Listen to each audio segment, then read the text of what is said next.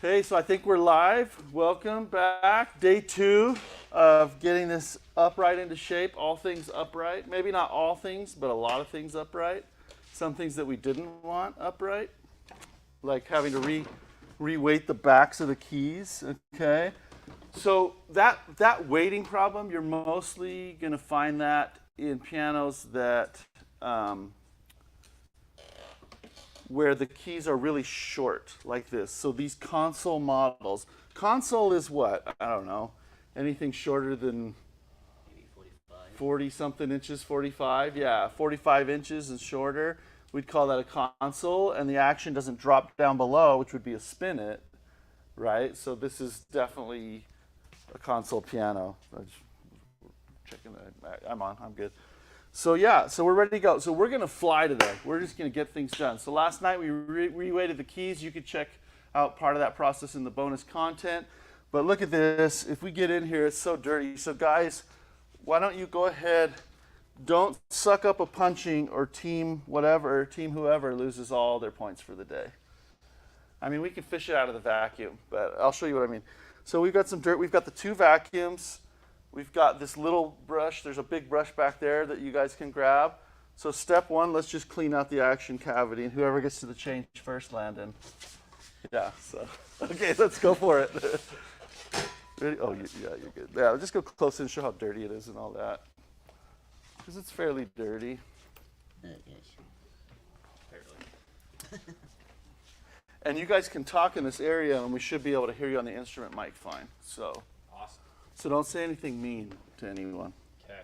There was so much metal in this, I almost contemplated using like a magnet pickup first, if you want to use this brush to clean too. And feel free to bring the rolly chairs up there for you guys to make it easier on, easier on you. Okay. Needle. Hair clips. Actually, can we use the rolly chair at the piano? You can grab another one. Is that okay? It's found 17 cents in this piano. Sorry, I just unplugged you. Slide it down there now, or The what? yellow, scarlet. I think we're okay. I think it, yeah. Nice. Oh, let's Plugged in another pin. mute that though. Oh, okay, I got it.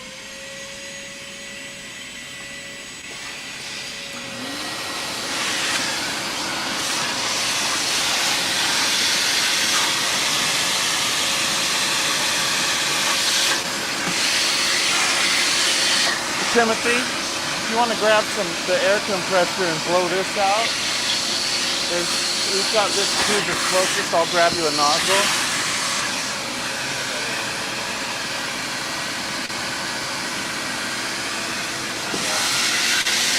Maybe do it when the vacuum hose is like right there or something. I'll turn on the dust collection.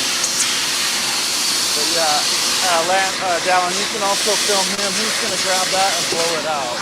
So I'll grab the hose for you. It's already ready to go.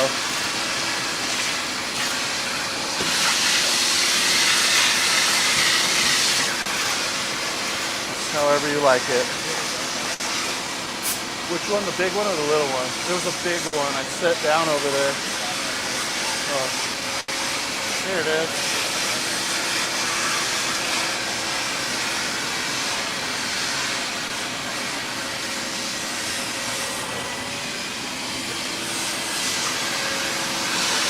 And then scrub all these spiders and all the dust on the pins that we can reach, the strings, just scrub them off. Yeah.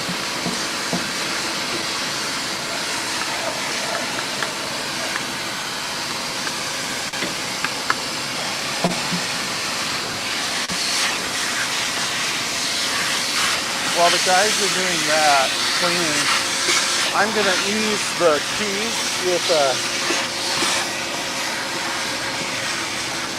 my key easing pliers. I'm going to ease the balance rail punchings on all of these keys. And you can feature him. You could just don't blow it towards this. Just blow it. Yeah. You know, how about this? How about this? We have set it right here. Look. I'll fire this up.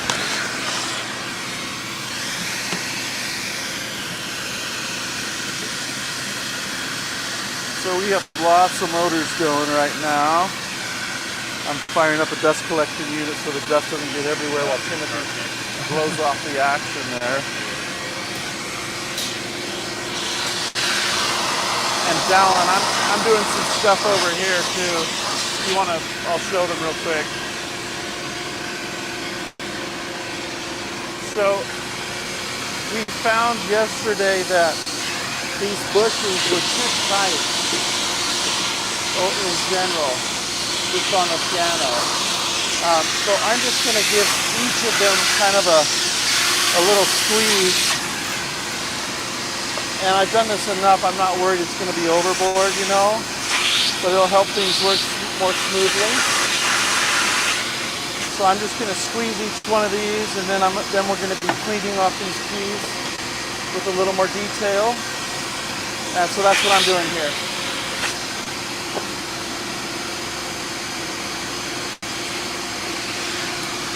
These are my favorite kind of pliers for this job. There's several. Again, like in the comments, like it says, if you need help getting any tools, we'll hook you up. Just email us. I can get you a price, or if you just need a consultation or whatever on how to tool up, we're happy to help you there.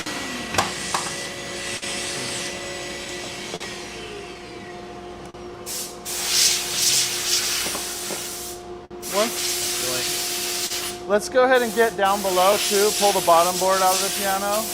Show them pulling that out too.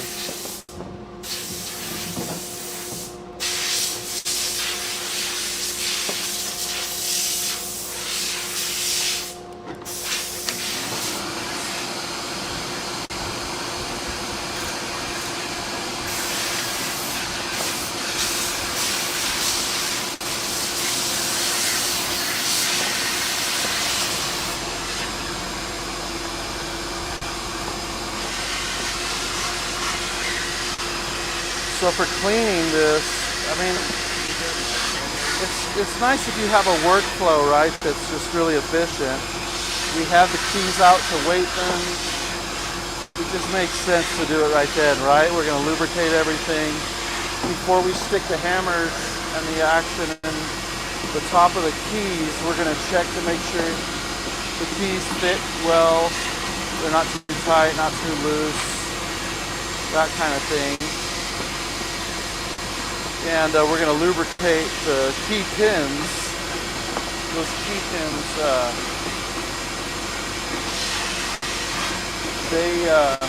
just having them clean and lubricated makes a world of difference. So like, if you're going to regulate a piano, you best clean and lubricate it first.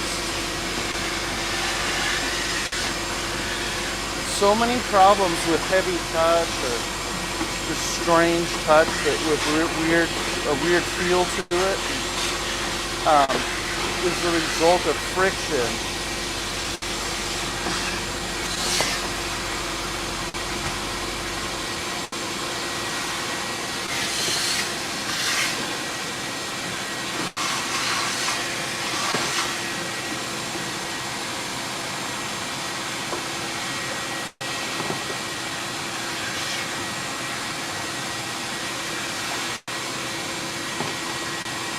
Normally for easing these balance rail bushings, I would do it while the keys were on the key pins, right, to make sure I'm getting it just right. But in this case, it's like we just need it generally looser at this balance rail point to not interfere.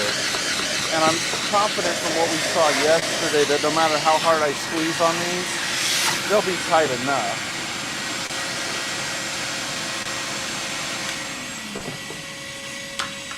After you're done with those cavities, could someone do the... Does that not scrub off? Yeah, just go and grab something to scrape it. I mean, it doesn't hurt anything, but yeah, while we're at it. And then Mark, if you want to start cleaning out these keys in detail with a brush.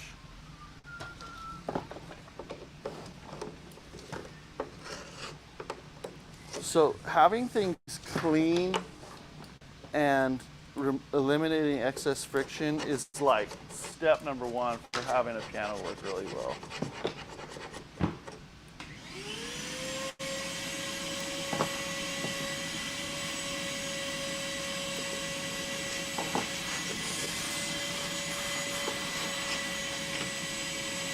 That brush will be a good tool to help you shake that dust loose off of there. And then Tim, is someone not doing anything? So you got the action done? In my bag, there's a bottle, a squeeze bottle for Pro Lube in that plastic Tupperware. Grab that out. We're gonna soak the bushings, pre-soak them with Pro Lube, okay? And if you could kind of back them off the table as you're going too, Mark, that'd be great. Just so we have a clean working surface over here.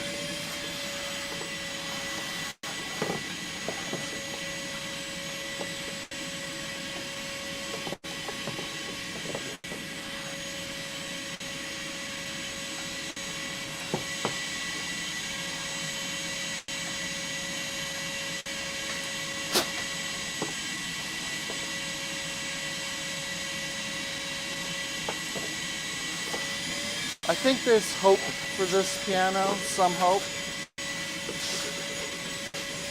The black.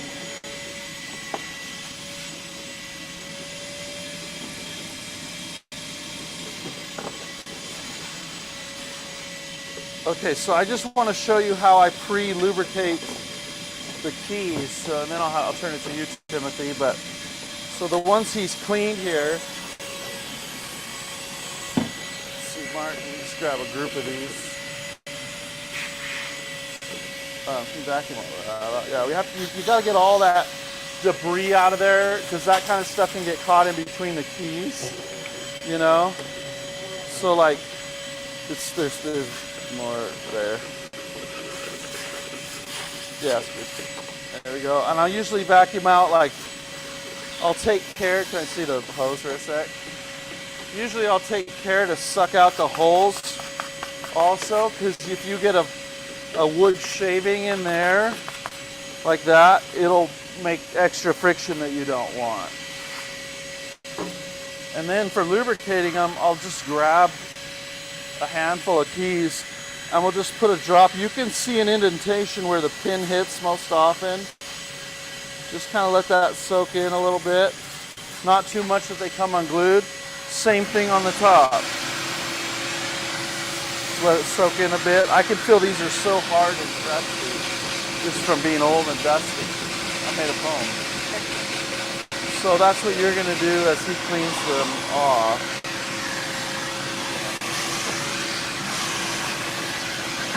Mark, let me try and give you more working room there. What? No, that's okay. Go, there's that, Timothy. I just got to get out of Mark's way. He's in these keys so he can hurry up and get them clean. Forgot what I was doing for a minute. I'm easing balance rail bushings. And you'll notice where we put leads in the keys last night, where we decided what it needed.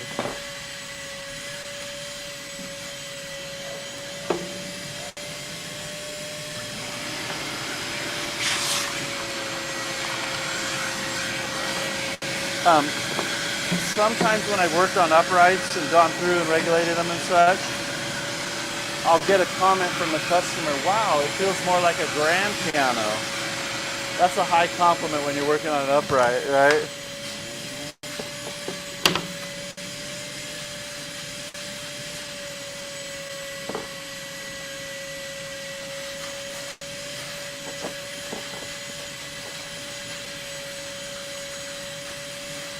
All right, Landon, you can jump over and help on these. Landon's over there having a snack or something.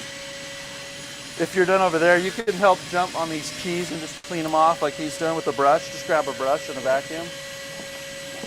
I'll get out of their way here. I'll jump to the back of the table.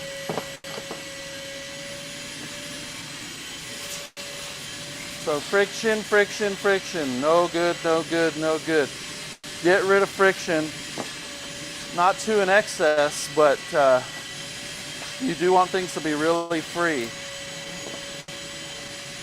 or they won't work very well.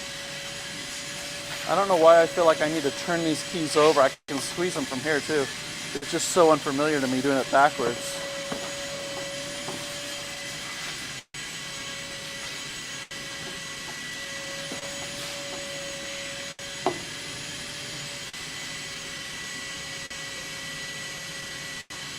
No respect.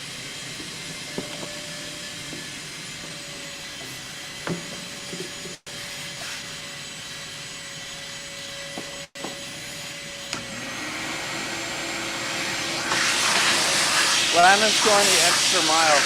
He removed the cheek block and he's vacuuming under there.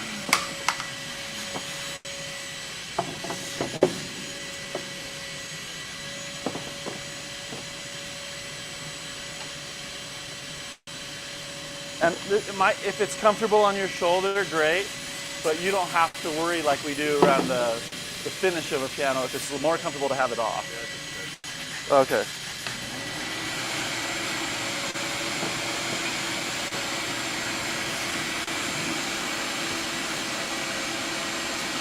I think the next thing we're going to do, once we get these keys cleaned off and back on the key pins, we're going to set up to shape the hammers.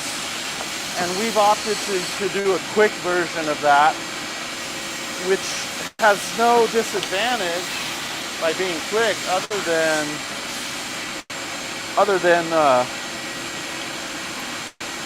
it just looks a little different the way we're going to shape it. I'll explain when we get it set up.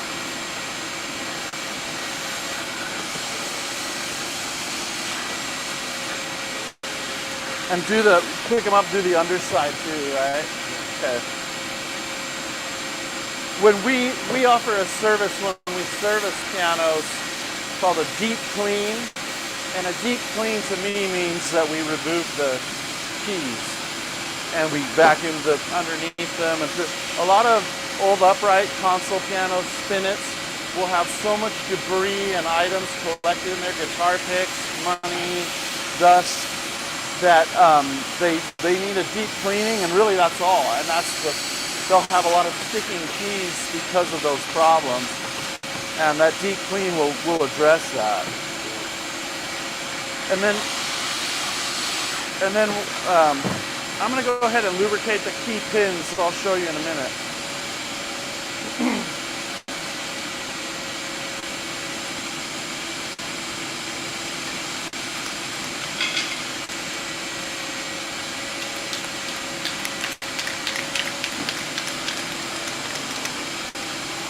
Oh, who laid this board down?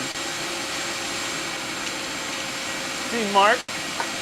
Okay, let me teach a lesson. Dallin. So we laid the board down onto the cement, but the finished side is down on the cement. It'll scratch all up. It'll totally scratch the finish, right? So when you get case parts, don't lay them down that way, even if it's carpeted. Just stand them up this way against something, or put them unfinished, the non-finished side down so you don't damage anything. That's a demerit for teamwork. Just kidding. Okay.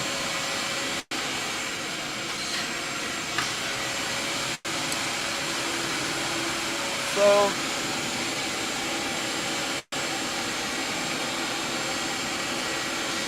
I mean, they kind of cleaned it. They got most of the debris out, but there's still a lot of dust in there. I would actually be a little more thorough on it. Let me grab a brush. I sound so mean right now, like a tyrant.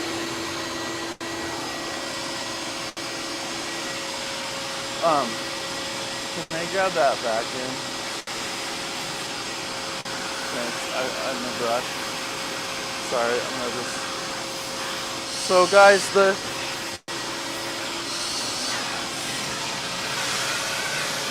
So to me, it really matters that all the dust is gone out of here.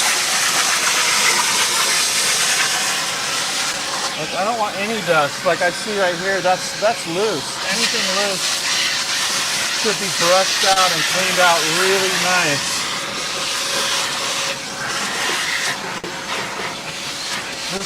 This rail should be scrubbed with the vacuum until there's no wood shavings or anything that would raise the height of the piece. Okay.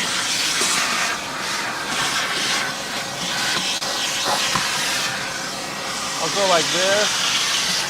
Get any dust in there.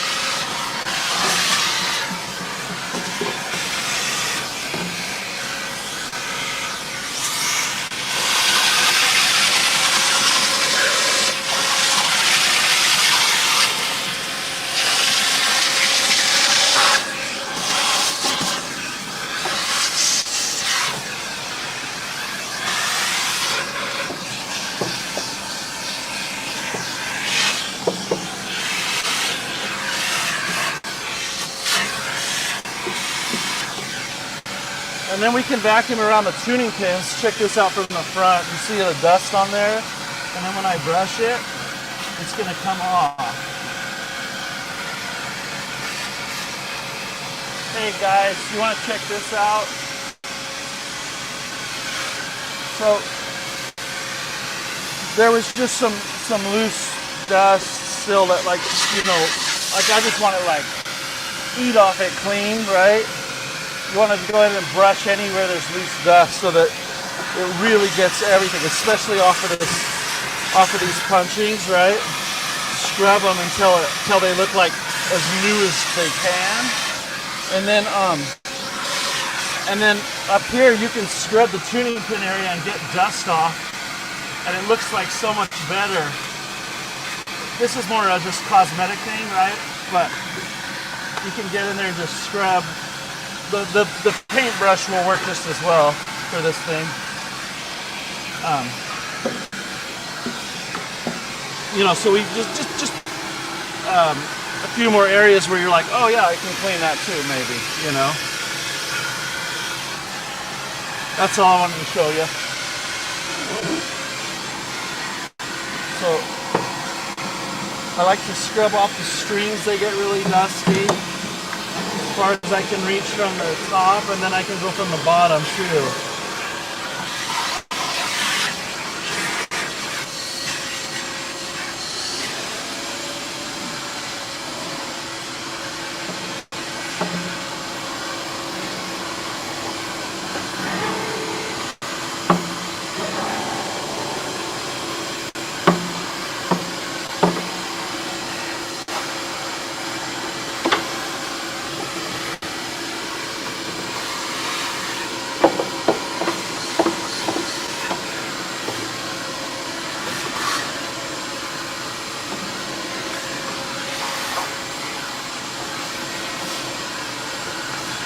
I want to get around any adjustment hardware. I want to clean that up really well,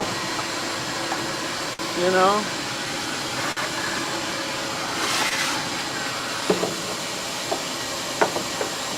So you actually have to brush it to get it clean, not just vacuum. All right, that's pretty good.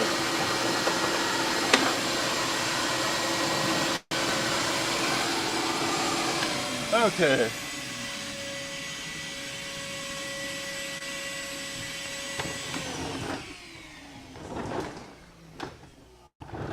Does everyone feel sufficiently chastened?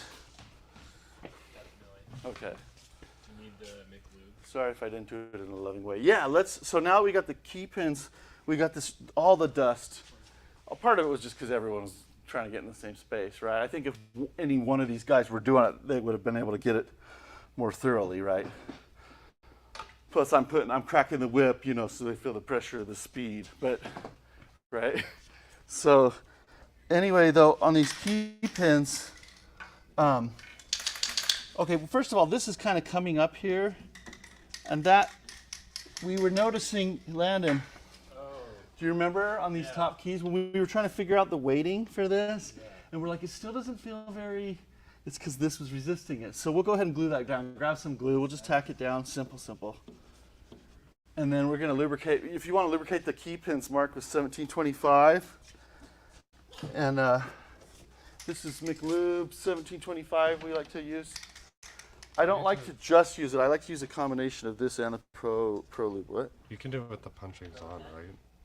Yeah, totally. Yeah. So for the balance rail, let me just show you what, like the balance rail, the key, or just do it.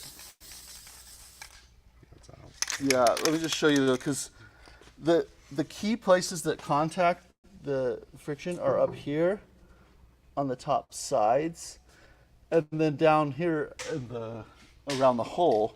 I had another one. That black one probably has more in it. So I like to kind of come in from the side and down to make sure it coats the sides, and then the same thing back the other direction. That's all I was getting at. And then, yeah, if that one's more full, you can just finish that off. So just go from make sure the sides get coated.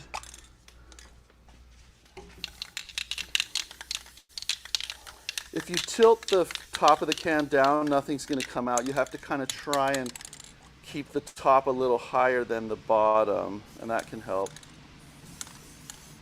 More liquid come out. We're running low on our McLube. I need to get more. I think I wonder, we might have one over there. I'll go take a look. Oh, we do, yeah. You want to just grab it? Okay. Landon's on it. Having a hard time on the end because both of them are coming up. Yeah.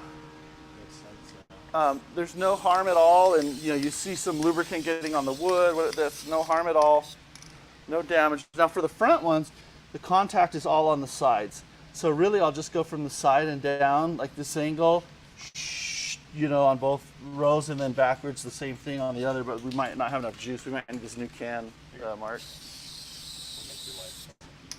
Yeah. I'll make life mucho easier.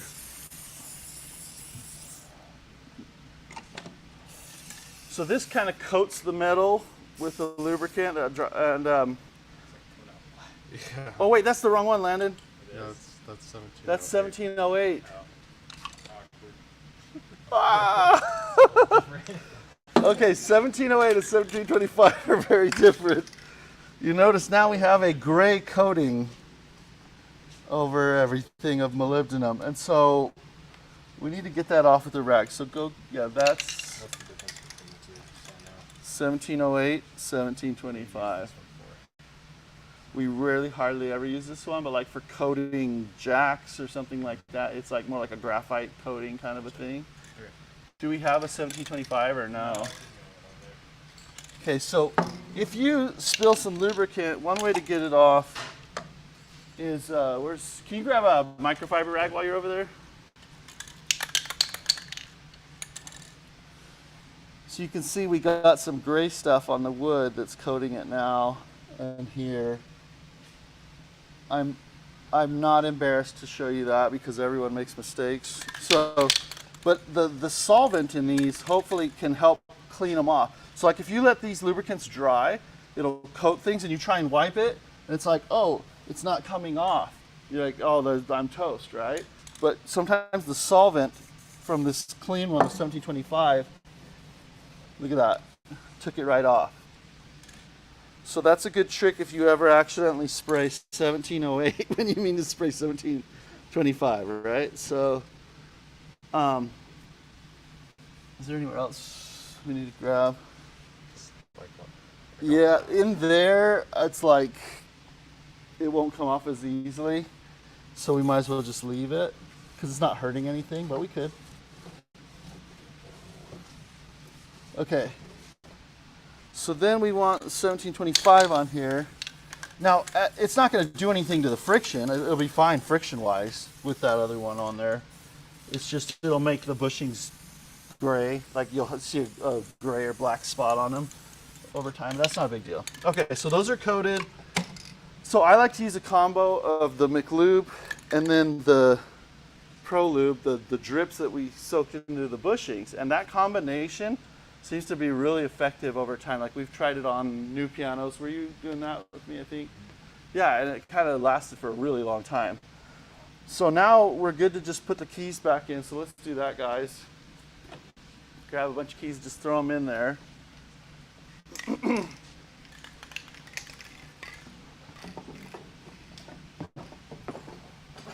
And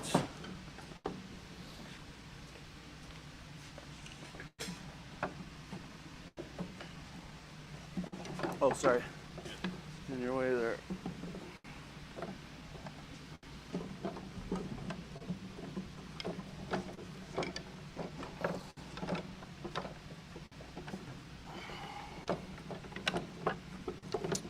So now, once we get those keys out of the way, I'm going to get some things to set up our action for shaping the hammers.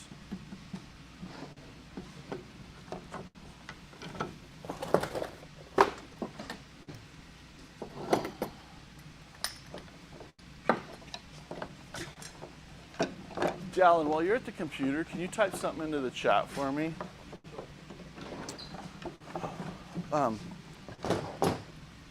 Or actually, better yet, can you go on another window and search up piano technician tutorials shaping upright hammers or something like that? Because a friend of mine who actually was one of my mentors, he puts out content on YouTube, and he has a really good video how to shape upright hammers that might have some tricks that I'm not going to cover here on this one. Jim Busby. Throw the action back into it. But it's PTT is his channel. No, because we're going to shape the hammers before we stick back in and vacuum it all off. What we need is, let's just wipe off these clamps, and then let's bring the action over here, Landon. So you guys, one of you guys want to wipe off those clamps? Meanwhile, I'm going to go prep some sandpaper.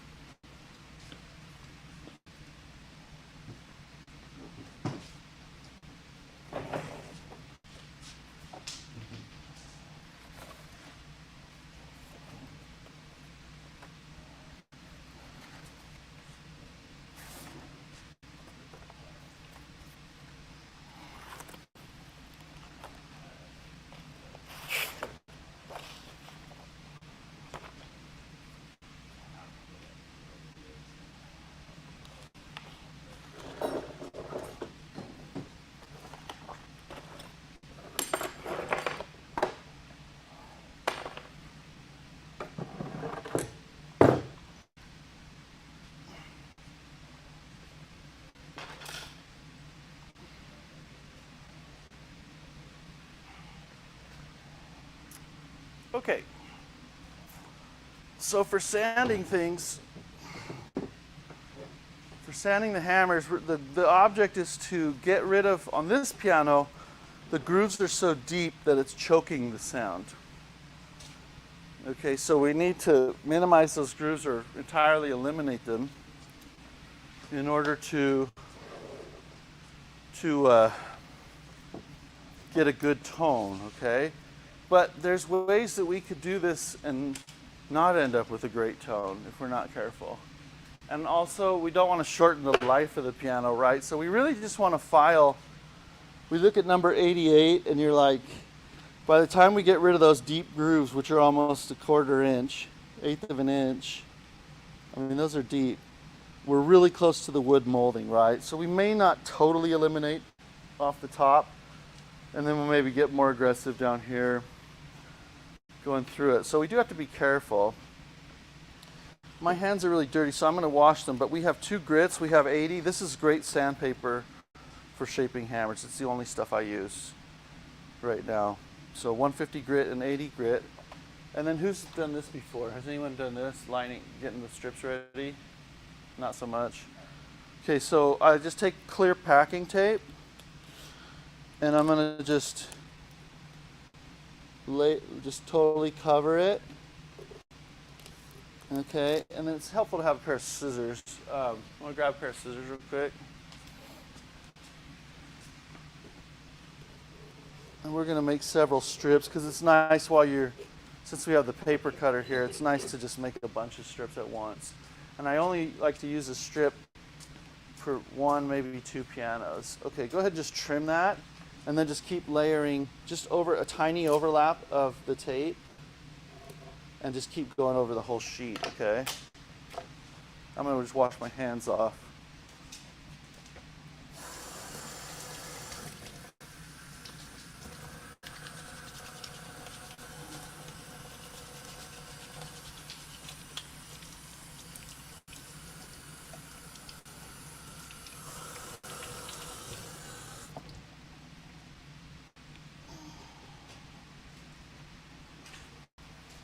And then we're going to do the same for that other sheet mark of 150 when Lana's done with the tape. Might as well.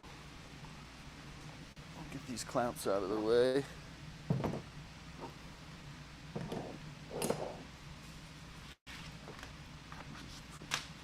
on there.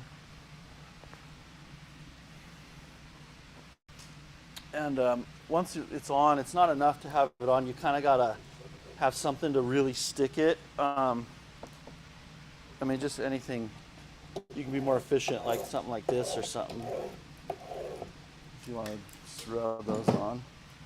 I know it's awkward because there's not really room to get in there.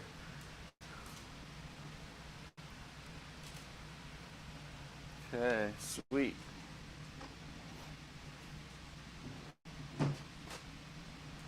Did anyone clean off the keys yet with the key tops at all? Not really, right? Oh, you did? Because they look kind of whiter, don't they? So while he's doing that, I'm just going to clean off the key tops. I'm just going to use the auto body detailer that we use to clean just about everything around here. Just going to find a bottle of it. And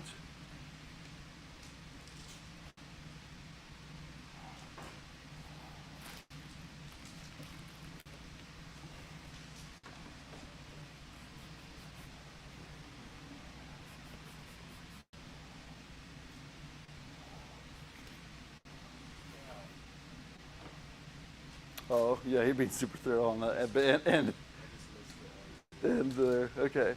So then just smear it on there real good. So we don't want the wrinkles. If you get any wrinkles like that, oh, they're smoothing out fine, huh? Anyway, it's going against your hand, so it's just nice not to have any wrinkles, but it's not a deal breaker in this case. They're not that bad. And then I'll show you what we're doing here. Okay, so that's really smeared on there. Then we'll just trim it off. Well, the paper cutter's nice, obviously not necessary. Just trim off the edges here of tape. And then we want a strip that's a good thickness for the span of your hand, and that's, maybe we could put a number to it today if we get the ideal strip. Let's see. So this is pretty good. I could go more narrow than that. I'm going to trim the edge because the tape's hanging off the edge of that a little bit. I'll just skinny it up on this side a tiny bit without chopping off my finger, hopefully. Okay. And I'm just going to trim the tape off the edge so it doesn't peel up. So this is a pretty good strip, but that's kind of wide if you have bigger hands. This one that's 1 7/8". I'm going to vote for a little thinner. Let's take off 1/8, okay? Let's see here, so that's there, and then I'll go here. Let's take off 1/8 inch on that side. It's not totally square either, but I like this size better. So what is that? It's 1 5/8" roughly. Okay. And that's just a good span, because otherwise if the strip is too wide, you end up having to like sand in here and you cut your skin right there. So why don't we, this looks a little skinny though. Somewhere in between. I just go by sight and feel. It's not critical, right? It's just a comfort thing. Would it be 1 3/4? 1 3/4. Landon called it. Let's do 1 3/4. Okay. I don't really have it lined up very well, Timothy, but yeah. Okay, so make the rest of those 1 3/4. Someone else will line that 150 grit with the tape, and we'll do 1 1 3/4 strips on that. Okay. I'll just go clean those key cups off while you guys are finishing that up. Does the tape just give you better grip? It makes it more slippery against your fingers, so it's more comfortable, and it provides strength to the strip, so it doesn't like break apart as easily. Yeah. Yeah, we might as well just cut those whole sheets. Did you find down in that video? Yeah. Sweet. You could maybe just put the link if you didn't already, right?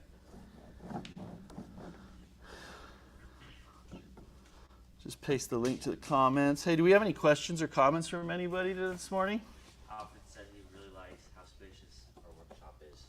Well, the camera makes it even feel more spacious, but it is. It's a blessing to have a great workshop like this. We got lucky.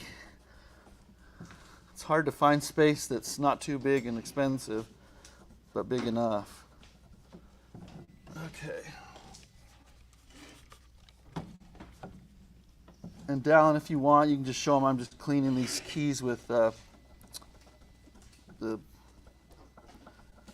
auto body detailer, just scrubbing off all the goobers on these keys. You know, up here is where it gets really dusty over the years, right? Because nobody cleans there. They can't access it very well, and if it's not being tuned, so I just take my index finger and just really scrub there. It's good. And same thing here. Any gobs of anything, we'll just remove that, and that'll just be a nice new surface to work with here. You can just use a damp rag. People don't know always what to clean keys with. I hear all kinds of interesting things, like if you have old ivories, people recommend anything from toothpaste to something acidic, like, you know, or I've heard people like with milk, you know, I don't know about any of that. I prefer just to wipe them with water or this detailer. As far as getting ivories whiter, one approach that does work if you have the shop to do it is to flat sand the tops of the ivories and then buff them on a buffing wheel, and that will whiten the color. But again, with old ivories, it's hard to match. If they're yellowed, it's hard to. Maybe there's someone out there that knows how to do it successfully, but the sanding is the best thing I've seen so far. I'll just disclose, I don't like working with genuine ivory. I don't care for it really, and I don't have any feeling. I mean, if you have a set that's just beautiful and in great condition still, I think that's really neat. But you know, if they're all chipped and cracked, and I don't think there's any advantage to playing on that surface versus a new perfectly flat surface. I kind of shoot for. I mean, I admire the work that they did back when they, you know, did the piano, but I shoot for modern performance standards if I can, where it's just absolutely a dream to play, you know. And some people will say, well, I love ivory better than the regular ones because I can feel the grain of it and grips my fingers better. But, you know, when they did the ivory new, you didn't really feel the grain as much. I mean, maybe a little bit, but they were buffed pretty smooth when they were new. So anyway, there's some differences of opinion there, but I will, plus, you know, it gets more and more tricky with legislation with elephant ivory to do things. So we don't offer any ivory services in this shop, other than ivory removal and maybe some sanding, reconditioning. There's a product that fills chips in the keys in ivory, but that product will turn a little bit gray over time. I don't know if that's an isolated case, like if there's something that can be done to prevent that, but from what I've seen, the repairs that other people have done, that's what happens. So it's kind of a fleeting repair, and if you have big chips, forget about it. You know, it's cheaper just to recover all of the keys, you know, with synthetic, and they'll look way better, and they'll feel better under your fingers to play. That's my 2 cents. But you know, if you're keeping your ivories on your piano, I'm not against that. Nope. We got a question. Oh yeah. Hopefully it's not about ivory key tops. Alfred said, I didn't see you replace the felt pads under the keys. Wouldn't the spray make them harder? No, the spray doesn't make them crusty. It's a polymer lubricant. It doesn't do that. It doesn't cake them. And we cleaned off all the dust we could off them. So.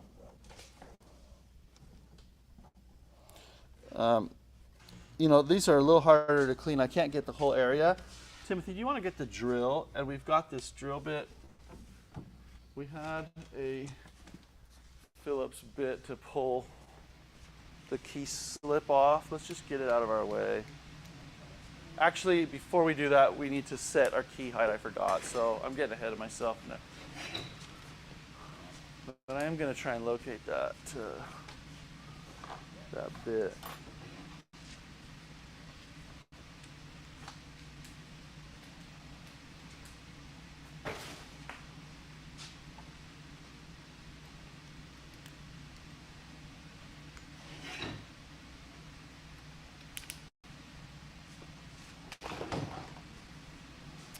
Okay, so while they're doing those strips, this clamping system, I can't remember where I bought it from, but if you need help getting something, I can help you out. Landon's doing it on that part. So we just clamp it to the sides. I can't do that spot, though, Landon. Wait, let me see. Oh, yeah, I can. It's fine. So this is just, we're just clamping this arm to it here, and then they rest into the cradles on either side. We're kind of encroaching on Dallin's production space. So at this point, Dallin, can you just kind of scoot this stuff onto the bench for a minute while we shake the hammers, and then we'll get back? I'll do it. Just want to make sure I don't. Okay, I'll let you kind of work on that if you want. Yeah, sounds good. An upright action on a cradle takes a lot of length, so you do need a long bench if you're going to be doing a lot of this. A long workbench. So now once it's in there, the washer goes on top. Okay, we've got our stuff. Let me just clean off our whatevers.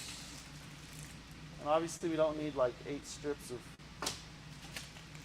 Are these 1 3/4? Did you measure them? Or just eyeball them? I went with based off of your 1 3/4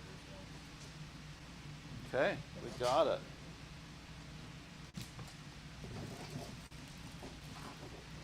I don't know if 1 3/4.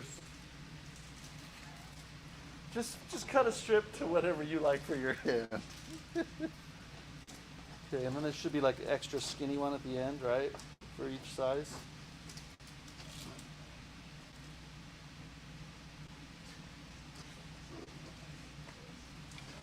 So here's our skinny ones we can use. What happened there?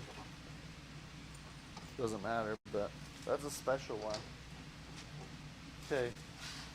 So we're going to lean this, with this action cradle, the advantage is we can lean it back. But also check out that video that we linked in the chat.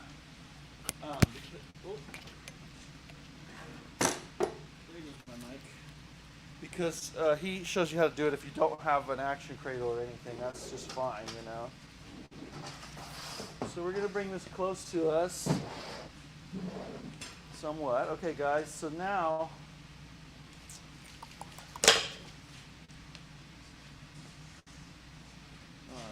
is that still operating? Check, check.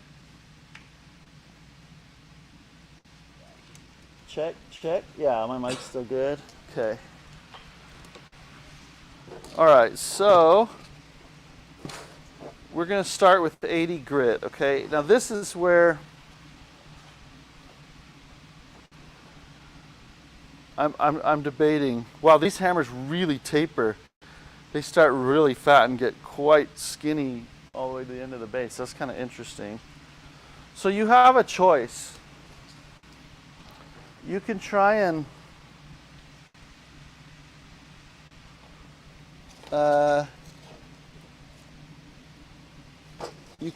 preserve the boring angle that's there, but that takes a skinnier strip usually, okay? And then you're going in here for each individual one like this and shaping it like so. It definitely takes some time, right? If you're going to each one like this and we're going through and filing. A faster way, let's tighten these real good. Oh, you did. Okay, a faster way, if you don't care about the cosmetics of it, is just to go as a group over the whole thing. Now it's going to change. It's going to take off this left corner, what's left to me anyway, the left and the right corner respectively on each side. And it's going to, but it'll work fine. Like functionally, it'll be great. So on an upright, probably with most people's upright maintenance budget or repair budget, this is the way to go because it'll save time, right? So let's grab a strip, and since we're all just going straight across, we can go straight across on anything, right? Let me do the very top just so, because I think we're almost down to the wood here, just so no one has to worry about overdoing it. But I'm just with my hand, I can guide where it takes off the felt. Now the goal is to just kind of skinny up just a little bit on the top and take away those grooves a little bit, okay? So I'm just going really gently, but it's going to quickly take down those grooves on that side. To insert the strip here. And, you know, when I get kind of a group of them done, so I'm working on knocking off this corner, this back corner.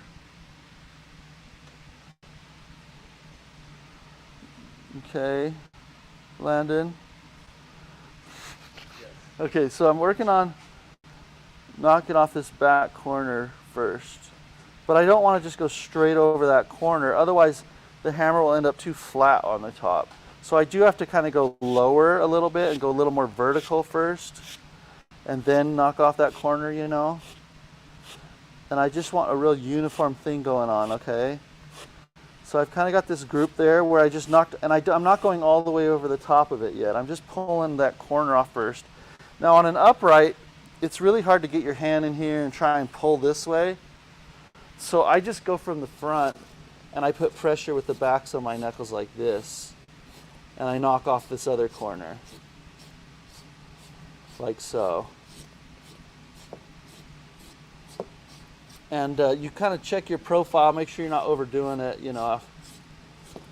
But you can see we've reduced those grooves, but they're still definitely there. But up here, the wood molding is so close to the edge. I mean, we're pretty much to the wood. We probably don't want to do much. So I'm going to take my 150 strip now.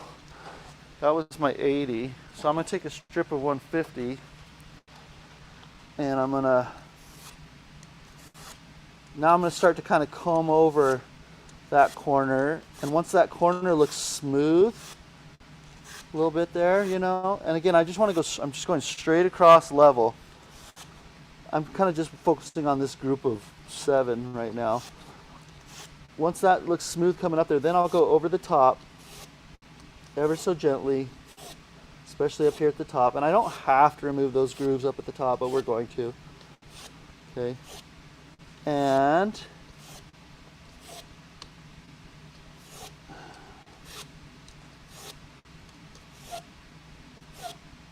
okay.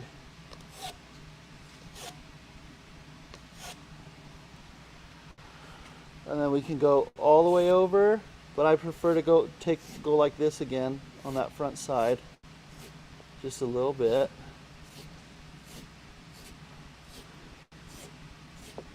And just skinny those up. And if you see a bump somewhere, you can put like pressure in that area with your hand, right? Just a little bit.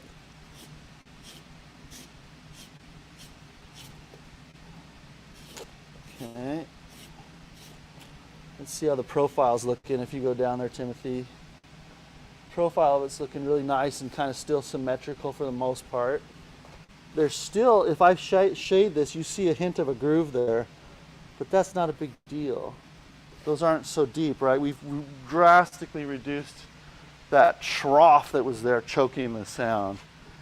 So I'm just going to comb over again just a little bit, just on this group of 7 mostly, and then go over the rest of the way. And I think we're ready to call that good. Now the felt kind of ruffles up because I'm going in a direction that it doesn't want to go on this back side. But in the end, I can just kind of go like this, back and forth, to smooth out that line that was there. Do you guys see that? You see how it's looking more smooth now? You don't see that line that built up there. And then if I look across the top of the hammers, they're pretty well straight across. We'll work on refining that a little bit later. We can anyway. I mean, you could prop these up on something like a board underneath here, but so that it's not the felt. But the problem with that is then you have less clearance here between the top of these parts and the hammer, so it makes it more of a pain. So I just don't worry about it. If you see one that you want to, like, if it's leaning, like this one is tilted a little bit where the right is a little bit high, you know, you can get in here with your individual strip and just kind of put, look, now it's totally level on this one, right? Right, Timothy? Okay. So anyway, so we go 80 first, and I've done the scariest part. So from here on out, like, we're okay, but I'll maybe keep doing. So who wants to kind of get their hands in this? Okay. Do you want to start doing? Now the bass is weird because you're going to be taking off a ton of these corners. You have to kind of go down lower right here on the shoulder for a while before it'll kind of be all on the same. Yeah. So you're just like holding it. Right, just putting pressure right where I want to take off, which is kind of just below So it's like the this, shoulder area. this right here. And low, yeah, and a little bit lower. So kind of like from the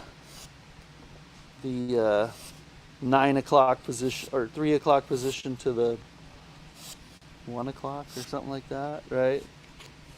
And I'm kind of just following the roundness of the hammers. You know, I'm not insisting on cutting it straight, but yeah, you can see it's starting to take off, right? And these grooves are getting smaller. So you would go just a little more with that group of 4, but I would just keep going, actually, just kind of make, you know. Yeah, you want as much strip as you can under there to pull, so you can get a long pull. So like even like just grab the end of this and then stuff that in as far as it goes. And you have to kind of keep sticking it in there. It's not as friendly as shaping a grand piano. Thanks, Dallin. If there's room for you in the middle, you can start going on the middle. You just don't want to flatten the. So for there, I'm going to use my. Are you right-handed? Kinda. So here, like that, and and you pull really gentle, but it'll still take it down. Down. Yeah. Imagine that I do. And you want to hold the end of the strip here. Okay. Then you get a long pull. Yeah. And I usually like to use the tips of my backs of my fingers. I have more control. And aim for, just put pressure, and don't feel rushed or anything, you know, we're fine. Just go right for that corner where you want to take off. If you go lower, then you're just not really doing anything. Yeah, just about there probably. Good. So we'll let that shaping go on for a bit.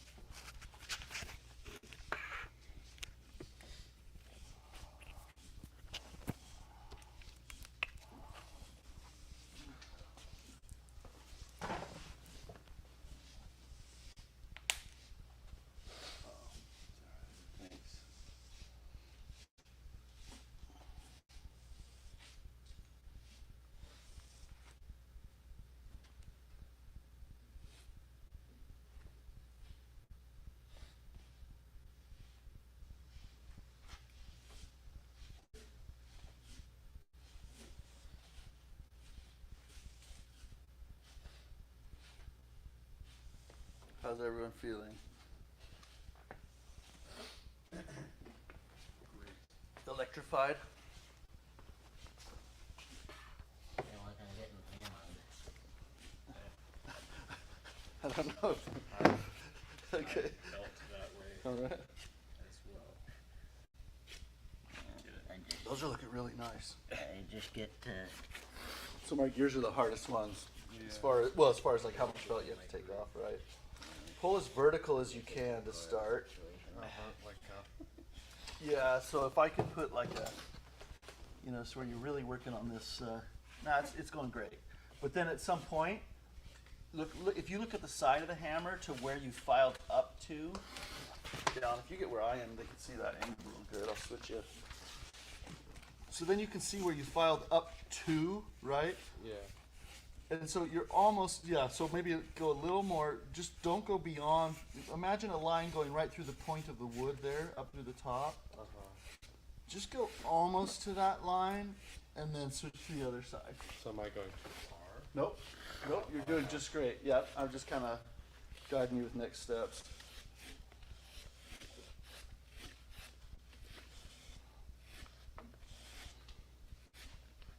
And so you just go. So with that, you do want to, you'll cut more felt faster. If you stick this in here like this and get a nice pull, as long as you can, and put your finger pressure right there on that corner of those.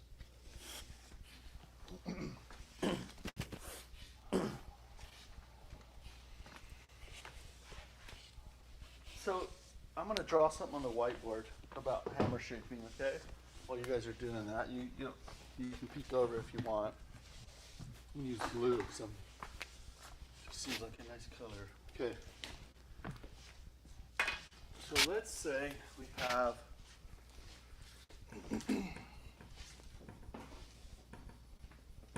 let's say we have a hammer, okay?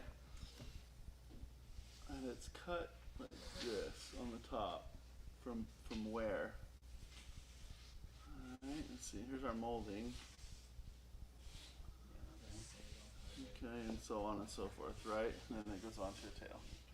Okay. So the hammer used to be something like that, maybe. Okay, this is more like a treble hammer. It's a little skinnier, right? And then over time, the strings have cut down to this level right there. Okay. If we want to restore that nice, that nice shape that was on the top, that nice profile. If I just go straight and I file like this to get rid of the string grooves, just right across the top, then look how much, it's not going to be long before, as it wears down, before the hammer looks like this. And you've got a super long contact against the string, which provides lots of opportunity for if you had like hard spots in here for a nasty sound. Okay, so you don't want to just drag across the top like that. Instead, we're going to end up with a more slender version of our hammer. We want to take a little bit off the sides to slender it first. Okay, so if you do that first, then we're going to go like up to like here maybe at first, right?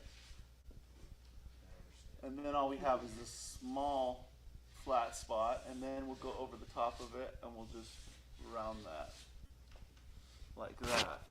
So then the shape that we end up with looks very much more similar to what the hammer started with in its younger days. You see that? So step one is to take off here on the shoulder up to a certain point on both sides. Okay. Then step two is to, I'm going to get more creative with this. So step one is the blue cut. We grab a green, lime green. Step two is to then go over the whole thing to take the very top of it smooth, and your trajectory is kind of like this, okay? Like that. And you're really just dressing in this zone right here at that point. Okay? And that'll get you with a really good shape. And this applies whether the hammer's really, really skinny or really, really fat. But the hammers do have different shapes. Let's say if we drew a real fat one, like you might have a real round hammer. Some pianos are that way. Let's say it's cut off at the top from where, and then it's more like this, okay?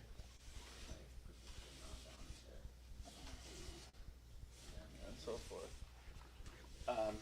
But same thing, you just want to, step one, slender it up,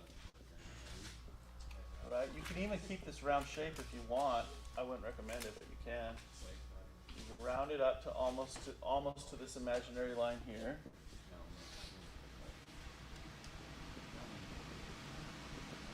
Right, and then we're left with just a little bit left. Then with your finer grit,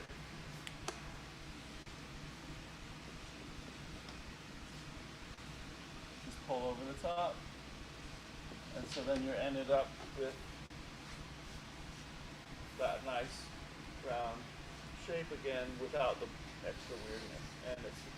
And we've got like a minimal contact up here with the string. So when the string starts to cut on that, it's going to be a very short distance.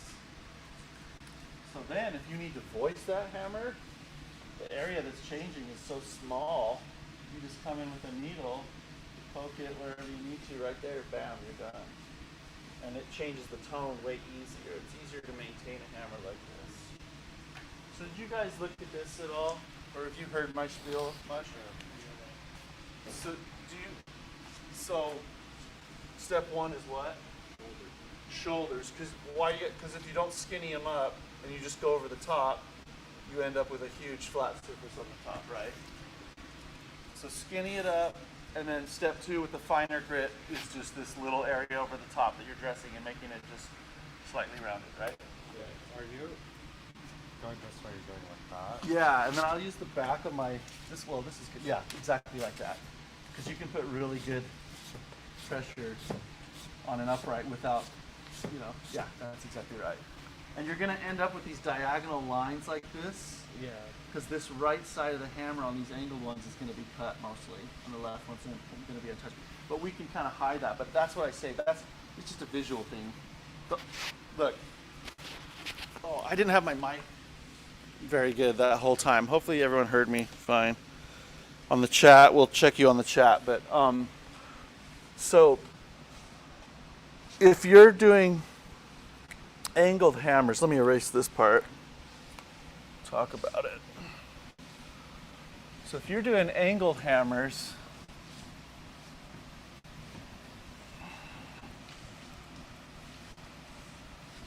oh, by the way, I called this an upright regulation class. And so again, I said this yesterday. So many people will teach a class on upright regulation, and all they do is teach what you do to adjust the screws. Well, guess what? That's not the most important part of how the piano sounds and functions. If you don't address the sound, like, what's the point?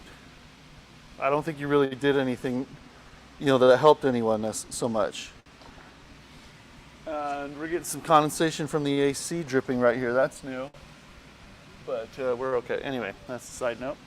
Okay, so if you're filing, I'm having Mark, so here's the bass hammers. If you look down from the top of them, they look like this, okay?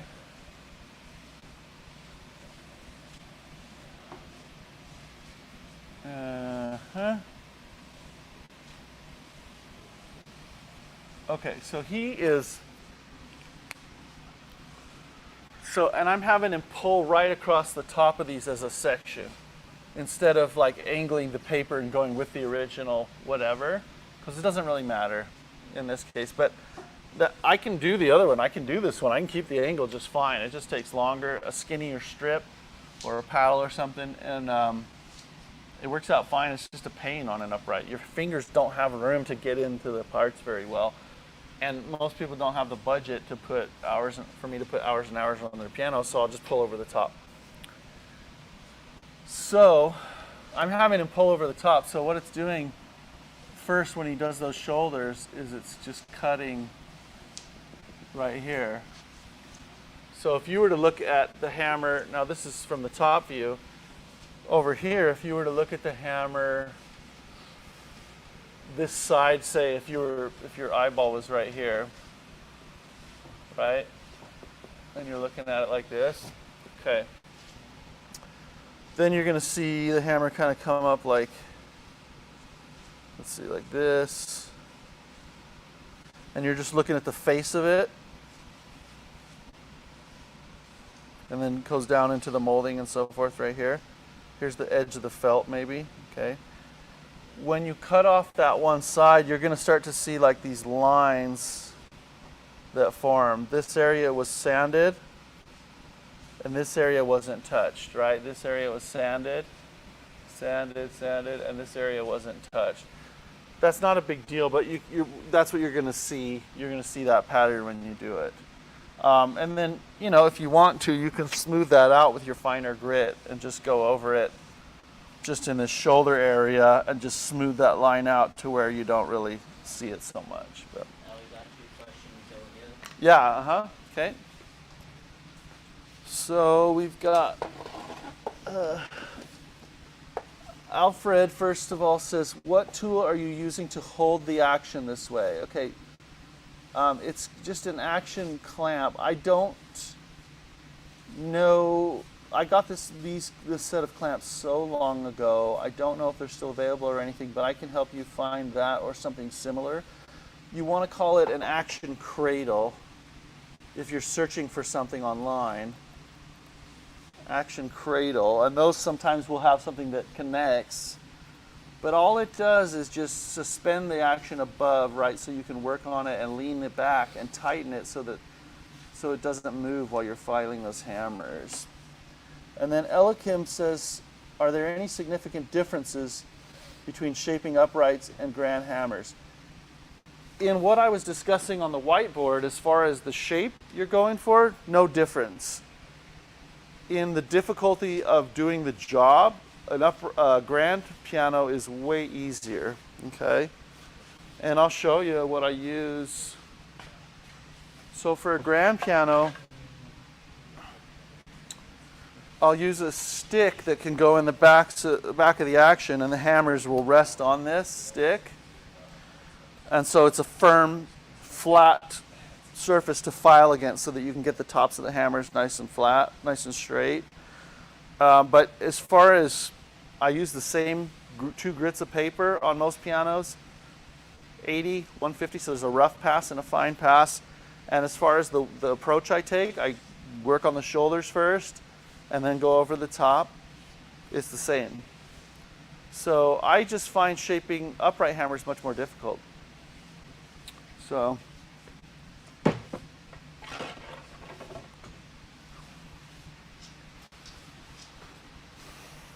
if I can avoid it, I will, But in this case, this piano is going to sound way better by shape. Wow, guys, that was great. Exceeding expectations. Point for Team Mark, point for Team Landon, point for Team Timothy. This actually is turning out way better than I thought it would with these guys, so the method must be foolproof. Oh, I'm just kidding. To be honest, I had no idea what I was doing for the first 5 minutes. That's the way hammer shaping is. You're like rubbing this paper on, you're like, I hope something's good happening. I don't know what's going on. Don't know, but it helps to have that visual image in your mind of what shape you're trying to create and what the goal is, right? So Landon, if you were to teach someone what the goal of this was, what would you tell them? Preserve the right shape of the hammer until the grooves are not. And why? Like, what musical benefit do we get from this? Clearer tone. Oh, Timothy's got it. Oh, and Landon, can you say that again? Oh yeah, I was saying that the goal is to preserve that shape of the hammer that Hiram was describing until those grooves are gone, so that you can get a clearer tone. Okay. So we are trying to get rid of the grooves. Yes. Okay. On the treble, the reason is because the sides of the groove on this piano, we determined the sides of the grooves are choking the tone. Okay, So they at least have to be shallow enough so that they don't go halfway up the diameter of the string. Okay, so I need to take So more just off. keep going and take more off. Yeah. Okay. See, I didn't take them totally off the high treble because there's no felt to take off there, right? Okay, but Yeah. all of these will. Yeah, I'd say from about here on down, you could do, or even a little higher. Yeah, just do another pass, the same thing you just did, just be a little more into it. Yeah, I hesitate to use the word aggressive with filing treble hammers, but yeah, More involved, we'll say. more involved. Okay. And I'm gonna bring but this is looking really good. Are you capturing this? Are you folks seeing this? But it's not for looks, right? The goal is for music in the end. And let me tell you, the way to shape hammers is you get 3 guys It's working pretty well. and you stand there and tell them what to do, and you put them on one section each, and you just let it happen. So all you need is 3 people.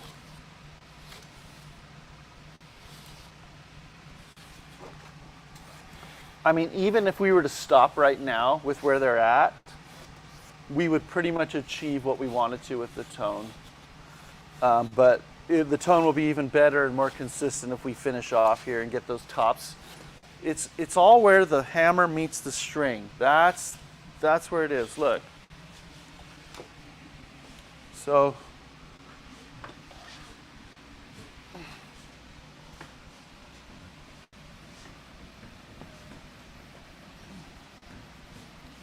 all right.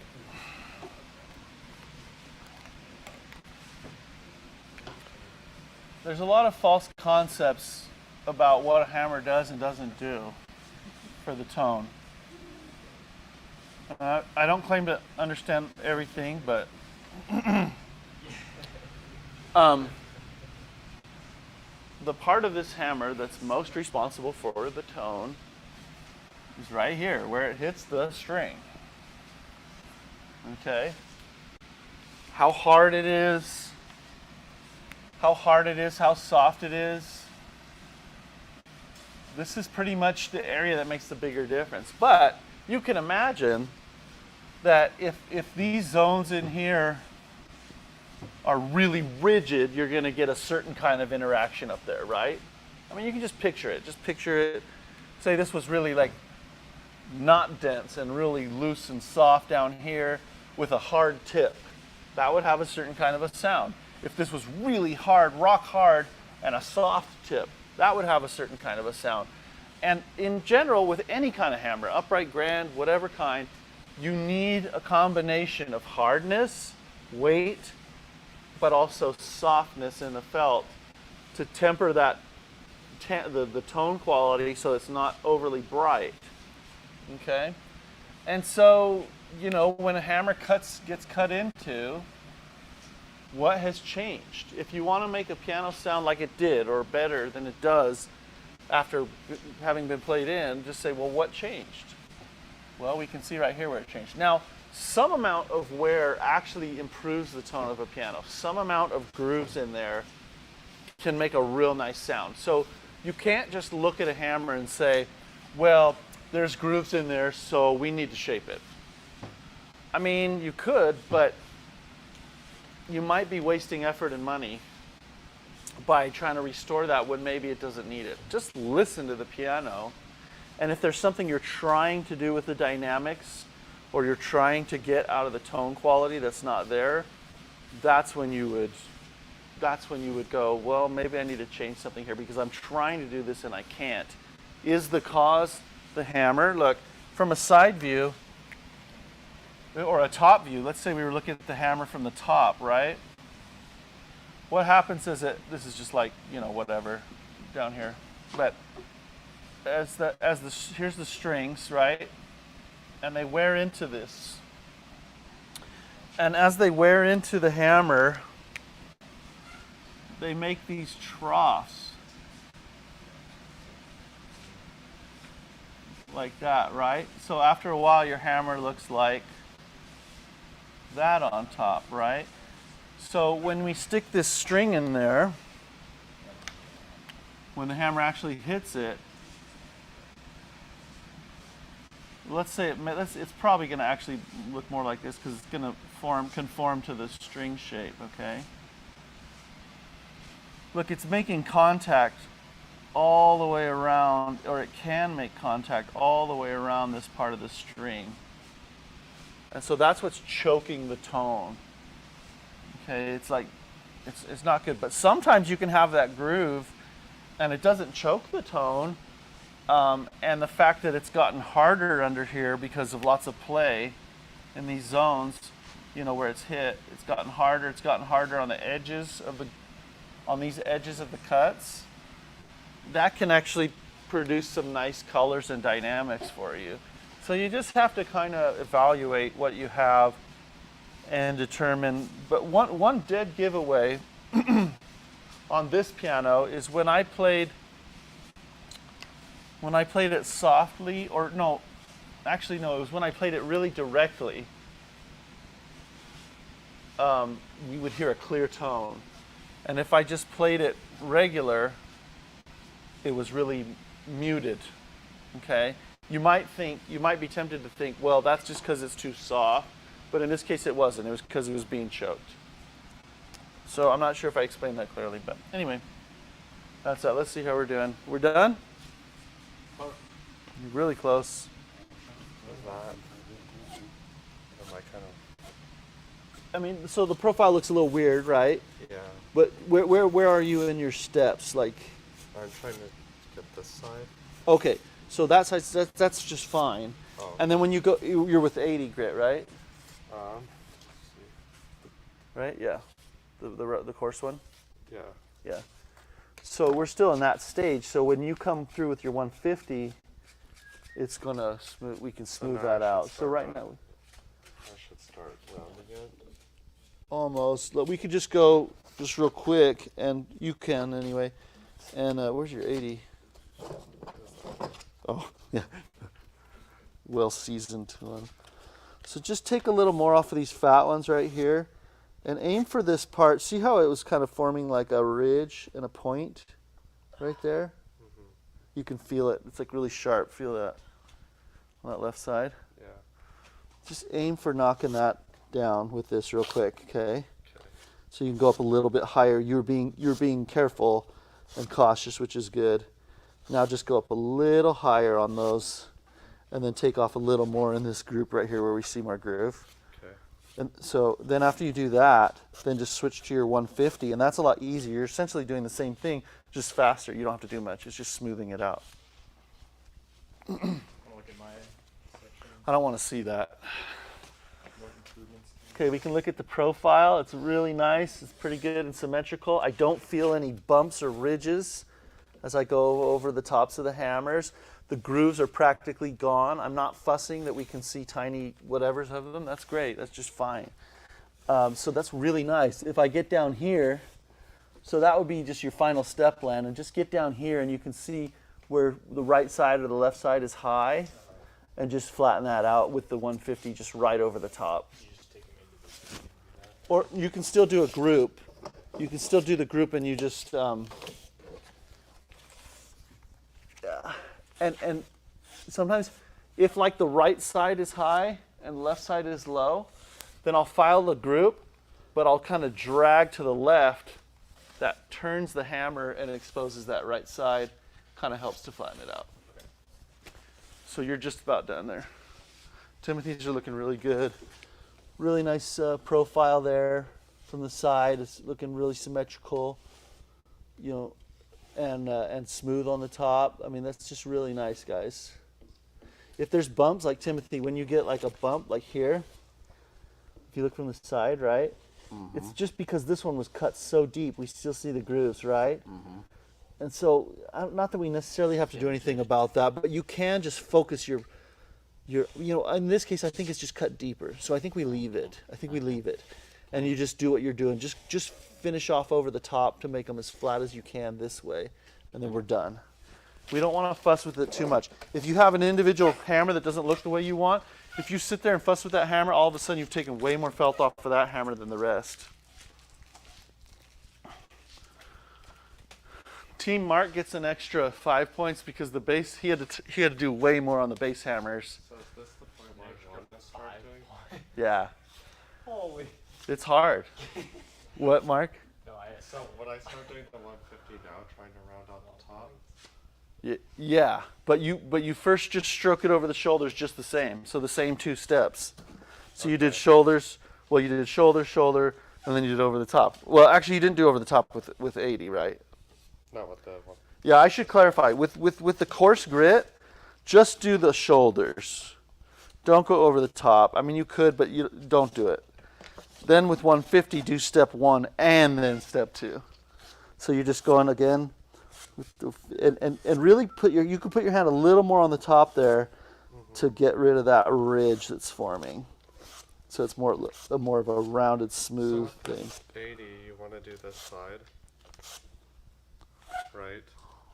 What? With the 80, you do Both sides. Yeah, and this side, yeah. and then with the 150, just the same thing. The same thing, and then also go over the top. Yeah. But we want it to, in the end, we want it to feel like round and smooth over the Yeah. top like these. But you're doing just fine. This is how this has to look Yeah. because you had to skinny it up so much. This does affect our adjustments with our regulation, right? It affects how far the hammer is from the string. If we change how tall the hammer is or how long it is, right? Then we have to change a little bit that distance that it travels to the string. So Landon, do you want to just jump and help Mark's section to finish up? He's trying to get rid of this ridge, these ridges now, and just go smooth over the top. Yep. I'll just start on this side.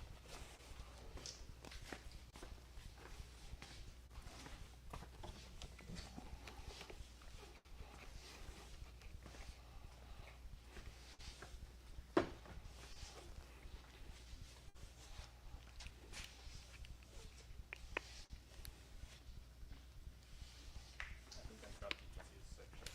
So I didn't have to worry about taking too much off. Thanks so much. Yeah. I don't know what hurt today, so.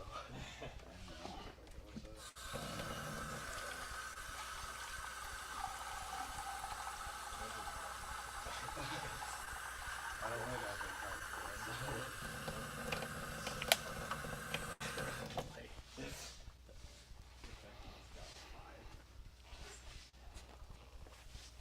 Okay. Elikim says, do you plan to do any session on voicing using needles in the future? Yeah, I do that all the time. In the streams, you'll see me voice all the time. It's just part of making a piano sound good, so you'll definitely see it. You're gonna needle this one a little bit, right? Yeah, we'll have to needle this one, probably.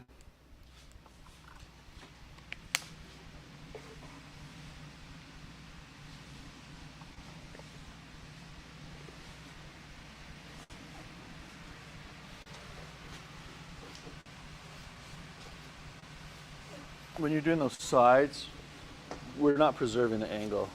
Okay. Oh, you were just trying to get rid of that mark, though. A little bit. I mean, So we're going straight across. We can do that. Yeah, yeah. Okay, I see.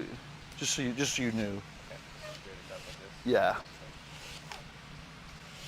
And probably that's plenty on the shoulders. We just need to get it less pointed now on the top.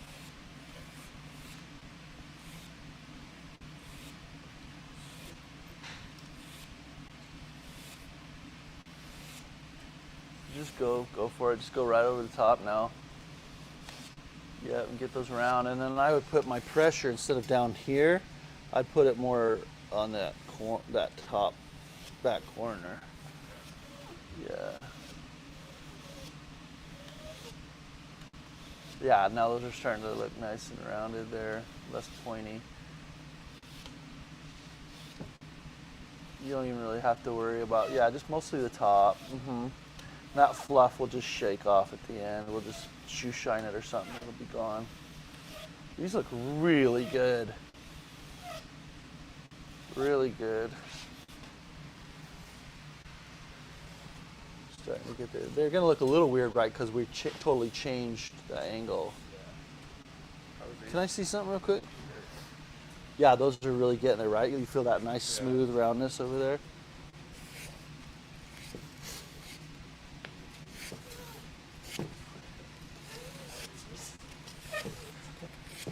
So I think on these, Landon, just as you're going over the top, so you're going over the top, then come like help it take off this front corner too as you come over, like so, you know. And that'll get more of the effect we want.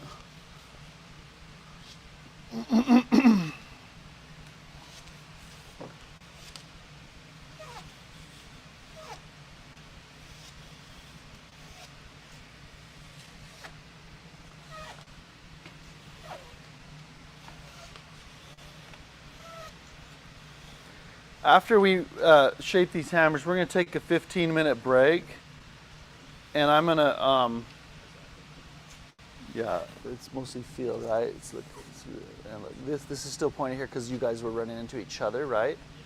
So this, someone have Mark needs to finish up this section, and then same thing. We'll just look across the top of them, and that's looking across the top. That's the ultimate, like what we want for a good sound, a good foundation, anyway. We don't know if the strings are perfectly level or whatever at this point, but this is a good starting point where they're flat across the top. And okay,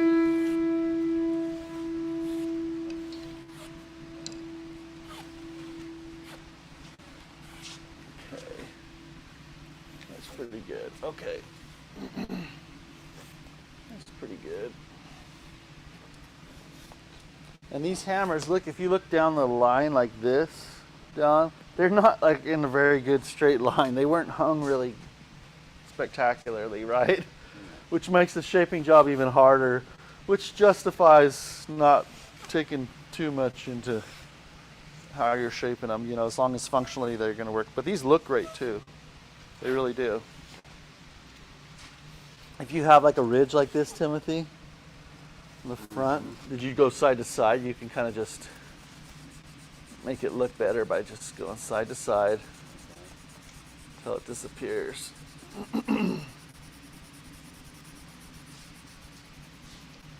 In the treble, I find I have to do this more, it seems like, you know, than in the bass. Just kind of unifying them. Here's a section. Yep.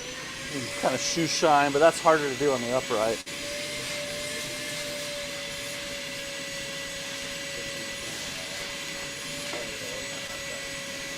Yeah, for sure. Yeah, it is. Ironically, because they're much less expensive, aren't they? And All right, that feels really good, doesn't it? There you go. Okay, we're going to take a 15-minute break, and we're going to cut the audio and the cam, and we'll be back to you.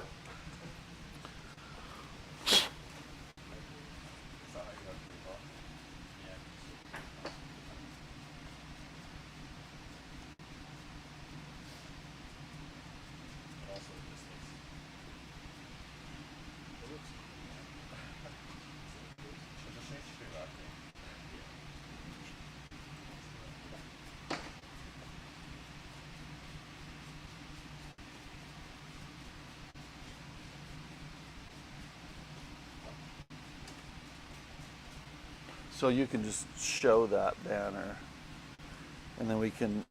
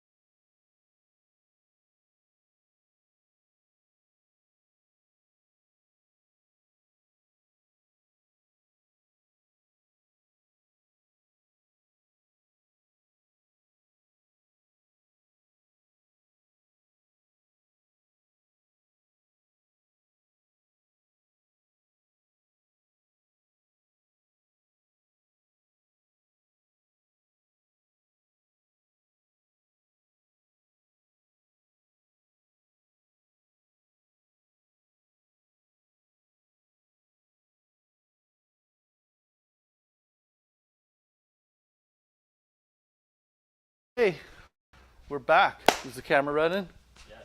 Welcome. Okay, we've got the hammer shape. It turned out great. These guys did an amazing job. Points for everyone. So let's take this off the cradle. We're going to put the action back in, and we're going to start to witness the fruits of our hard labors. First of all, the weighting of the keys, and then also the, what do we do? Shape the hammers. We'll start to see that too, the benefits of having done that. Okay, Landon, can you just put the action back in? Because he's done it a time or two. Notice where he holds the action. There's a nice break there in the tenor, and and he's just going to watch out for the dampers that they don't catch on these posts. He has to get, it's kind of awkward at first, right? You really watch that these don't hit the dampers. Like they kind of almost just did. Like he kind of did. And then if you just get down, like here, you can kind of look at your feet, you know, and make sure your feet get in the right spot. That those brackets line up with the feet. Oh, but I'm getting ahead of myself. Let's do something else really quick. Oh. We had some clicks. Yeah, pull it out. We want to tighten the screws for the whippings while it's out. So just stand it on the base end on the floor. Put the base end on the floor. Yeah, so now let me get a screwdriver. And we're going to have these guys, do you see my black handle flat? And do you have one? Anyone who has a flange screwdriver, pull it out. That's not it. Where did it? There it is. So then we want to tighten all these screws that hold the whippings in place because we can only access them from the back. So we might as well do it now, right? Right. So what you're going to do is if I hold it like this, I can kind of go like this, which isn't a big deal at first. This action kind of sits funny, but you can lean it on there. You're not going to hurt anything, right, because that bracket's there. And you're just going to, sorry, Dallin, I'm moving all around for you, but just go through and snug all these up. That's all we're doing, just a little snug, okay? When you get down into the damper area, this action doesn't balance as well for me as most. Well, I want to show that it can be done though, Landon, you know what I mean? Like, it's my pride. Okay, let's try it this way maybe.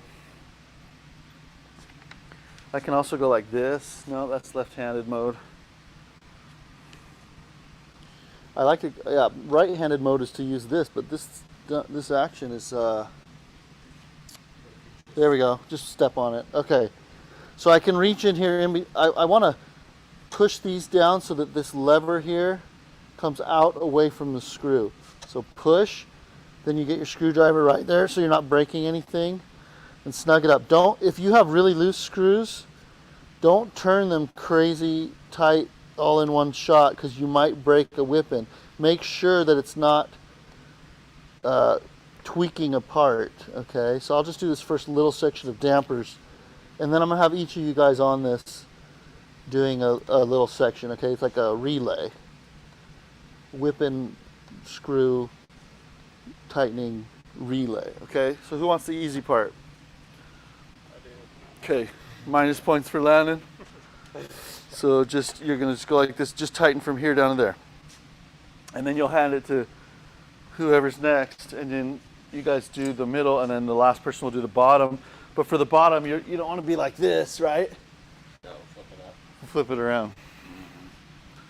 Exactly. Tightening screws is another super key thing for having everything work right, to eliminate clicks. If you had a click on a note on an upright when you let go of the key, it's most likely that these are loose. You know, Landon, one trick I do that might be different. Yes. If you get your thumb, here, let me get in the driver's seat here. If you get your thumb right here, you can guide your screwdriver blade really quickly to the next one. Do you see that? Yeah. I have left on that one. So put your thumb lower. Yeah. Then you can just lean it against your thumb and you can go right into there. And it steadies it while you're tightening.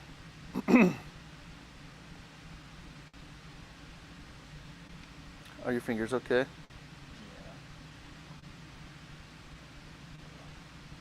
Because if you're just like free floating with a big old long screwdriver, the chances of you slipping and doing something bad are really high. Yep, that's the last one. Okay, next. This part? I already did it. Sorry. If you want more, you can do some more. Got a showroom full of upright pianos at the store you could do. What? Dames? Mm-hmm. So push these whip-ins, Timothy. Yeah, push them all the way. You see how it gives you clearance for your screwdriver blade, so you're not going to damage anything. If you don't do that, you're basically going to pry a wood part and break it. Right.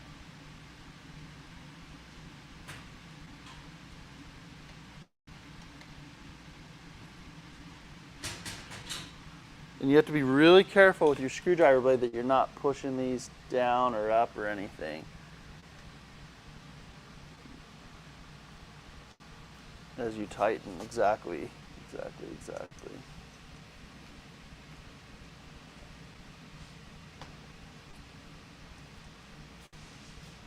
Same thing, your thumb can be a guide for you on that screwdriver blade to help steady it if you choose.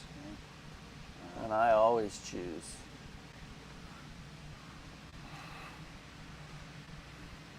This action is rocking way more than your typical upright action will, okay?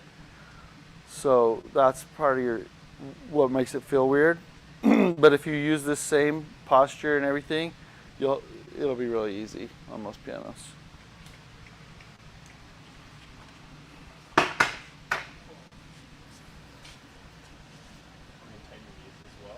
Yeah, but that's easier to do in the piano when it's like stabilized. You can also tighten, while he's doing that, let me show you down. There's usually three to four sets of screws on an upright to tighten. If they're the kind that have the big long stickers, there will be another bottom one to tighten. But in here, there's the screws that hold the damper levers in place, okay? Those can be tightened. I'm gonna choose to not tighten these ones.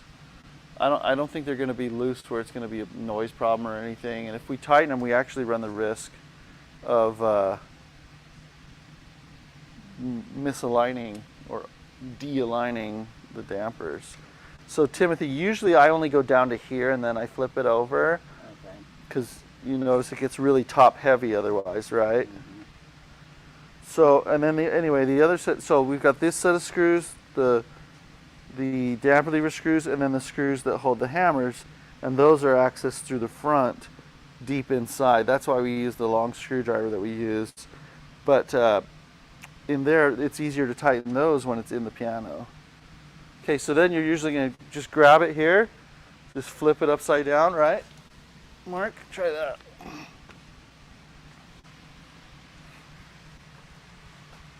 You can grab on that bracket. This bracket is a safe place. And then just lean it on that side. And he's going to tighten the. Now this one's a little different because for this you can't notice how you can't pull this like down like that with your. Oh, but do you want to do it left-handed or right-handed? I'll just do it this way. Is that left-handed? Yeah. Yeah. So. But if you don't stomp on this, it'll be really hard. Be super careful as you're tightening that you're not tweaking any parts. Okay, so push this all the way. It'll bring that out and give you clearance, right?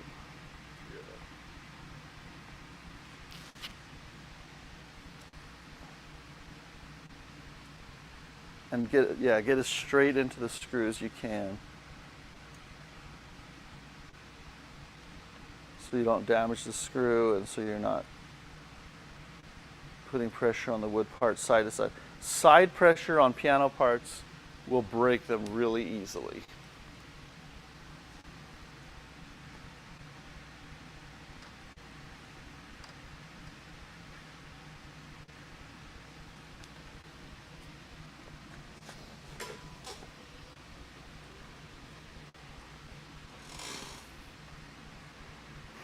We're probably going to end up working on this piano a little later than 1 o'clock today, but we are going to take a lunch break.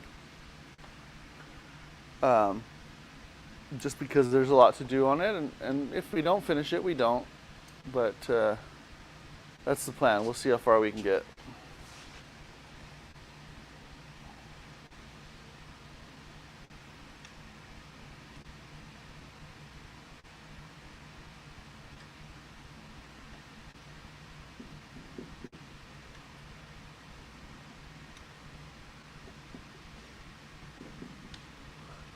Yeah, that's why that was that way. Yeah. So.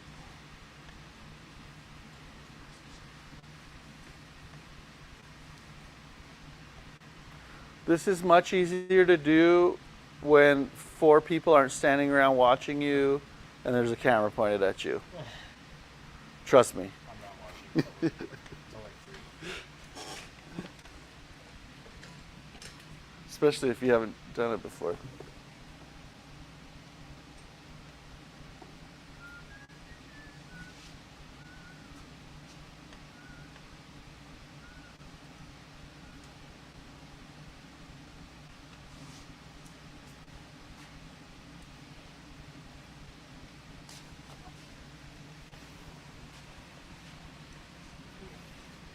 Camera's acting really jumpy on us. Is there some other app running on the camera? Is it the actual camera or I think it's just the I think it's the fact that we're getting all this junk coming in.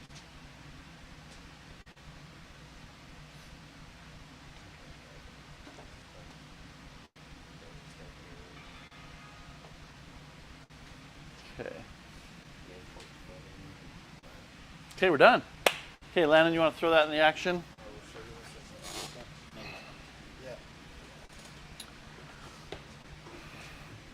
You know, we could also lubricate these capstans. Actually, let's just spray these real quick with McLube. Sorry, can you grab the spray? It's 1725,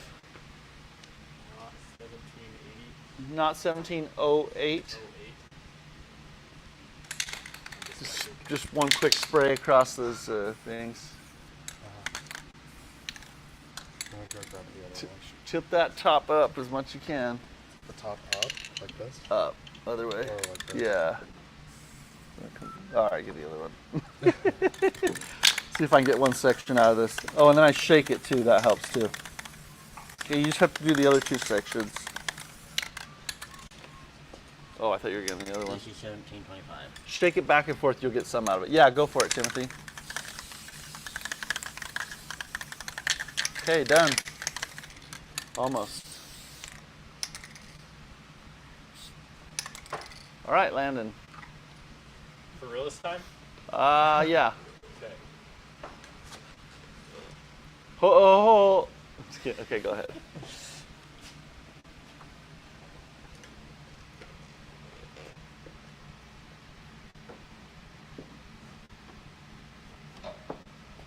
Smells good.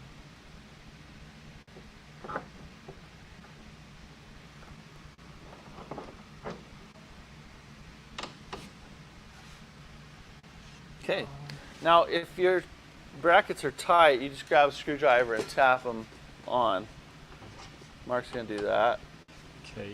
You just put it like this. Just seat it wherever it works, but in this one you can seat it nicely just below there, right? And it's You not just going to hit it slip. like this. Yeah, just hit it in.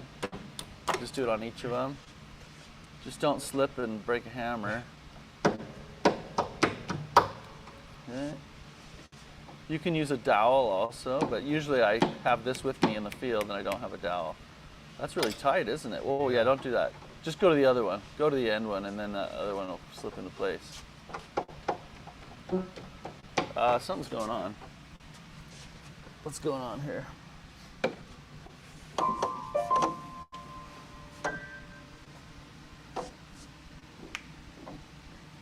It's not seated down there. Where is it? Something's over there. Let's check out what's going on here. All right. Let me see that screwdriver. Sometimes they're really tight, for sure. Was it really hard to get off? It was pretty tight when we removed it, yeah. Okay, this will hurt my hand, right? So let's get a rubber mallet for this one. But it was this tight? No, I got it on before. I got it on before. Something's up here.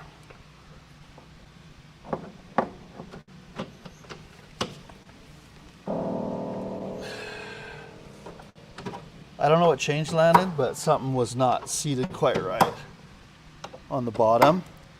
So all I did was just feel, down here by the feet. Yeah, I'm not sure what was holding it up though. Excuse me. There we go. That was way easier. That was correct. Okay. Then we'll just put these nuts on. Everyone, Timothy. In the middle here, you can move the hammers out of your way and just tighten those. And just make sure they're snug. Okay, now we're going to level keys. Okay, but in order to level keys,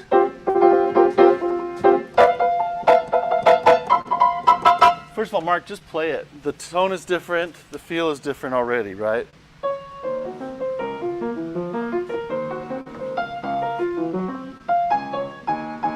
That's sweet.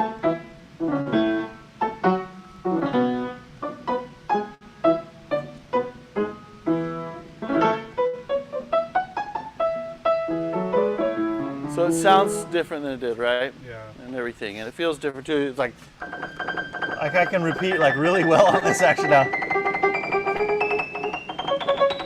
Mark, I have a question for you. Here, sit down on the chair so you can answer this correctly. Does it feel heavy to you? Because Mark was a naysayer yesterday. I wouldn't say so. I would not say so either. Did I say it was heavy? Yeah. When we were testing the lead, when I put the lead on the back, you're like, I don't know, it feels a little heavy. You don't remember that? Oh, I thought it was light. Oh, I must have when been someone. played it. I just must have dreamed that. I mean, when we were testing adding lead to the back. Oh, And then someone made a comment. They were worried. What if the customer finds it too heavy? But it's not too heavy, right? no. No. It's totally light. Lannon, your turn. It's fun to take snapshots like this as you go. You learn what's making a difference. Right? The tone is not as choked, is it? It's more clear. And it's not too bright on this piano either, actually. We might end up still voicing it up a bit.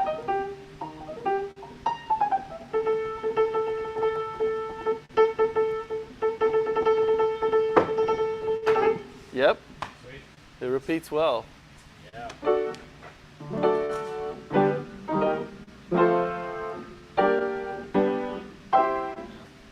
Okay, and I'm gonna show you something, you people watching. Like, you don't have to play piano to try it out. You can just put your fingers on whatever. I don't care what notes I'm.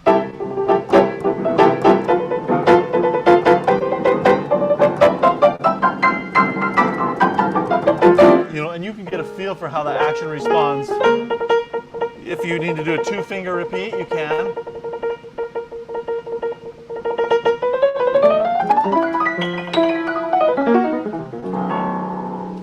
Okay, so we have not yet changed the key height. All we've done, we cleaned things, lubricating them. I'm feeling the effects of that. We weighted the backs of the keys so that it repeats better and the key reset, the mechanism resets properly. Because the back of the key was too light, it was like floating up, okay?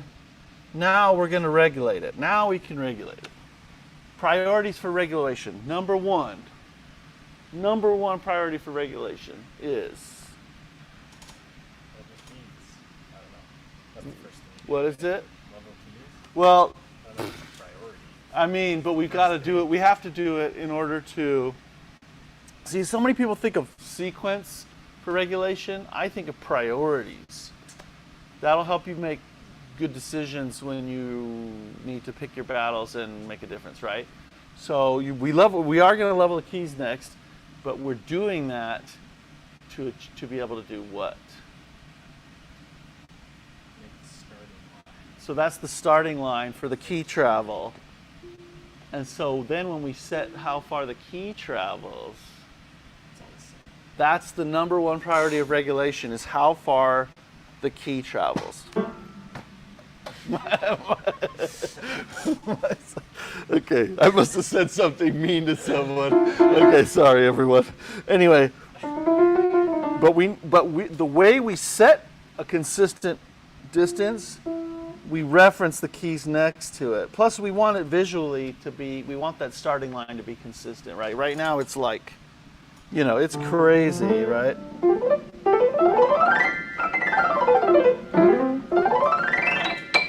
Right, Mark?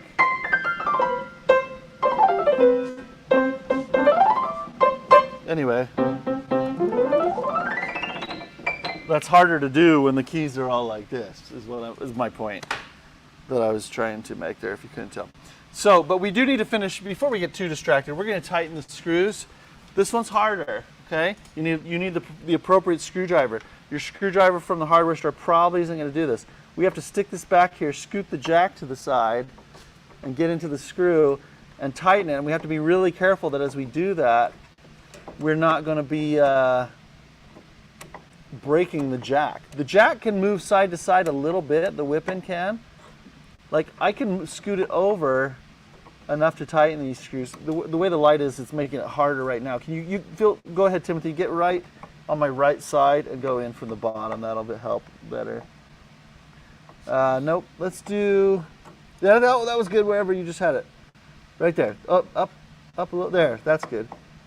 At least for me, I don't know if it's good for the camera.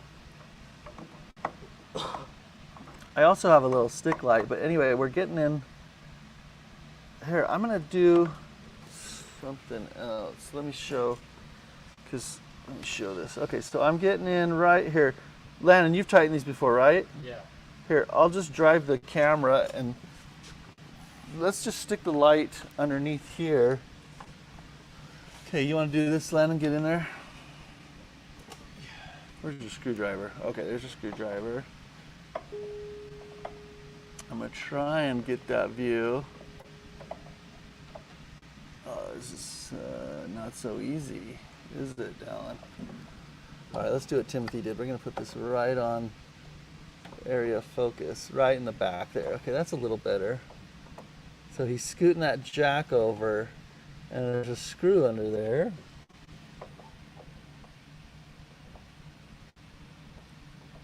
And you get in that screw and tighten it. That's as good as I can do. I'll just hand it back to you, Dylan.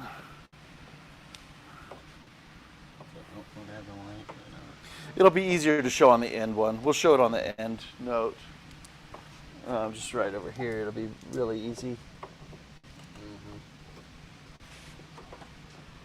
So you'll each take a turn. Don't break anything. Now this will eliminate clicks that you might hear when you push down the key right at the bottom at the attack. When this, like, let's see if this is still here.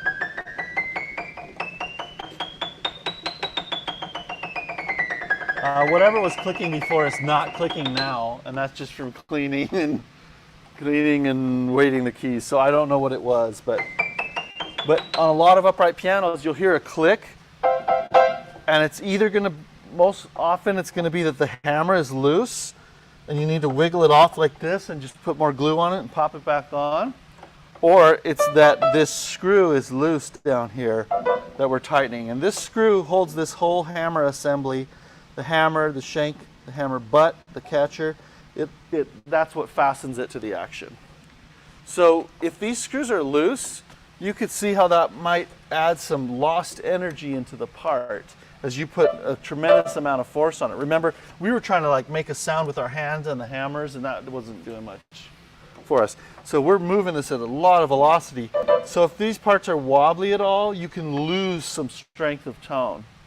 So tightening these screws helps. Yeah, let's show that screw really well on the side there. Mark, have you done this? I haven't. Check that view. Don't let me get in your way. Yeah.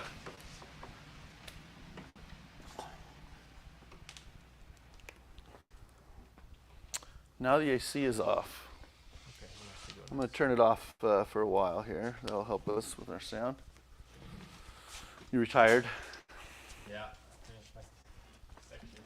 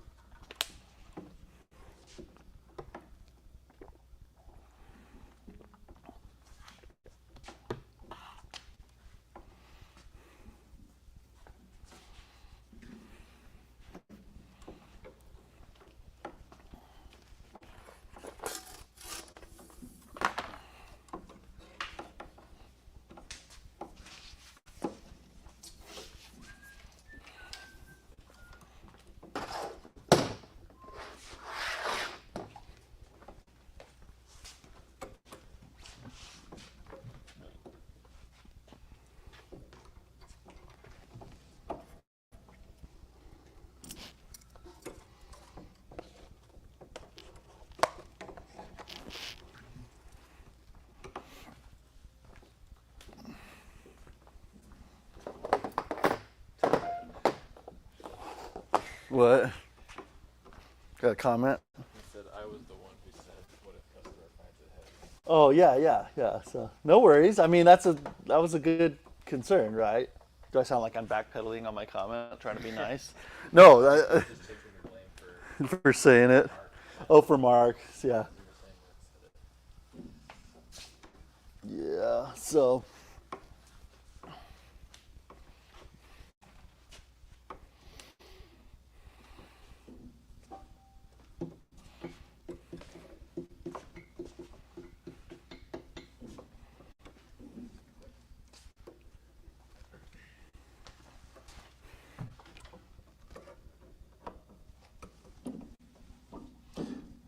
I was just thinking about hammer alignment, like left and right, how it hits the strings. Some uprights, that's a big problem. If it's off, we're not going to address it if we don't have to today, though, on this piano. We'll address it another time, just because we're trying to get this piano done with whatever it needs, and it had some special needs as far as the weighting of the keys. That was a big detour.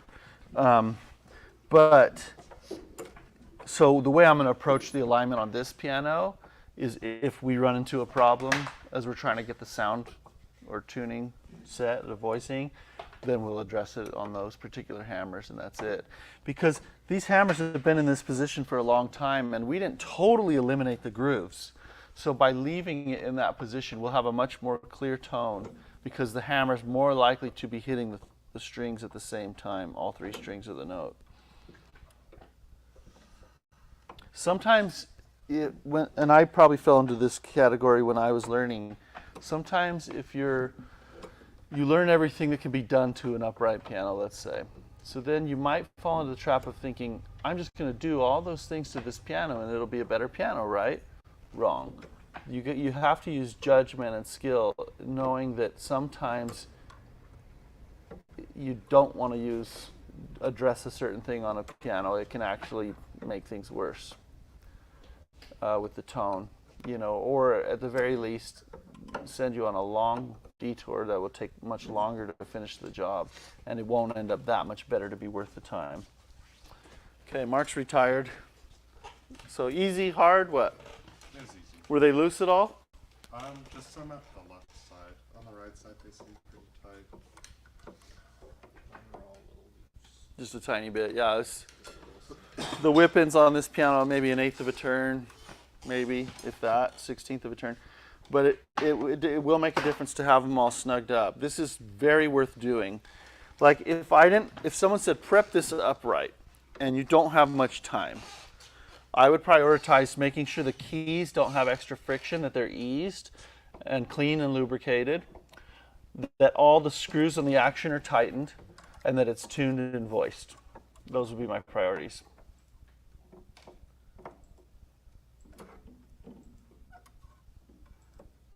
Because just doing these things will fix a ton of problems that could arise. Cleaning things out, having them lubricated, getting rid of friction,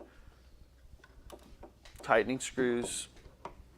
You can get a lot of weird extra noises and stuff when these aren't addressed. I think that's What was the process? Yeah, we eased the keys. We used the keys lubricated. I think we did just what you said, and then tightened all the screws, and then tuned and voiced. Yep. And then if there was problems with the regulation or something, we could address them. Yeah. You know, and then as far as regulation, the next priority would be the key travel. So if we get a new piano, the common thing for a new piano is all of a sudden it doesn't have enough key travel because things have settled. And I have a good video on that. In fact, Dallin, if you want to look up my get the Bobble out of your hammer video link and paste that to the chat in the description, that one shows how to wholesale change the key height and key travel at the same time in 20-30 minutes with just a screwdriver. And that solves most regulation problems with new pianos as well.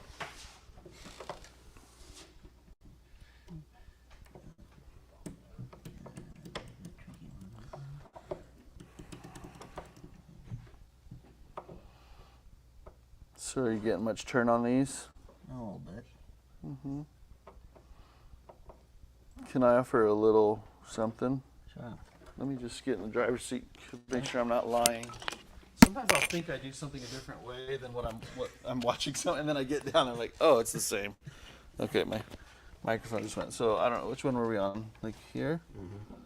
So if I'll maybe get in here like this, and you know, I might put my left hand right here and brace the screwdriver up. That's what I was getting at, I think.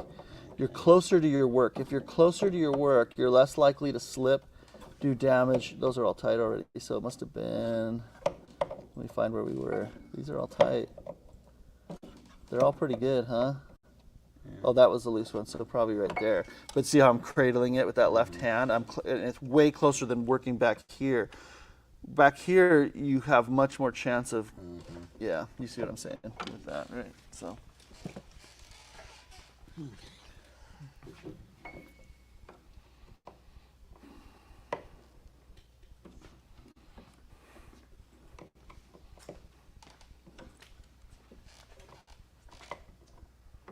Yeah, do you want to stick that in the description too? Oh, did you just make a banner or oh no, it's just a comment.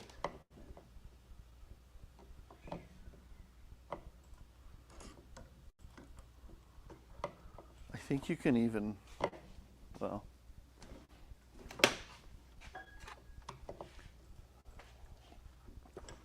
Okay, Landon, our next step is we're going to want to prop up the end keys to our decided height for the whites, which was how many millimeters? 18. 18 millimeters off the key slip, measuring from the top of the key slip to the bottom of the key top. That tan bag is right there. And then I want to use this straight edge, Landon, that we're going to sell the key leveling kits for people, and it'll come with this straight edge.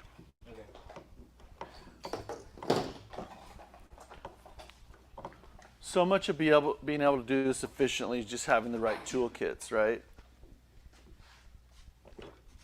Yes.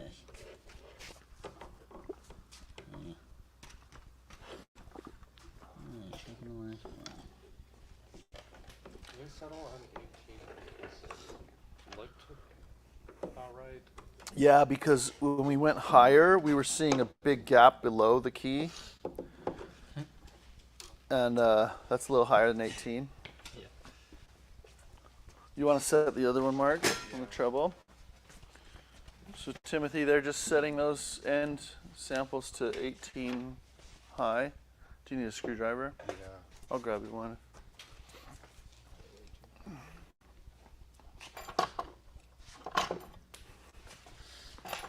Here's another one if we need it. So we have these, yeah, you take out that, and so let's take off our key slip right now. Timothy, I don't know if it's a slotted screw. Can you start removing the screws though? Phillips, beautiful. Usually on an upright they'll have Phillips screws up into the key slip. Oh, sorry, we need to set the height first though, don't we? Mark, there are tweezers, Mark, and forceps. Would you like some? I got it. Okay. 18 millimeters. So you take out the punching sandwich, like they did, which has it had no punchings on it. No. That might be a problem. Yeah, neither did mine. So a lot of them don't. That's right. We'll deal with it as we have to. Do we? So, do you need a screwdriver or what do you need? I need to measure. Oh, here. Those are standard. So you take out the punchings, and then we put our little prop block that has an adjustable screw on it, and then you can set the ends firmly to the height you want. Those are standard. Oh, are they? Some of them are double-sided. Some of the new ones are anyway. These are the old. Okay. Sorry about that. So we're setting both sides to 18 above the key slip. It'll look good with the key slip, and it'll be really quite an easy thing to level these keys. Okay, Dallin, if you want to film from this right side, then Timothy can get in there and start loosening screws in the middle, because I think Mark's just about got it.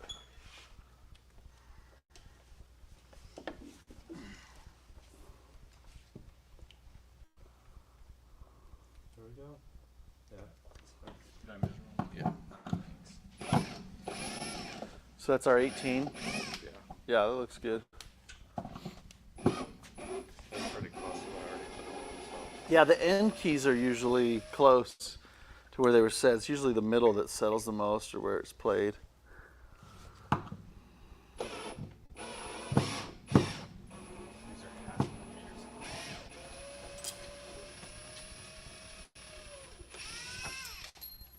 The fact that there's no paper punchings under the front rail tells me that not a great deal of care was taken in assembling this piano.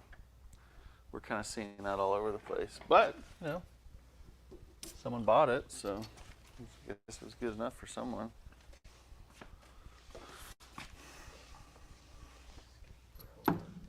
I'm just gonna stick your screws on the side here, Timothy, just so you know where they are.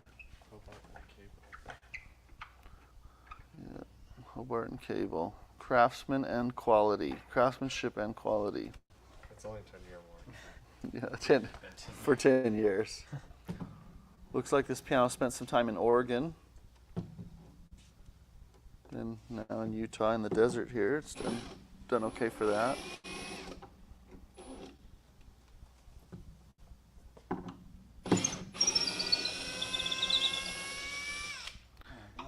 Even just doing what we already did, like, has drastically improved the touch of this piano. I can voice really easy.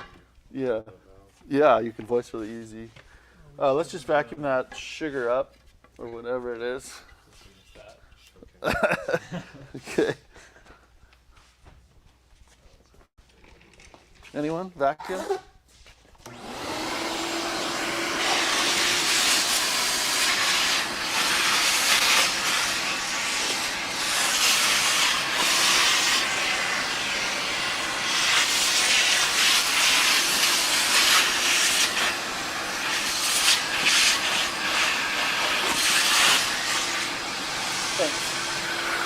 All right, go ahead and go to town. Let's get leveling. Now all we need is punchings.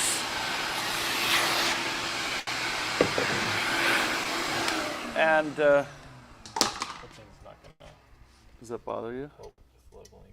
Oh, well, you're not going to lay it flat. You're just going to hold it up like this on edge. Yeah. You're just going to hold it up like this and make your decision what punching to put in, okay? Lots of punchings. Lots. Which is good because we didn't have any punchings much in the front, so we get to add some. So it's settled quite a bit in the middle, right? From when it was new. Yeah. You got 18 millimeters right to the underside of that lip for sure? Yeah, Okay. for sure. Okay, good. All right. So actually, I need to make a modification to this, but we'll do this. We need some type of a way that this ruler will be propped up. I mean, you don't have to, but it'll be really nice and handy, right? That it'll just sit there free, right? What if we just laid it down? Would that if you laid it down, Sag. it's not a straight edge anymore. Yeah, so don't worry. We'll use our other tool. Let's just use the Wessel Nickel and Gross for right now.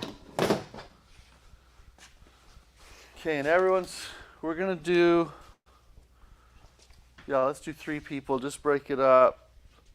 Choose what punching you're gonna put in. Are these going under the balance rail or the front rail?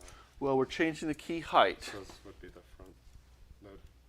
So, which rail? This is a big thing when you're learning how to regulate.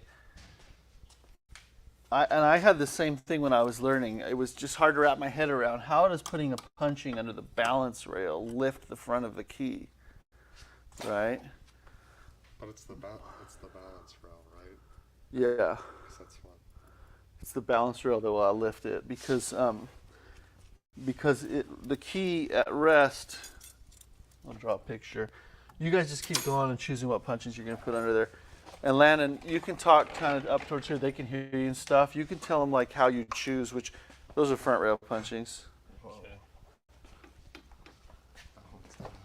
Nice thing about. And then there's tweezers and stuff up here, so you can just stick it which one you choose. And if you can, Landon, work towards the side, and then Timothy could work the middle a little bit. Do we have any cardboard? Yeah, let me go get some cardboard. Need some.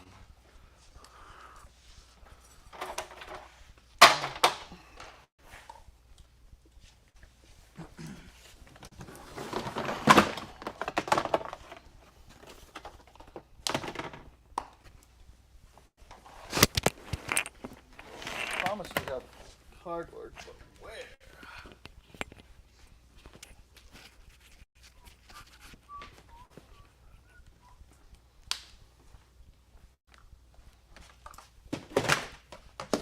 Box of blues. Guess so, yeah. And actually, someone has absconded with our punching bin. Get it. Cut. You get it. Yeah. Let me look around and see if I can figure out what happened to it.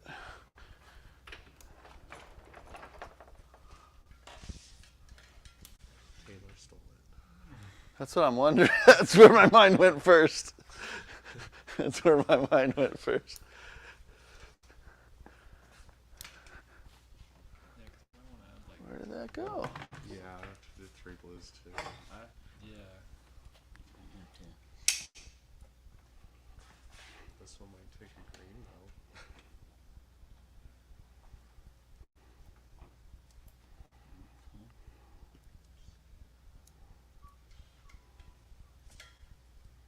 Not a green. Maybe a white.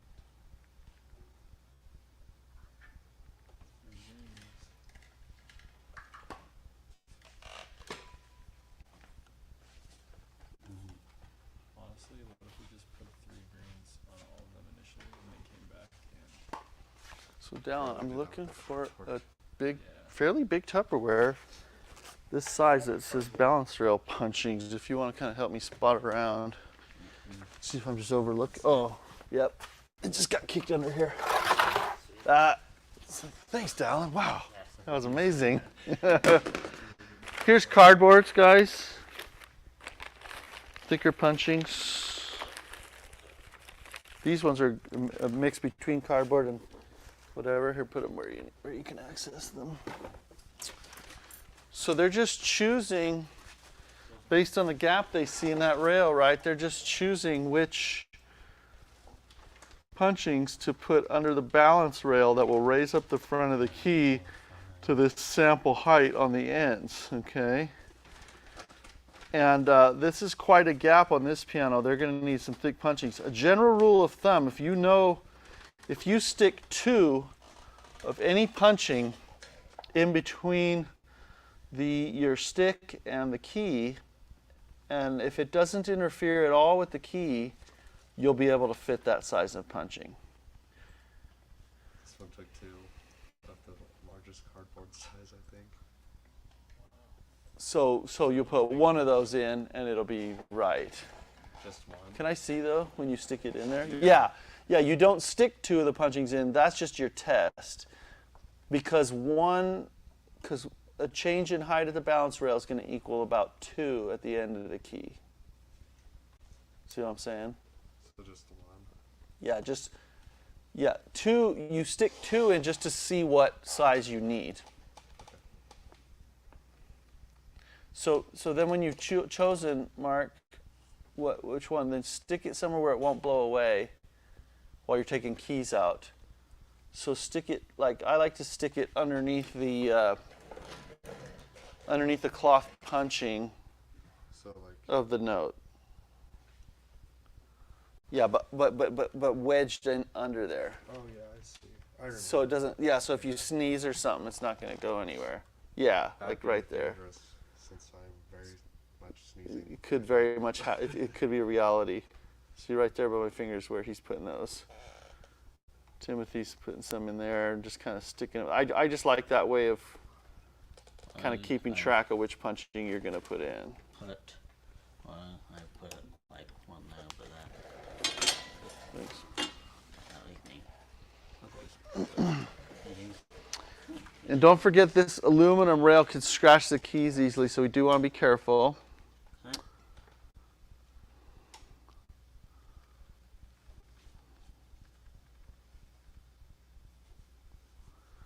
And there's different approaches you could take. You could try and stick punching under every note if it's really far off, and just decide what color. Or sometimes I'll just take one size of punching and quickly go across the whole keyboard and just stick it under all the notes that need that punching, and so on and so forth until I get to smaller and smaller sizes, and then I'm done.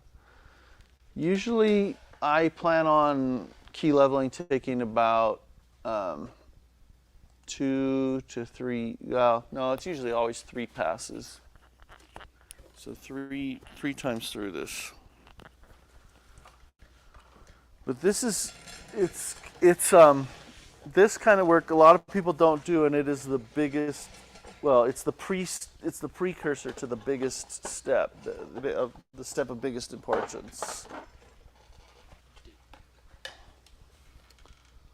Okay, here we have, oh, that's just an older question. Again, if you're joining, if anyone's on, definitely feed us your questions.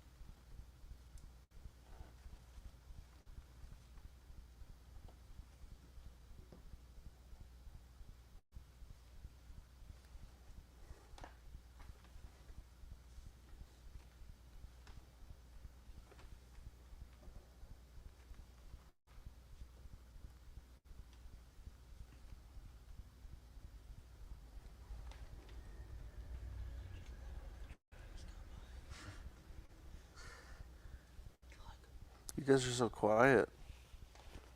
What are you thinking about as you do this kind of thing? I'm trying to handle it. Timothy was thinking about trains. Trains? Yeah, because the train just went by. Oh yeah. I just love it when it goes by. I love feeling the rumble through the thing. Goes around. Yeah, we've got the tracks right behind our shop here. It's kind of fun to see the trains come by. keeps me on track. That was good.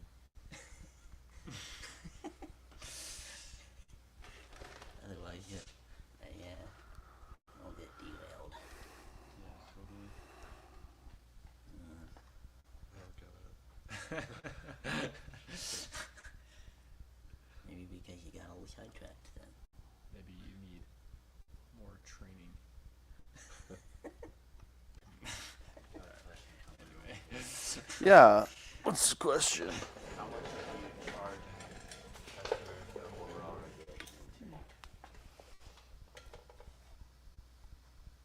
That's a good question. I'm going to answer it formulaically because every area is a little different, right? It could vary, but regulation and tuning, I mean, could mean 2 days of work. It could mean 4 hours of work. It just depends on what the piano needs.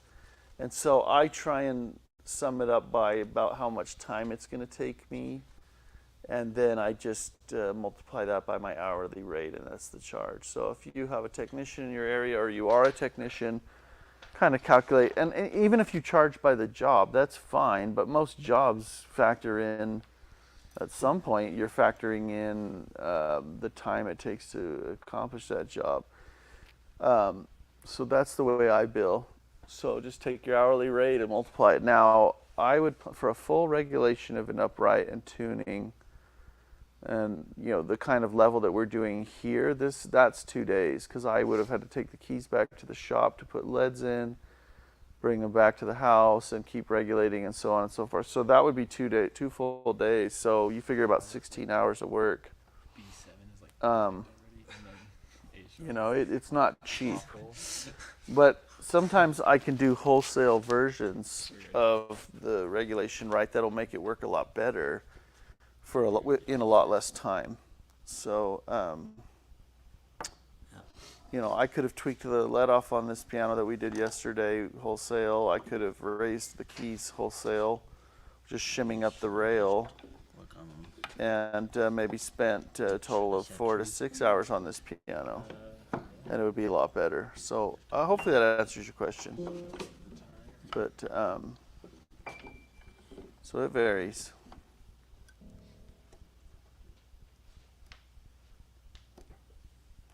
So the nice thing, and you can get in there and show what they're doing now when they put the punchings in. Nice thing about an upright piano, you just pull the key straight out, you stick a punching under it and put the key back. It's very quick compared to a grand piano leveling keys.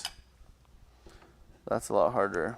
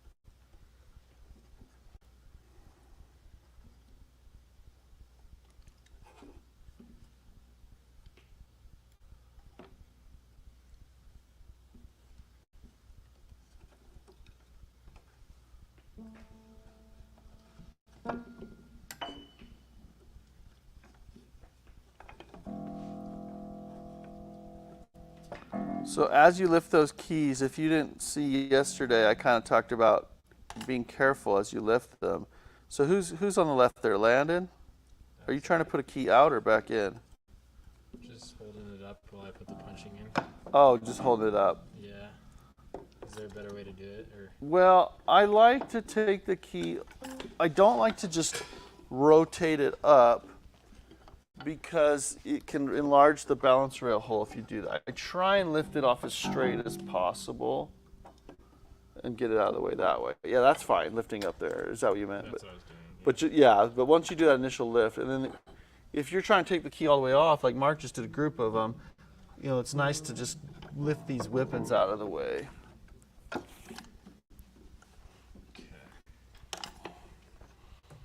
And when I put keys back, just lift a whole group of the whippets out of the way. It's just so much easier to get in there, you'll find.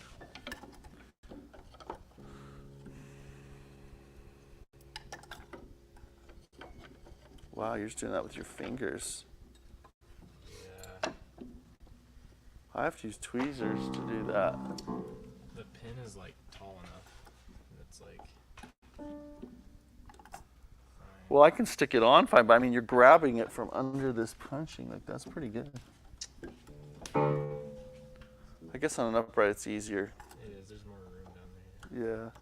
So again, you put the paper or cardboard punchings underneath the felt punching, because what's the felt punching for?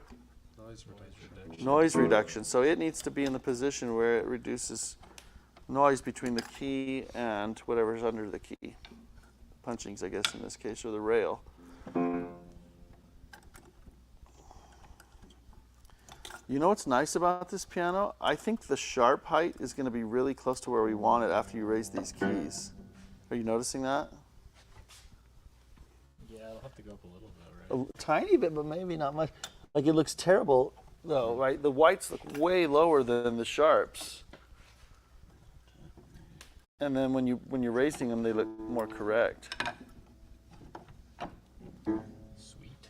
Yeah, Good news. it is good news. In a world full of bad news, good news is always welcome.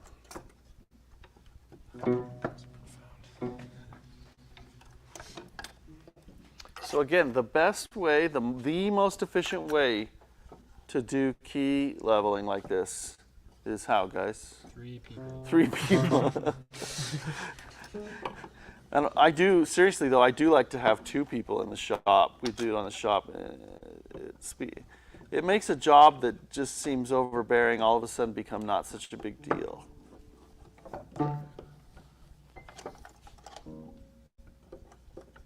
Man, that hammer shaping job looks stupendous. Looks really great. We really nailed it that time. We nailed it. Landon's done. Landon wins. Point for Team Landon. Yes. And those are looking really level, my goodness. My point back. The point that I lost for. Oh, you know what I forgot? Yeah. It's kind of an uh-oh. There's something we have to do on an upright before we level keys to where it's consistent. Okay. And it has to do with lost motion. In fact, it is lost motion. Get Oh, but guess what? Guess what? You want to get it to the point where it's It's final. actually really good. I think we'll be just fine. Wait. So, Yep. yeah, you do. You want to kind of set it there. Okay. But you know what? Let's not.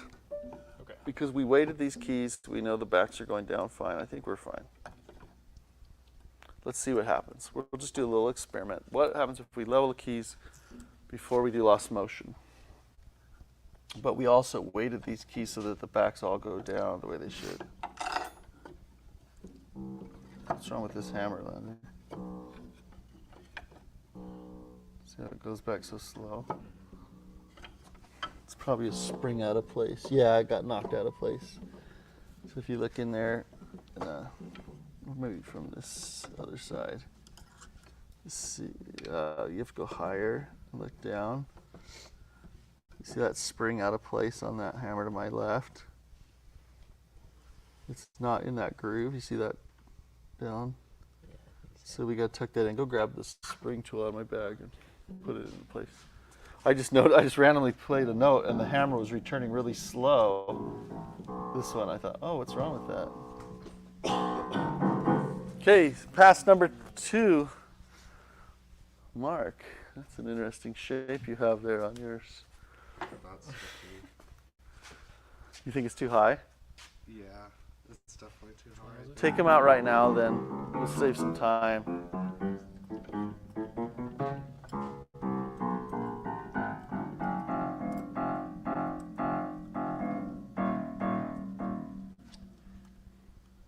There's a couple.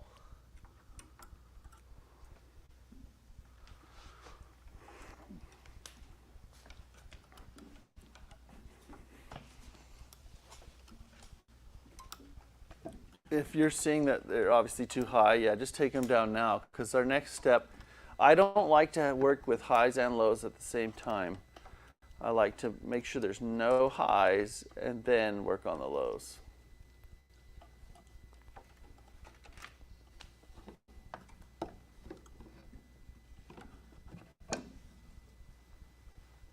There's like a whole bunch of them that didn't have. Probably just in shaping hammers, we knocked off springs probably. Yeah.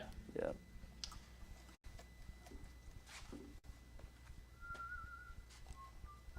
Yeah, we might need it later, huh?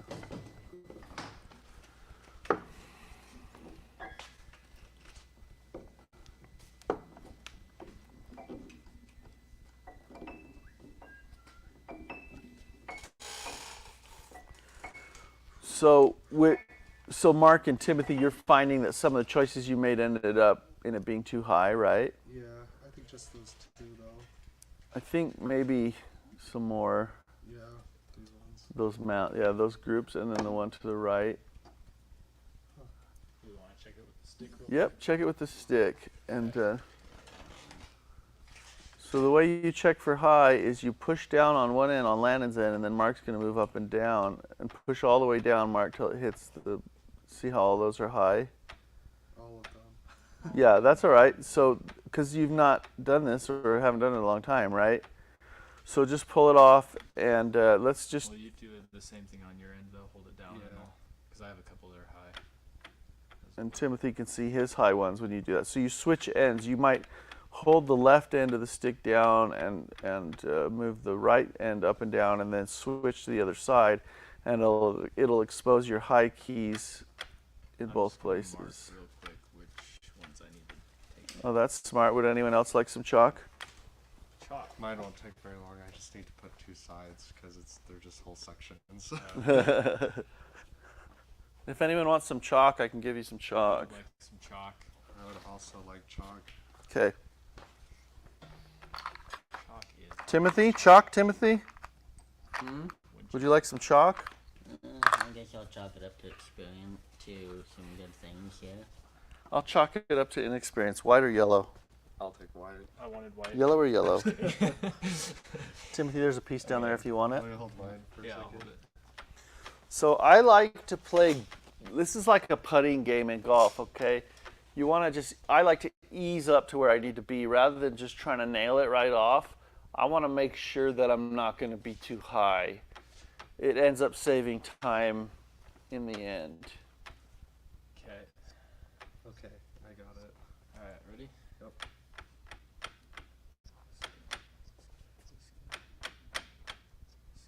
And you tried, now Landon, yours are just a tiny bit high. Did you try pushing it, pressing it? Oh yeah. So don't hurt your finger.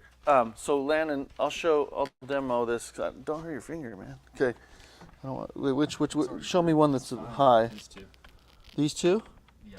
So put a hand on either side of the balance pin and rest your whole weight firmly on there. Now check the height, if it's high or not. It's not, right? That one's good. When you just put a punching in, and it's just, in fact, after you put punching in, you can just press kind of all of these a little bit initially, because they're going to need to kind of press down and compact. That must have been what I did wrong too. Yeah. Except, and also, you didn't do anything wrong, Mark. Just this whole Just side. differently. Really hold it down one of them last time. Yeah. All right. I've got two that are hopping. C and F. I'll end this one a little bit.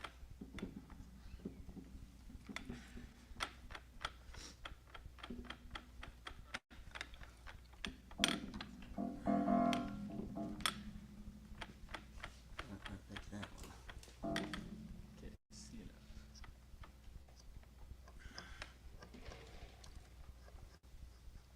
Okay.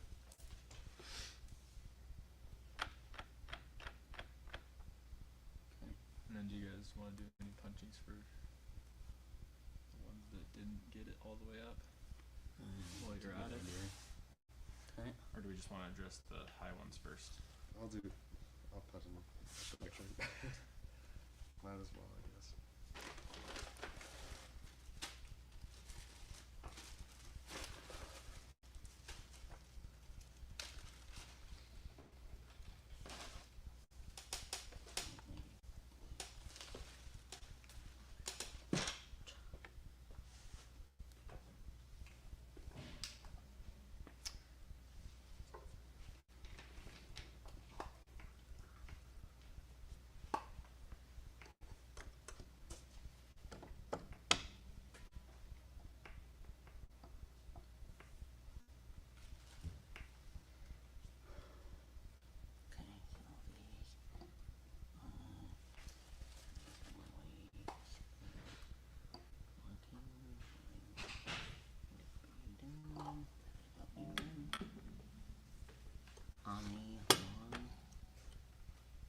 Okay,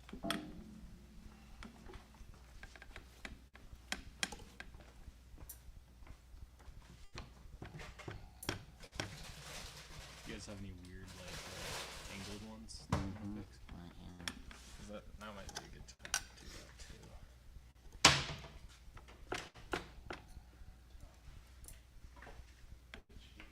Or maybe we'll do that on the next pass.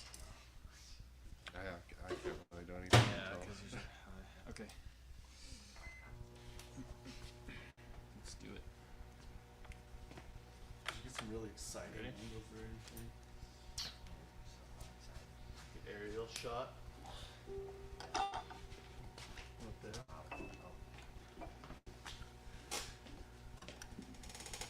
of where we need two cameras though, huh?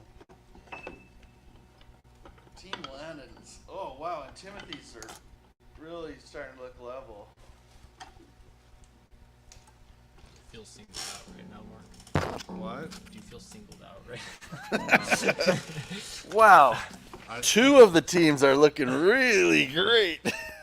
I just was testing, kind of figuring out what works. You can, yeah, like as these guys are figuring out or just doing, because it's obvious, you can do a lot of work without having to stick that stick up there just by your eye, and you'd be just fine. The fact that the keys are perfectly level with each other isn't as big of a deal as that it will allow us then to make sure the keys all travel down the same amount. That's the big deal with regulation. Because as we were talking about yesterday, the ratio of the action, you have 1 millimeter of key movement equals about 4+ millimeters of movement in the hammer. So a tiny change at the key makes a big change as to what the hammer does.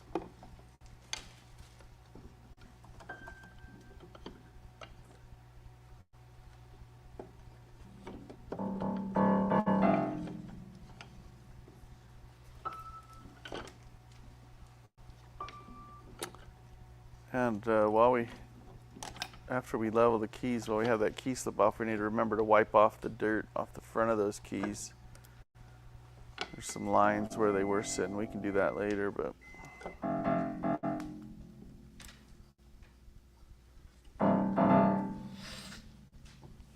You got any chatters? Okay.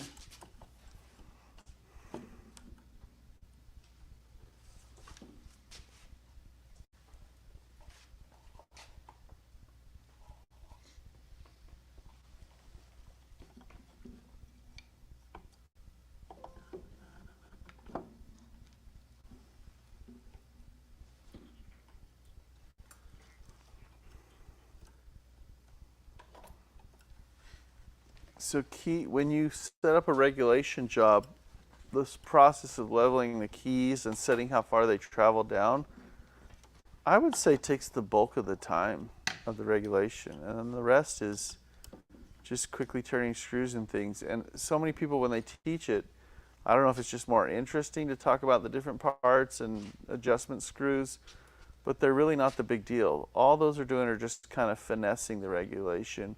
Whereas setting this key travel and how far the hammer travels is the biggest deal.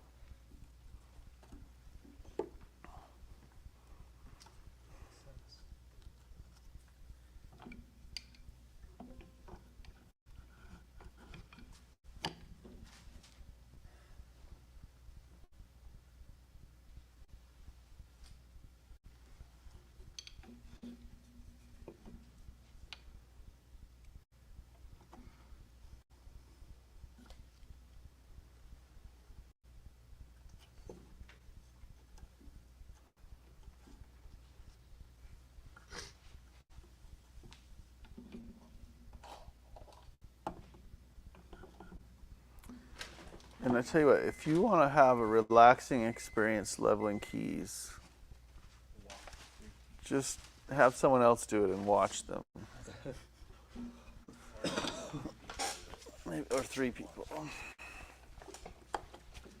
I'm very good at watching people work. It's very exciting. Landon's wiping the front of his keys for extra points. That was my goal. Yep. Yeah. I wanted extra points. How many extra points? 5 at least. 5 per key? No. Because cleanliness is next to godliness.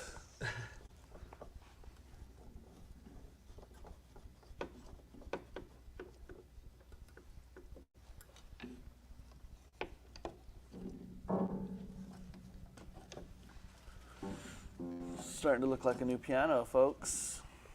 I'm going to draw an updated diagram on the whiteboard while they're finishing up here as I'm thinking about regulation. Just ooh. Hopefully we're still good. I think so. Dropped my transmitter there. Whoops. Okay, so what color should we use? Let's use a nice purple. So we talked about the simple view Else wants bonus points. of regulation. Just think about how far the key travels and how far the hammer travels. Its starting point, its stopping point on each one, and how those are finessed, okay? That's all regulation is. I'm going to redraw this slightly to look a little bit different. So I know the key goes down and the hammer goes towards the string, but we're just going to draw his starting point for the key, and then a starting point for the hammer, which is a tiny bit higher, okay? And the key's going to travel, say, 10.3 millimeters, let's just say, because that's probably really accurate for most pianos. And then it's going to reach its bottom point. This is just over time, okay? So, and I'm going to put a little scale here so we can kind of see, you know, just kind of how those are different, all right? Then the hammer starts traveling,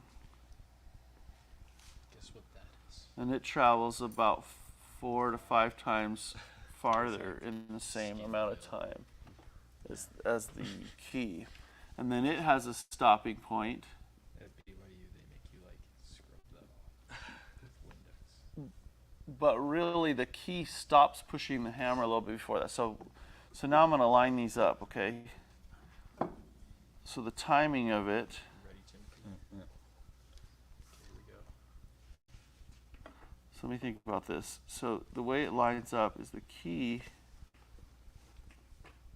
starts here, Do a little tapping. and then when it, by the time the key, and then about here, I need this. there's another point in time Is that tempting? I'll just put right here where let off occurs, okay? Let me put key and hammer. Just those two. And then you want to hold my. And then I'm just trying to think through this and visualize it with you here. Go ahead and take a break. So notice right here before Yeah. the keystroke is done and it hits the punching at the bottom, this escapement happens. Before the hammer hits the string,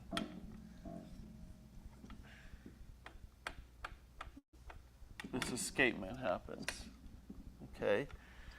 And you want a little bit of gap between, for both, between the starting point and the ending points.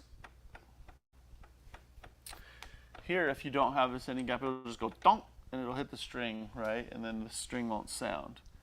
For here, if you don't have any gap after it reaches this point, it feels uncomfortable. If you have too much gap, it feels the timing's just wrong. It's just a thing of timing, okay? So, and then these happen over the same period of time, but this just goes a lot faster, right? So that's kind of a closer view of what's actually going on here.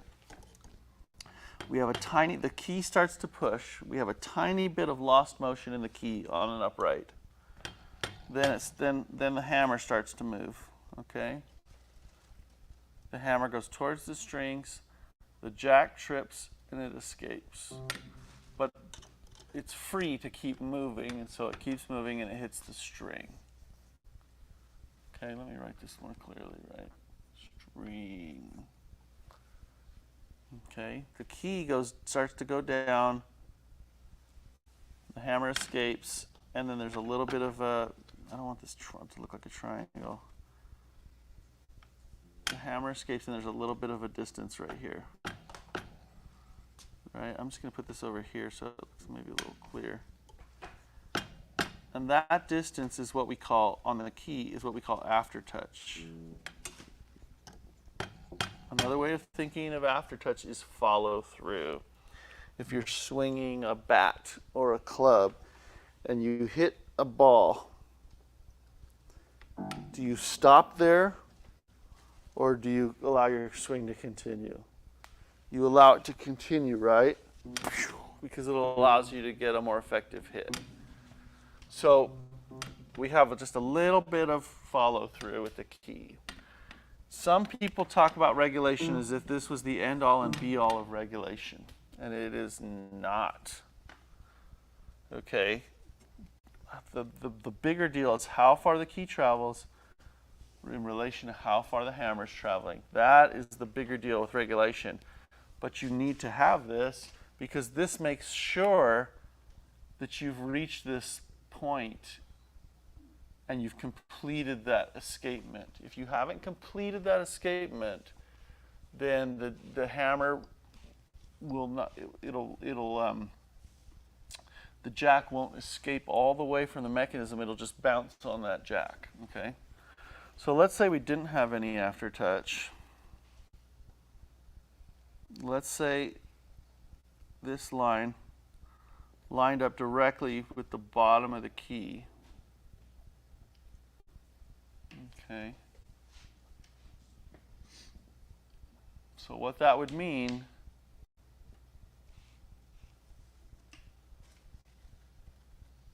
you'd reach the bottom of the key and you try and get through. I'm going to draw escapement more of like a zone, okay?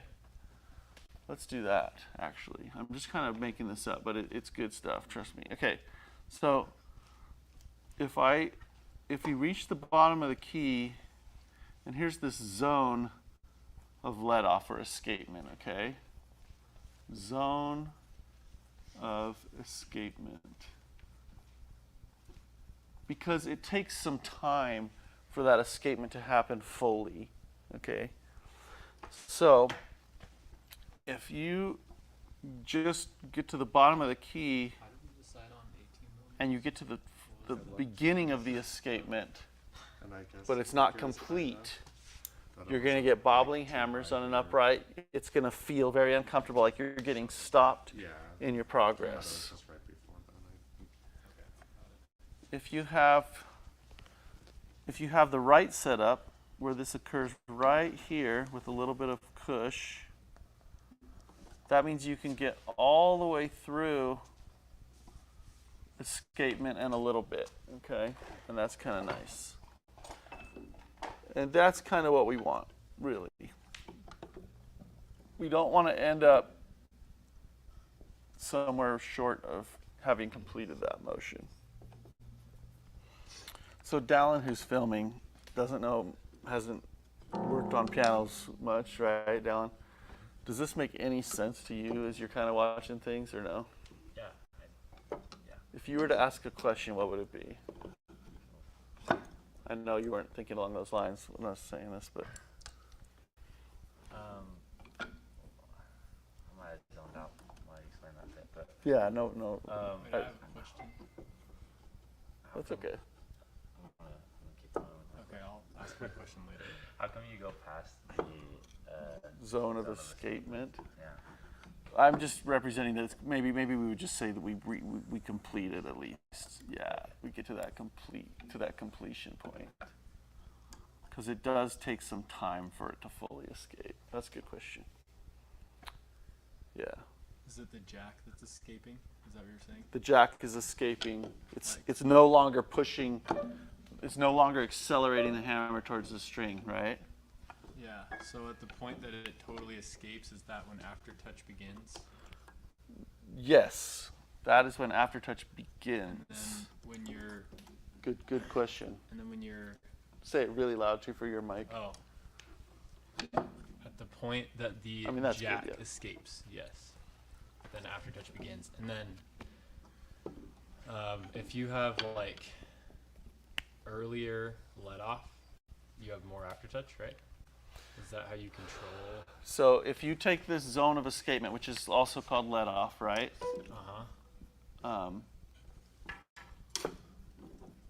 And you move it closer, basically, right?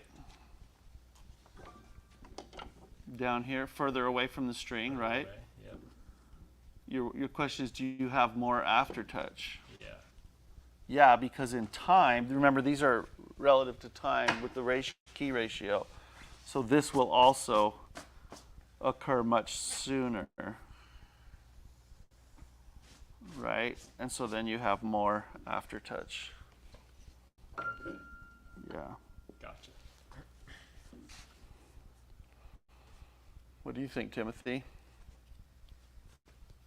Timothy was really focused over here. Yeah. That's good. We got them leveled yet? Nope. We're close. With this frame. Is this set correctly how we would want it? Not necessarily. We want it set to 12 millimeters or 12 and a half millimeters. Above the key. Yeah. Just use a ruler or half inch, just shy of a half inch. Where's the millimeter ruler? You can just use a half inch. This is Half an American inch? piano. We can use inches because we're American. There's a great comedy sketch about how ridiculous our units of measurement are and why, Anyway, Oh yeah, the George Washington. yeah, the George This Washington. is 15, 30 seconds. So Um, it's a 30-second shy. Wait, what is it? 15 Oh, it's a 30-second shy of a half inch. half inch, yeah. Okay, well, what does it look like if we put it where we want? So I don't want a full half. So there's half inch. This is a tiny bit low. Just go with this one. I like this. I like the look of this sharp. Okay, so it has this flat bevel, or it has this flat part, and then the bevel starts right here. See that line right there? And then it bevels backwards. We like to bisect this. That's a good look. Okay, that's a general rule. See, by where the whites are, they kind of bisect that flat part in the front, right? You see that? So you don't want that to be too low. You also don't want that to be sharp. Yeah, if it's too low, then you can't create enough key travel without being buried in it, right? And also this is kind of it's a very nice dimension for the fingers when you're playing. So let's just set that to. About to it. Yeah, it is. So let's just use that. Okay. I just didn't know for sure because we had messed around with that a little bit. Right. I'm gonna check the chat, see if there's any questions on my thoroughly confusing discussion of regulation. Nope, no new questions. No one wants to learn today. Questions precede learning. So you're getting close, right, Timothy? Just maybe a few whites. The other thing you could do, Timothy, is you could square up this key right here.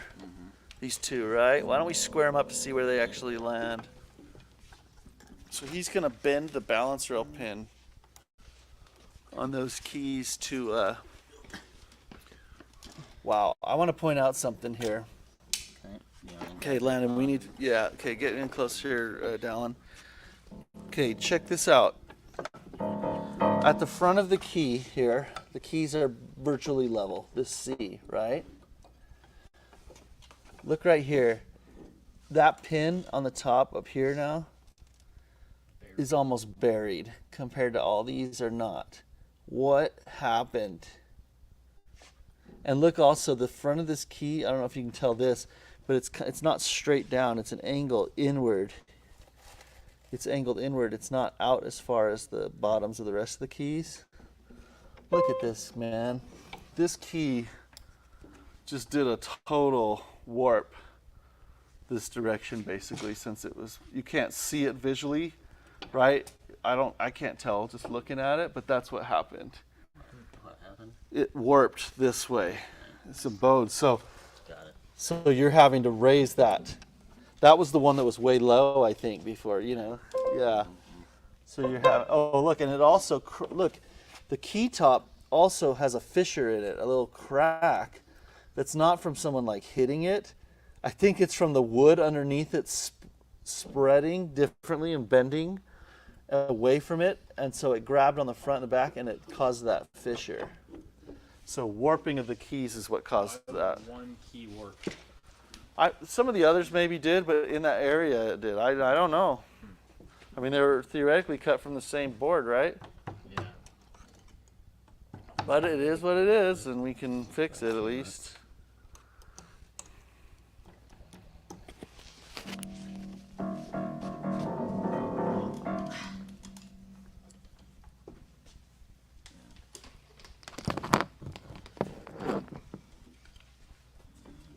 I need to go for extra points here too. But good.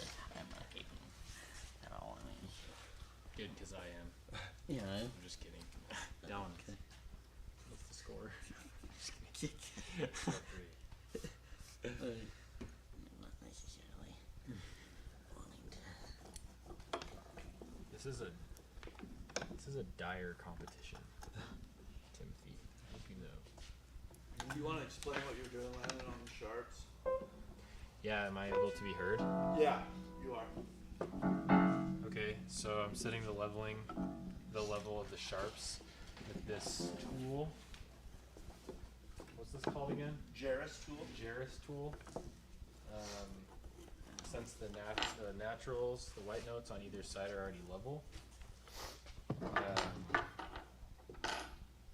it shows, you have to kind of get close to see it, but there's this little collar right here that shows, my goal is to make it so that this edge is flush with that edge, like it is right now. So like the ones that are too low, like that one, you can see it's recessed down inside of the tool. So it needs to be raised in order to become flush. And that, getting in all of them to that point will make the sharps level. So that's what I'm doing. Yeah. And I guess it's kind of a similar like process. You just look at how big that gap is, and you kind of estimate two punchings means that you put one in.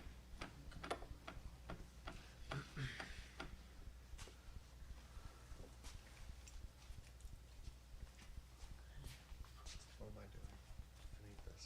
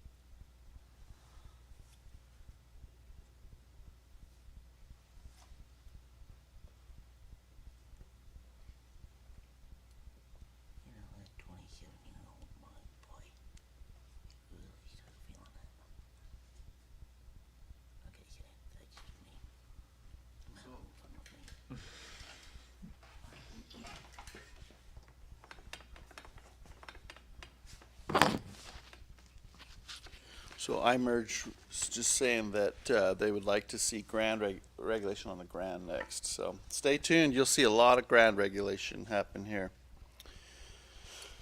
We do a lot of it. So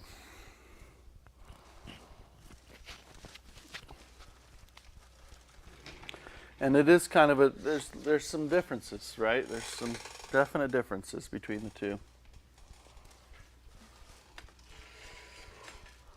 But as far as the priority of the key travel versus the hammer travel, when you boil it down to that, it's the same. So if you understand that timing,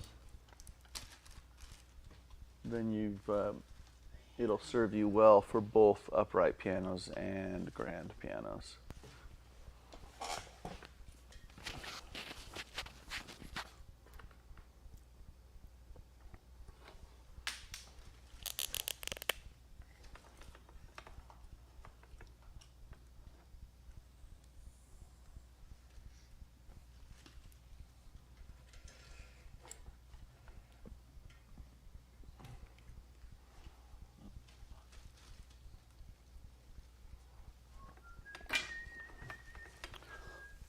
Okay, so what are we setting with leveling the keys? We're setting the starting point of the key travel, right?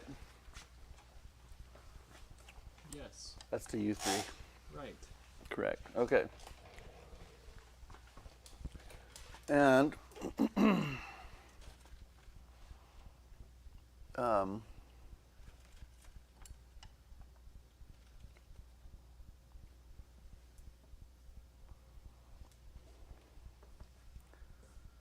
you decided not to stick them under the green, Right here. under the felt, yeah. I guess not. I was getting too You'll long. To you'll get be them under. converted in the future. Something will happen one day. You'll be like, oh, that's why. This kind of moved a little bit on us. There we go. No wonder it's been wrong. I can't find my spot because it moved. So you only want one blue there. You don't want two. It switched. I think that one you moved it. Or maybe not. I could be crazy. Okay. Yeah, everything else looks good if you just throw those in. I think you'll need pinks on those two, Timothy. That's just my guess. On those greens. Those whites. You got whites. These two. Yeah. How small is the pink smaller than the white? Pink is larger than green. Pink is 7 thousandths, and green is 5. Oh, I see. So I think those two greens need to be pinks right there. These two? Yeah, I think so. You do a whole keyboard by yourself, you get 3 times practice though, right? So I figure once you've done this twice, you pretty well mastered it, I imagine. What would you say, Landon? I don't know. I don't know if I'm a master. Well, your section looks very masterful. Thank you. The way that he did it. Okay, so throw those under there.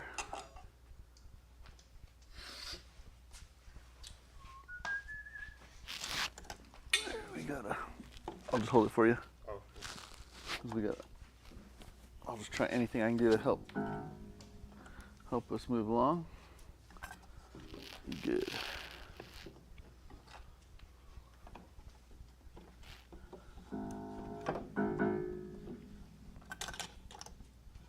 Really.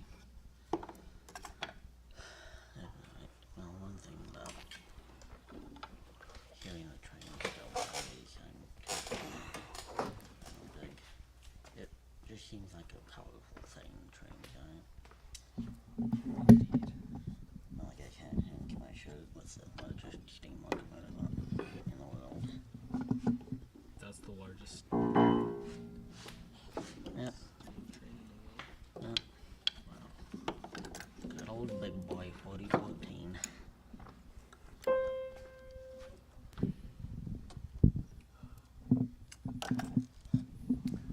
Keep going back and forth between how I want this mic. I'm not sure. There we go. Actually, that thing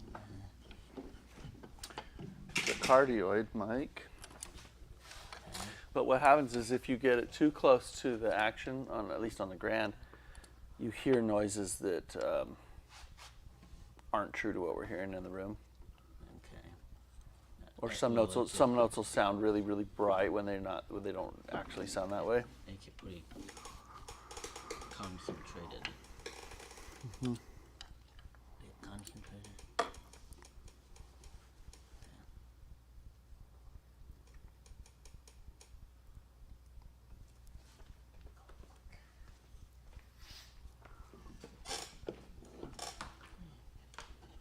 So if you take the stick off, Timothy, and you see any that like, oh, that looks a little high, you know, if you haven't already, try and press it and see if that solves it. Yeah, it did. So now it's totally level there. So you can just, by pressing them down a little bit more firm with the whole weight of your body, you can kind of refine everything. And then you can also say like, oh, maybe this one, oh look, that one. Well, it floats a little bit, doesn't it?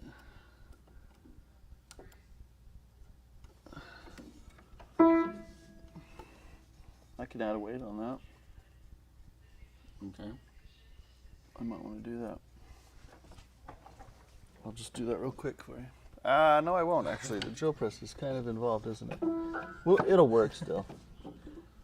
But tell you what, let's run up your lost motion on that key. But can you imagine the nightmare? I mean, here we have a handful, one or two, that don't return like as firmly, right? Mm-hmm. Can you imagine if they were all the way they were, you know, how difficult that would be?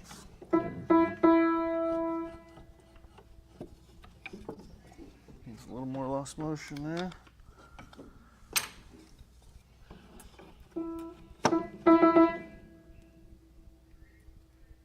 What did I just do? Go backwards?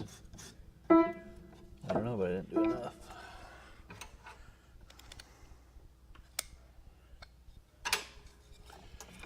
Alright, so that's that.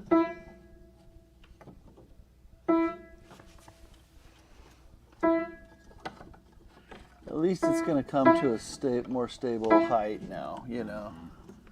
But that was our issue. We could add a little more weight to that and resolve the issue. So if you see any that are low from their neighbors at this point, you know, but that looks really level, looks really good.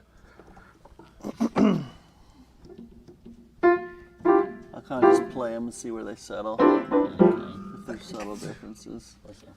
But it's looking pretty good.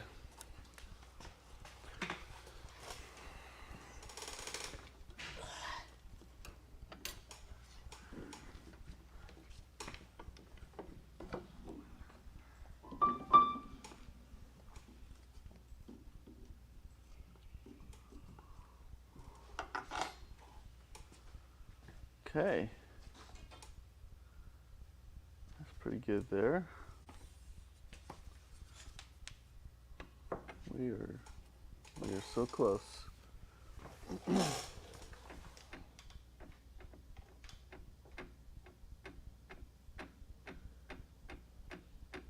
Let's square that one. Is that, which note is that? D? C? Yeah. It's that warped one, huh? Yeah. Is that any better? Let's find out. It's still high, but at least it's square. So we need to remove a punching off a C there. All the rest are good. Everything here. else They is just need good. to So be- let's just take that C down.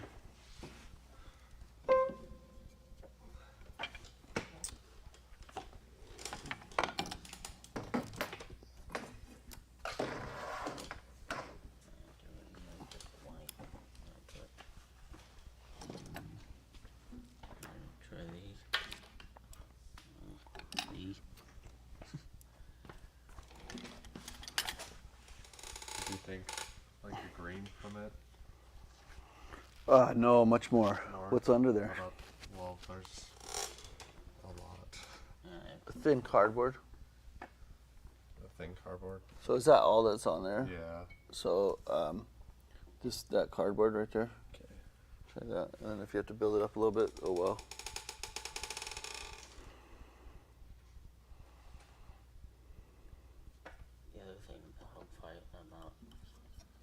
shaping the hammer or finding the exact it. More. Still high. Exact it. Does got a that white. cleaning of the hammers. It kind Yeah, they look nicer. They look more clean after you shape them. Yep. What do you think, that white or the green? I didn't. Oh, a lot more than that. In the white and the green? Yeah, it was still really high. Okay, then we'll do the other cardboard. Okay.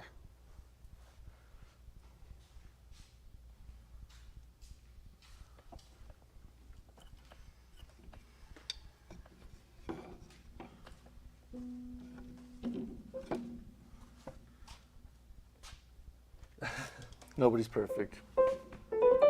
Yeah, just keep sticking stuff in. Here, stick one of these guys in there.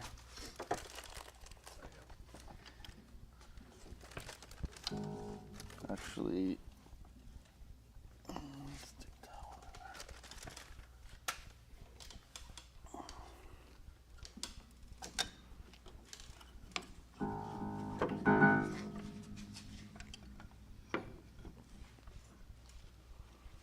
It's really looking good. Okay, now just do like a pink. Pink in it? Uh-huh. Really? Uh-huh. It looks right to me. It's low. It is a little.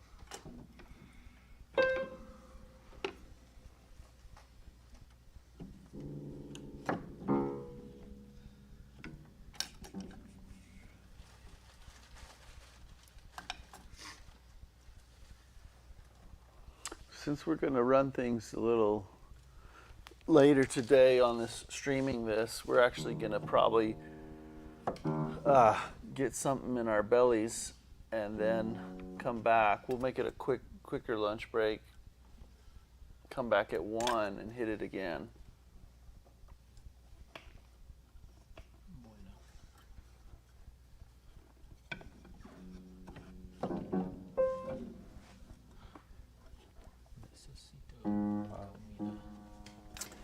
Yeah, that's perfect. And we know we're going to need a big cardboard on this C sharp, but it's also out of square.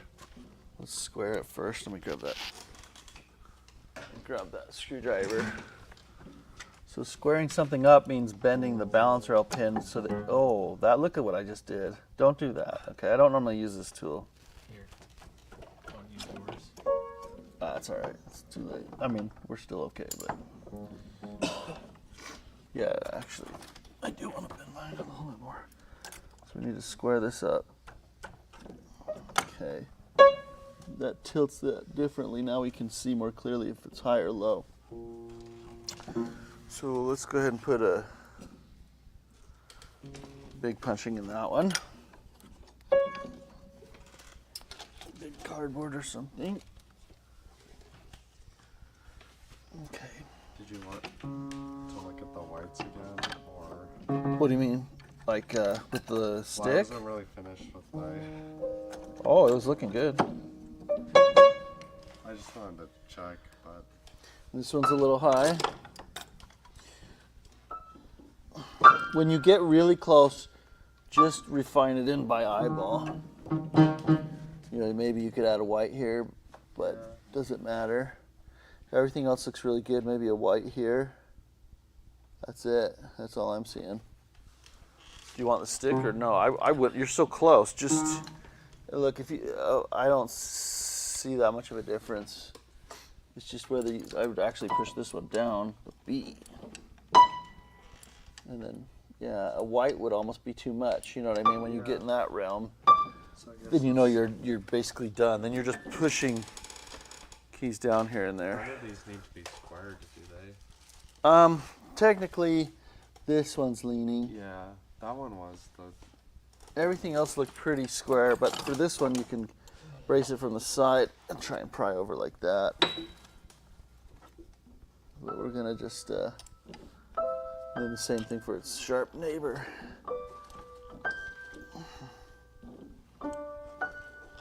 Okay. That one's a little hard to bring totally square because we can't hit on it the same way. But we did it. All right. And this one could be squared a little bit too. Or did I go overboard on this? Probably a little bit. That's better.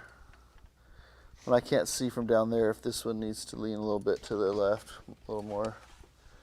I But think it looks right. It's really good, yeah. I just put too big of cardboards on the first time around. So then we just sit back and we just say what catches our eye. Like these two catch my eye because this one looks like it's high compared to this, and the other one looks low. So you just kind of fix stuff. So maybe take one out of that E, or do we just raise this up? I think we just raise that. Okay, so go ahead and raise that up a bit. The white. You know what, before you do that though, adjust the lost motion on it. Yeah. Because before you refine your leveling, yeah. Oh, You got any questions? oh, okay, let's check it out. So, all right, from Ella, welcome. Hello, I would like to know your thoughts about how a lack of piano regulation could affect a pianist's technique. Oh, wow, well, definitely it could. If I were to describe it, so if the key, I mean, the way it's adjusted is going to affect the way you play for sure. Some big ones are if the hammer isn't allowed to, if let off happens too far from the string, you're not going to be able to practice what it really feels like to have really nice control in pianissimo playing. And so that will affect things. You'll also have to give more of a thrust to get your quiet playing, your quieter dynamics, to get them to actually speak. If a piano doesn't repeat well, you might do all kinds of weird stiffness in your arm and wrist to try and compensate for that, or you know what I mean. You can injure yourself sometimes if the key travels too far down. You're gonna end up having more finger involvement there. Like your fingers are gonna have to reach down farther to do things. It'll affect it. The best way I describe it is when everything's regulated, it's easier to not make mistakes. And you have a better dynamic range and control when you play really, really softly. Everything is a little bit more effortless. So that's all really good. And we can talk more about that too as we get into it. But let's just, we're going to break for a short lunch for 30 minutes, and we're going to try and eat real quick and get back. And then we'll get back to it and continue. We'll see how far we get. Hopefully we can get through most everything. But I think we'll come back a little fresher, a little more energized. Right, guys? Key leveling just really sucks the out of you, you know? So anyway, we'll catch you back. So we'll go ahead and we'll just cut our mics, but we'll keep the stream open, and we'll join you in 30 minutes. Thanks.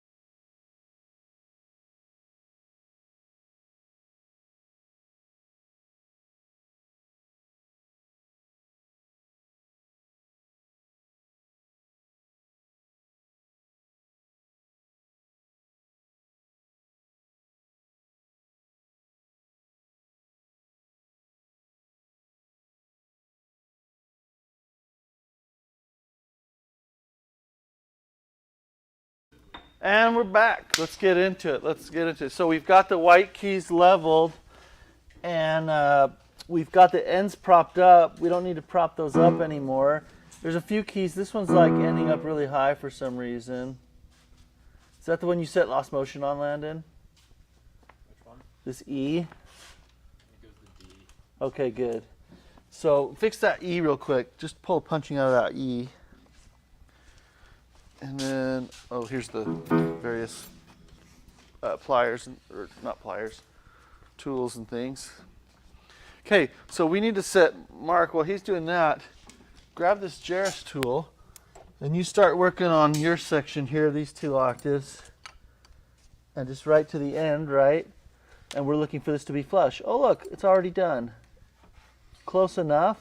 You could maybe add a white to that one. Close enough. Maybe take one out of that, like, you know what I mean? If there is one. If there is one, if there's not, I'll show you how to deal with that if you don't know. Or I'll show the general audience how to deal with that if they don't know. So anyway, just go through your 2 octaves. Okay.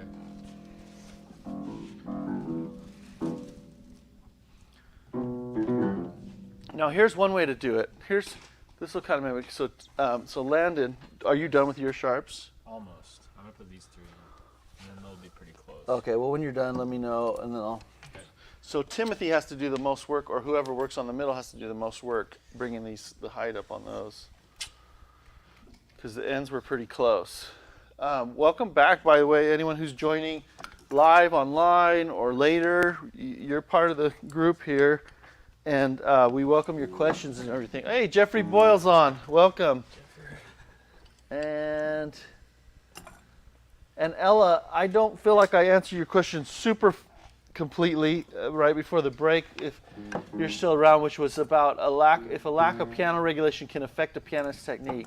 Yeah, I think that the general thing is it's going to make you work harder or have to move your fingers up and down or move your fingers lower than normal, or do more work lifting with your fingers than you would. Now, I think in general, most good teachers teach a technique that will allow you to be versatile from piano to piano, so that so that even if the piano's not in perfect regulation, you can still play really well, and that's a good thing. But there are some circumstances where you could do some injury on it, depending on the intensity of repertoire that you're practicing. Okay, but I just like to think of it. You're going to make fewer mistakes.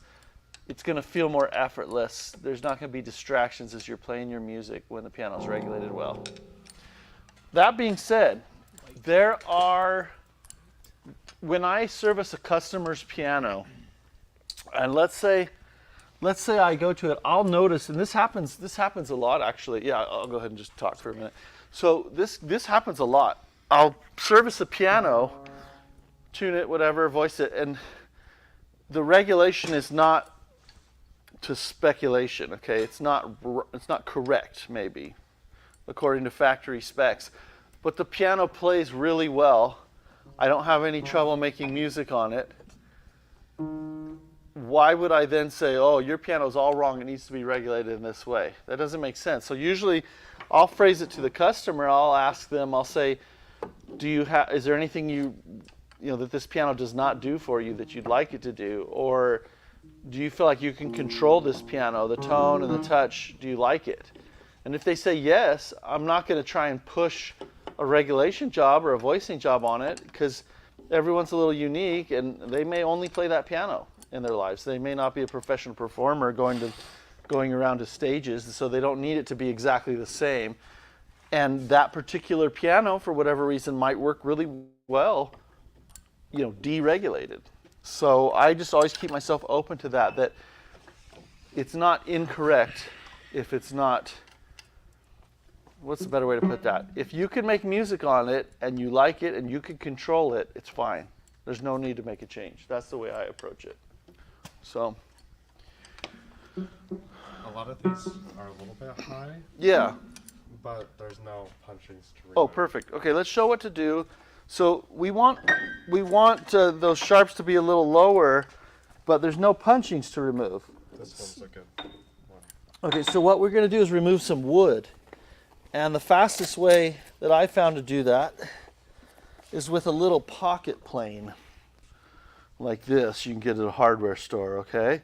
Now, I sharpen mine really nicely. I have a really good sharpener because we do a lot of finer woodwork, right, on the bridge and things. And so it works really well if you can get it sharpened, just razor sharp. I'm just setting this blade to protrude just a little bit from here. And that's probably good. So then you just take the key that you want. So the problem is the key is too high. We need to remove punchings, but there's no punchings to remove. So instead we'll remove wood from here. So I'm going to start before the hole and I'm going to end after the hole. And someone had already done that, I could see. So let's see now with just that amount how it is.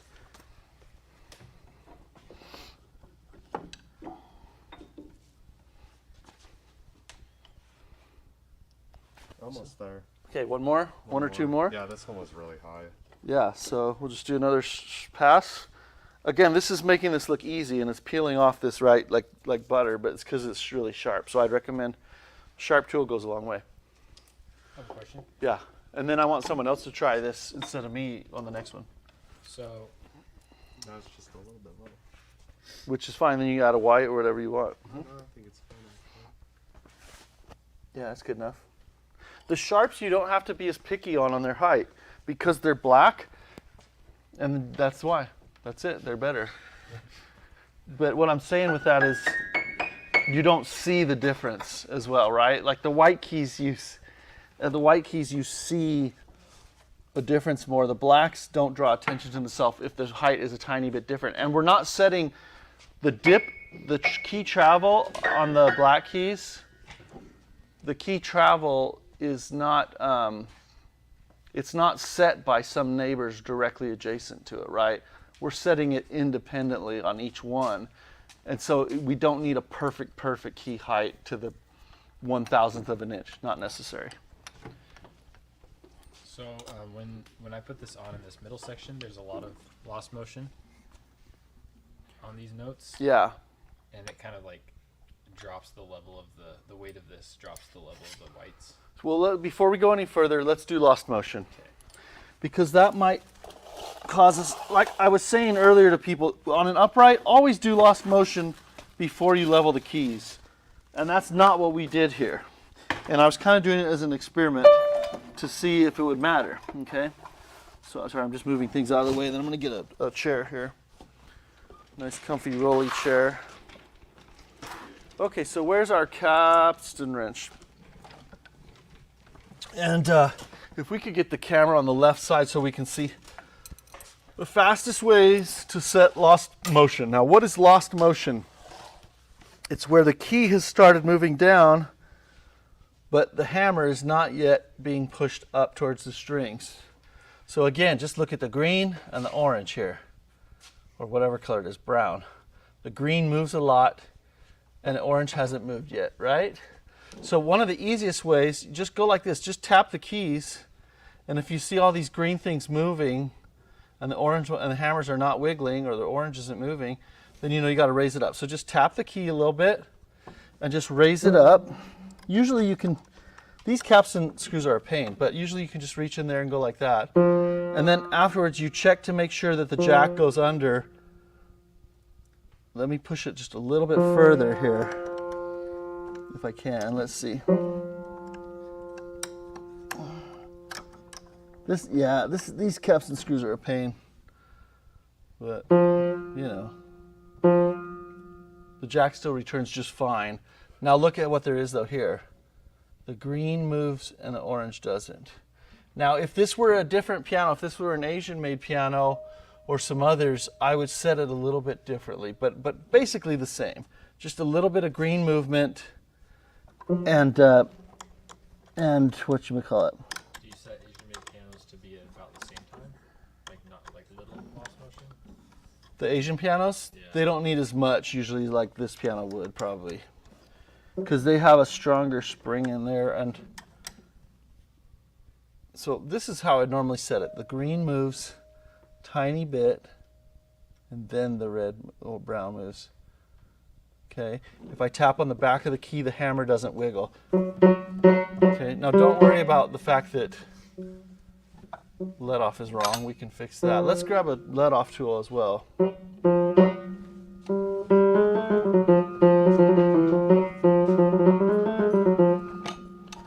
Okay. So with a lot of upright pianos, now you can kind of do this without looking. You just place your tool here and you gently move it to the left until it locks into place, guys. Until you feel it or hear it lock in. It didn't lock it that time. There, that locked. And then you feel it grab and then you just move it. You don't have to look, which is kind of nice. And you know now that it's going to grab again over here. Okay, so now when I tap the keys, there's hardly any there's not a bunch of excess movement on the green pad, right? The green felt. So I'm gonna have everyone try this. You put it straight under the one you want, and then move to the left until you hear it or feel it lock into place. Did you hear that? So here's this one, has a ton, right?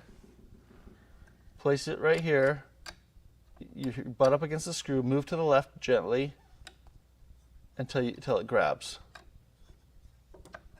And if you're not sure, just keep trying or go further to the left. Or miss entirely.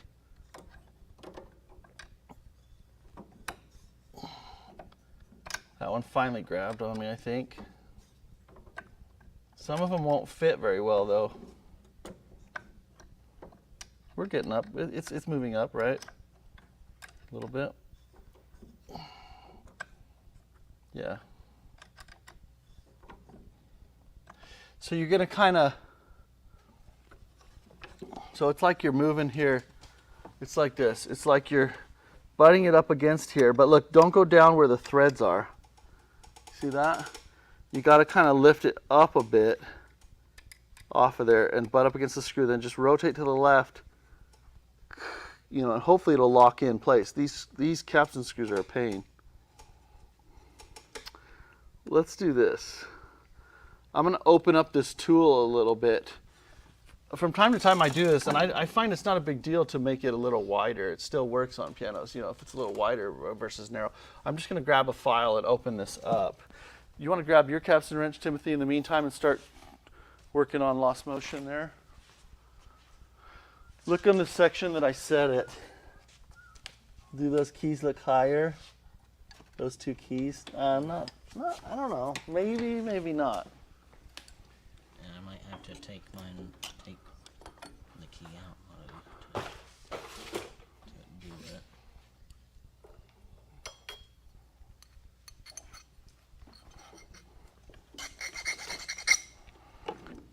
Okay, so I'm just going to open up my tool a bit with a file on the jaws either way on both sides.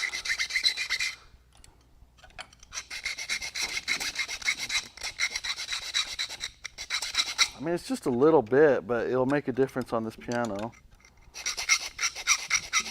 Especially open up the points of the jaws on this tool.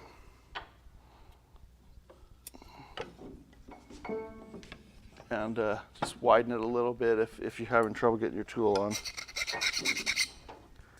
Let's see if that works any better. So now if I go like this, there it locks on. Maybe. Well, guess what? You know where I said, like, if it's wider, it won't be a problem. You'll still be able to turn it. This one's too narrow. All right, I'm gonna grab some pliers and pinch a hammer. I'm gonna hit that more narrow now. Maybe I went a little far with it, but it's okay.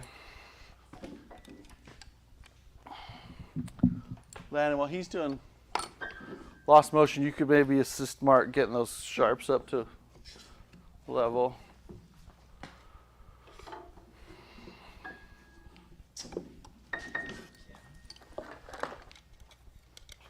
Hey Don, do you want to film me hitting this? Could you just tell me what So They're mostly shaving.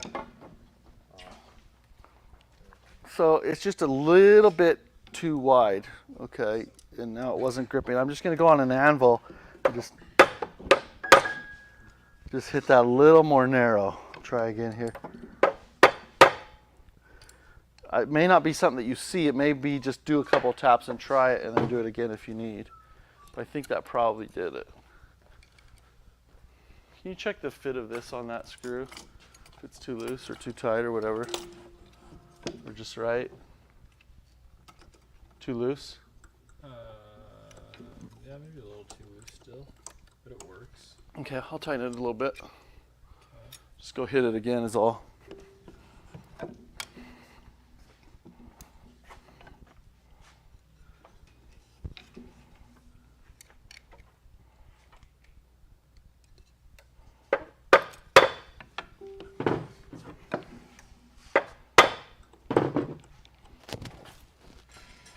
So I was a little over aggressive with the file, but you know, anytime you get out a file, that's going to happen. You're going to be over aggressive, so you have to have a way to come back from that. Is that any better? That's great. Okay, perfect.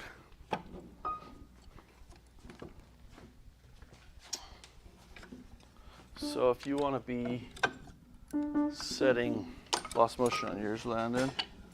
Sure. You're gonna have to fix this one out too.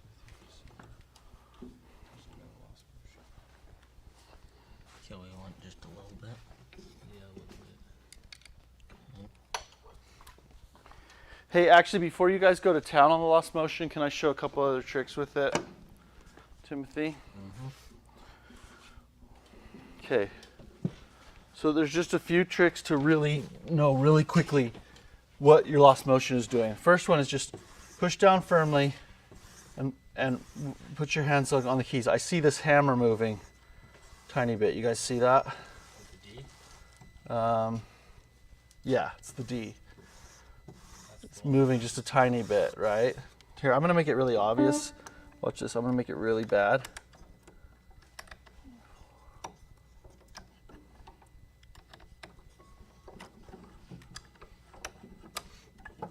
What's going on with that one?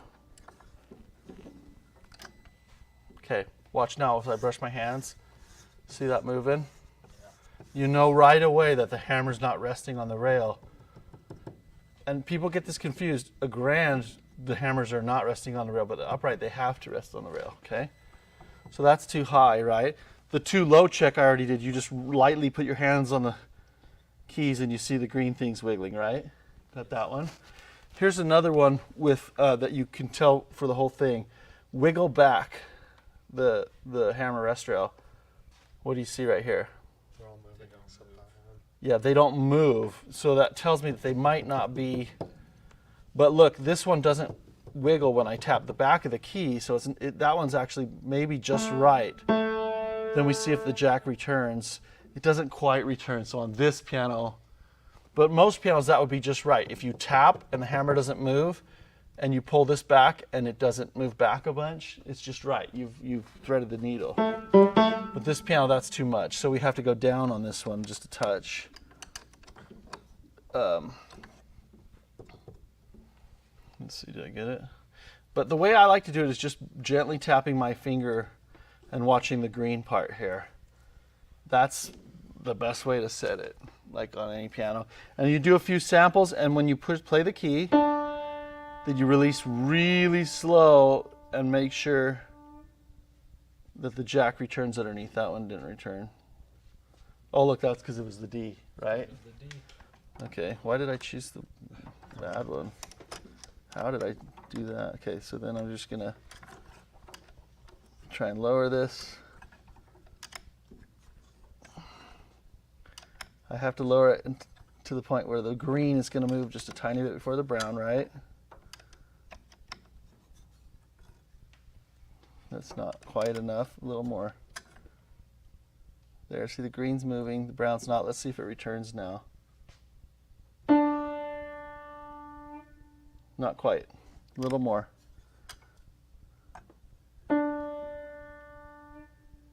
Nope. I mean, you have to just set it with what works on the piano.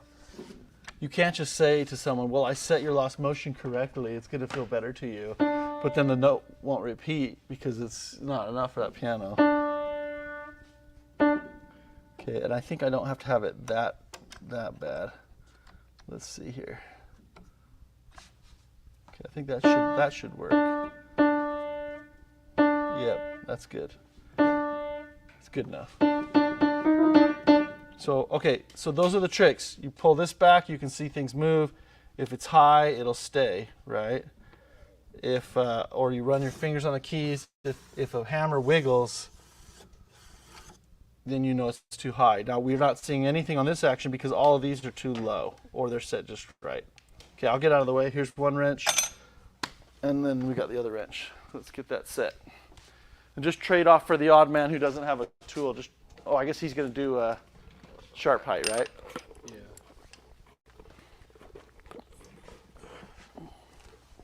Landon, let me get you a chair. It'll go faster. And you don't have to leave the key in. If it's faster, just pull the key out real quick and stick it back in.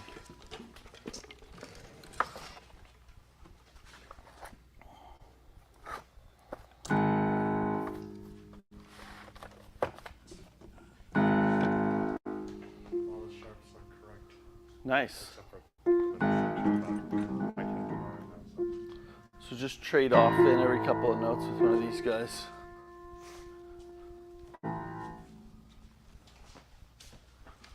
Check the chat here. Okay.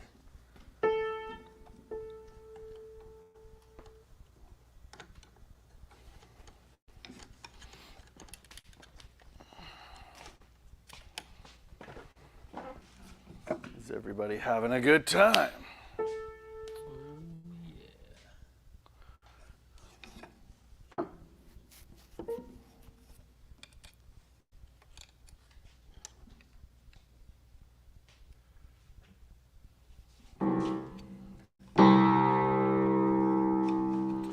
And if you're dealing with an upright, often if it's a newer upright or it's just not been regulated ever after it was purchased, this lost motion thing will happen pretty quickly where you have a lot of the key travel is just wasted. It's not doing anything.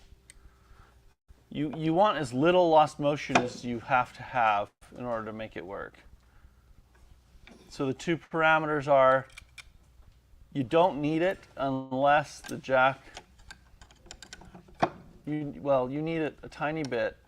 You might need a little more on some upright pianos if the jack doesn't return under the knuckle when you release it like molasses slow, okay? And why do I go to that extreme? It's because people in their houses, they'll end up playing it in really weird ways. And you think it's fine, and then you'll come, like it might not bother me at all, but then I'll come back and they'll say, yeah, that note was sticking.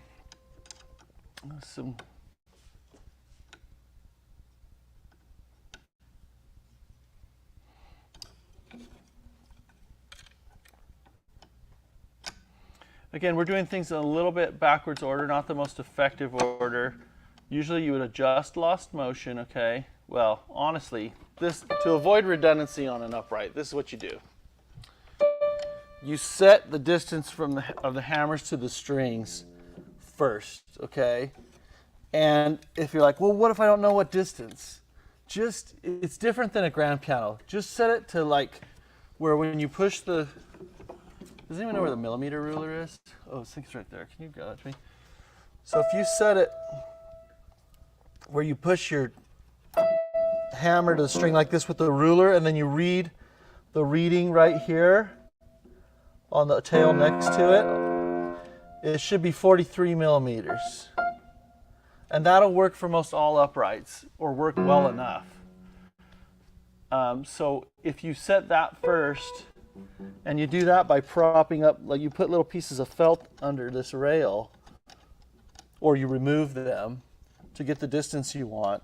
So once you set that, then you have to go through and set your lost motion, okay? Lost motion is just when the key actually starts pushing up the hammer, and you want it to be pretty immediate if possible. So then if you do that first, then you can set your key level and your key travel from there. So it's kind of it's different than a grand that way. A grand, you might not do your blow distance till towards the end of things, but that's for different reasons. I'll give it a shot. It's funny. I'll do a video on grand regulation. People say, I would love to see this on an upright, and then we'll do a video on upright regulation and say, well, that's nice, but I would love to see it on a grand. Oh, here's a little thing. If you have a plane, always set it on its side, because that's been sharpened so sharp, we don't want to dull that. -1 point for teamwork. Hey, I wasn't going to call you out on that. So you're. If you knew it and you didn't do it, then it's -1 point. If you didn't know, it's not -1 point. Fair enough. It's -1 point for professor because I didn't tell you. So these all need to be adjusted because this is all moving before, right? Well, okay, when you're tapping, what you're looking for there is It's some that are too high. If they're too high, then the hammers will wiggle back because it's resting on the jack. So none of them are too high then. Yeah. So really, honestly, your first test with the piano, just gently stroke and watch the green move on its own, and you can feel the lack of resistance there, right? So you're like, okay, I've got to raise them. So you just start raising them. Okay. And if it's faster, just take the key out. Yeah, I discovered it was faster. These keys are kind of a pain, yeah.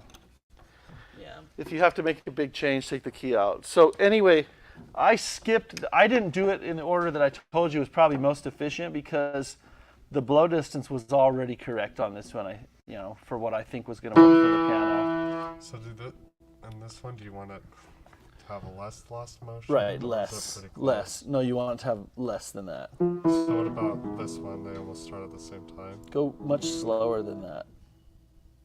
So probably that's, for this piano, but that's pretty excessive. Most uprights, you wouldn't even want that much. You just want it like barely before normally. So are you saying this is too much lost motion or too little? For most pianos, too much still, but for this piano, I think it has to be that. Oh, okay, I see. Yeah. So let me attempt to write up an efficient order for regulation for an upright. And everyone, you're going to learn upright regulation. So, well, so-and-so said you should do it in this order or this order. There's as many different orders as there are continents. Continents. So, yeah. So, or inhabited continents. Let's put it that way. Okay. So, probably within upright. Now, we're assuming all the friction, everything, all the cleaning, all that's done. We're assuming the weighting on the keys is fine. You know what? Honestly, what I would do to a piano to start out, an upright piano, I would just set the below to 43 millimeters, okay? Then you have to set lost motion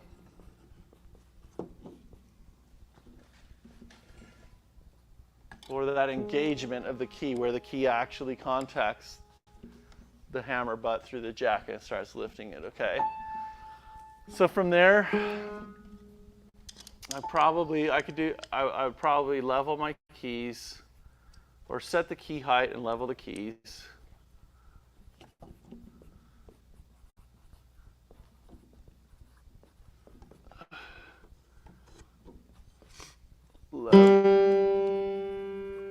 Level keys. Then I'll probably set the key dip. No, you know what? I'm not going to do that. Actually, I'd probably then set lead off. And I'll show you why. It'll work really nicely on this piano. Then probably set the key dip. And then you're pretty much done. There is some other stuff, right? Set checking. That's a weird one on upright pianos. And then if you have any damper issues, then you could work on dampers. Now, sometimes this isn't an always order. This isn't an always hard fast. You have to know things well enough to know, okay, maybe on this piano I might want to do this first or whatever. Or like in this case, I knew, okay, the blow distance is already pretty correct, so let's just, let's move on to working on the key height and things like that. I'm also going to show you another principle while they're working on that. Okay, three thingies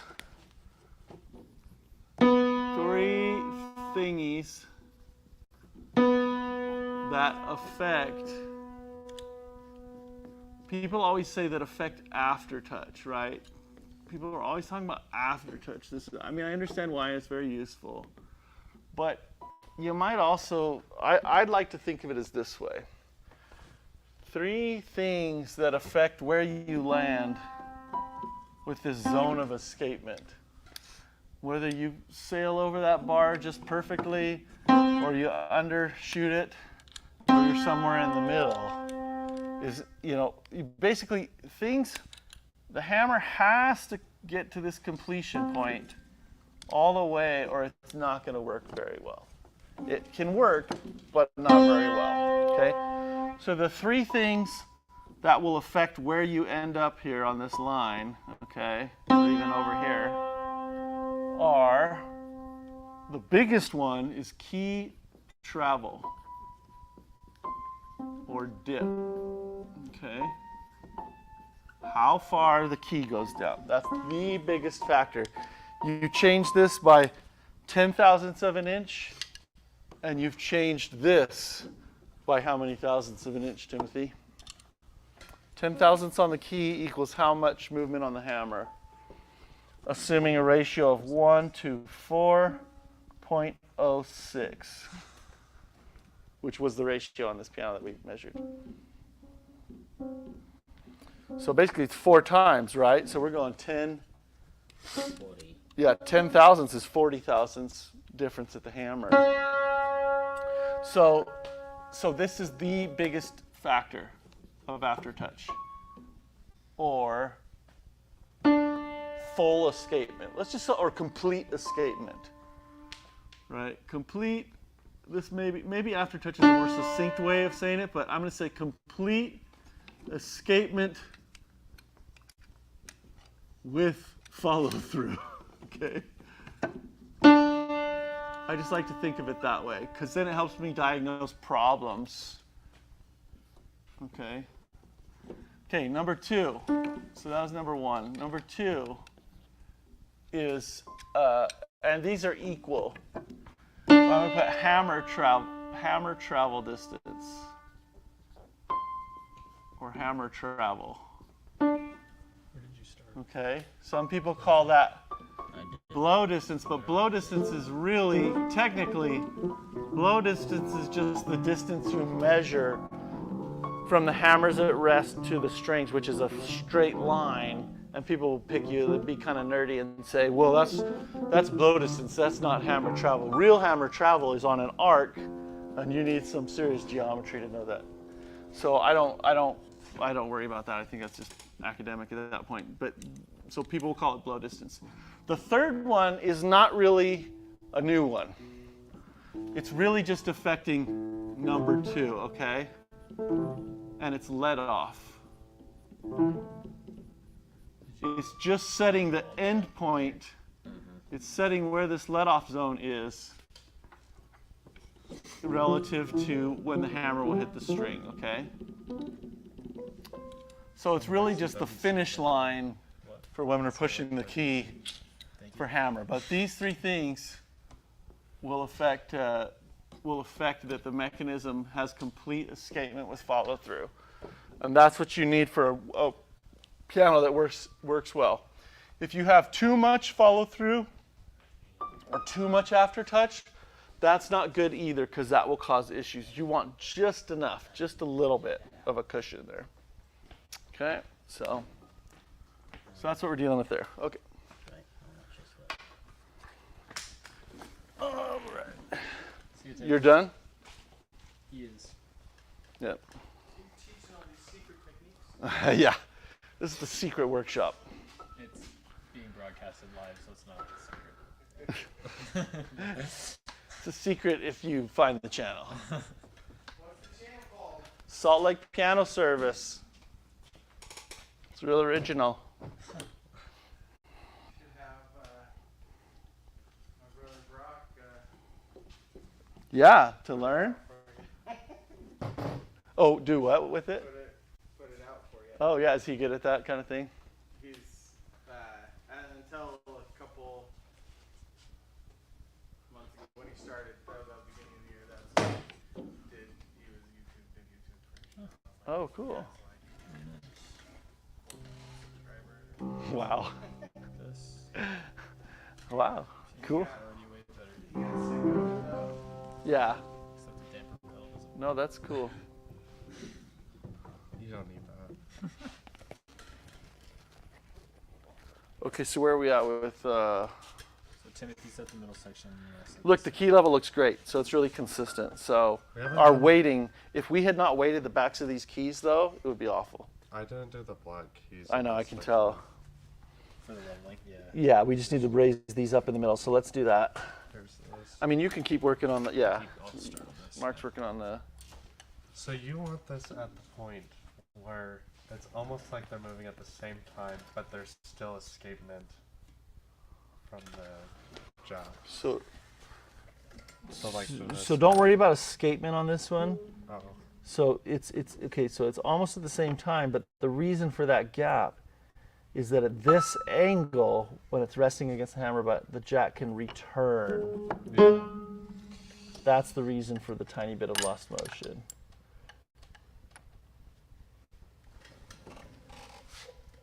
Can you show me like? Here, make it wrong really extreme the other way. Raise it. He wants you to broadcast the piano being thrown in the dumpster. That would be good. We go on a field trip. Yeah. Yeah, come on. Are they doing it right now? Yeah, they're doing it right now. Okay, who wants to see a piano being thrown away? Let's go. All right, come on over. Oh, not you guys. You have to work. Alright, okay. Have fun. Except Sorry. we were doing something. I'll watch the live later, I guess. Okay, we're just gonna I've never throw actually out. seen them do it. I've just seen the pianos in the dumpster. Like, how would they do that? We're gonna catch a live piano dumping. Told me to go all the way down there to see what's Who's? Oh, it's Sanford. Are you throwing two away or one? What? Fazioli. You got Fazioli in there. What is that? Baldwin Acrosonic? So if it's too Wurlitzer? if there's two versions. Winter. Yeah, throw that one away.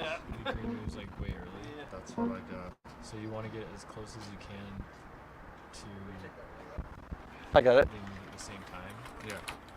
But the check is We should keep these legs for the next one that breaks. I know. slow.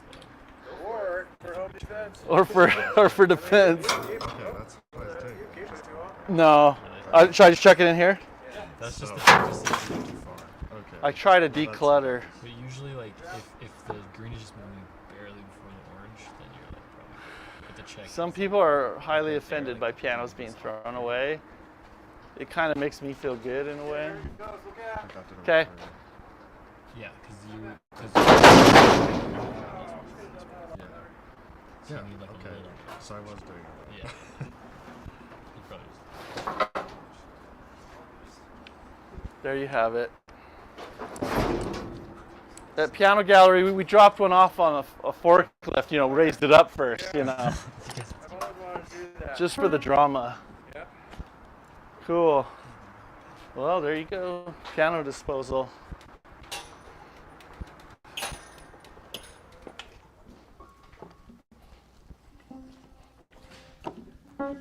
That's the easiest way to deal with piano regulation problems on an upright.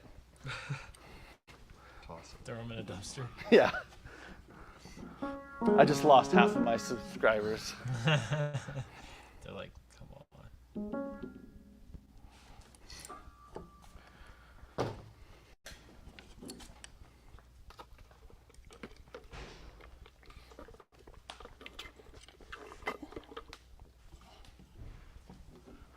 Okay, so this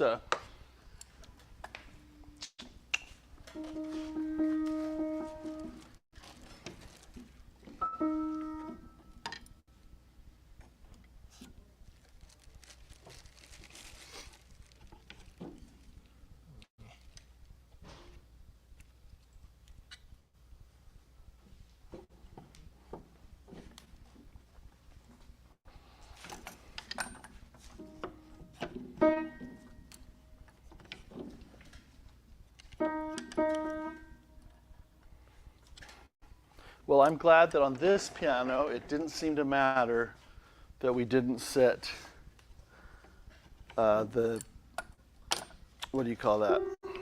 Lost motion before leveling the keys. Because we weighted the keys to make sure the backs of the keys would rest firmly down on the back rail. So because they're resting firmly on the back rail, Yeah, the leveling's consistent, basically, yeah. because they're always going to be the same.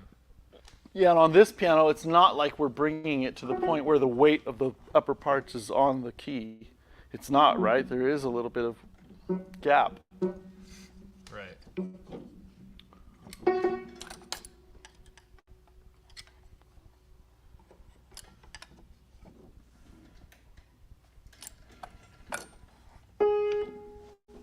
And then now we're bringing up the height of the sharps with that Jarvis gauge. Is that going to change the lost motion? No. Yes? No, Not position very. is the same. It shouldn't. If it not much. If it does, Okay. it changes the angle of the key, but like very very subtly, right? What do you want? It's the thicker one. I just need blue. Blue. Oh, got any blues? Oh yeah, I do.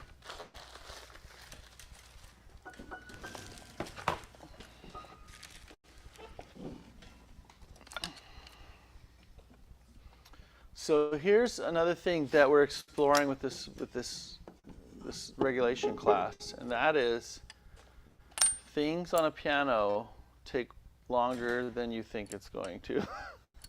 Always. Ain't that the truth? Always. That's one of the challenges of this career is keeping on any kind of schedule, right? Things, if you're a piano owner hiring a technician, the best thing you could do is give them the latitude of timing so that they can truly take the time to address anything that might arise that was unforeseen. It is impossible to foresee all the different things here.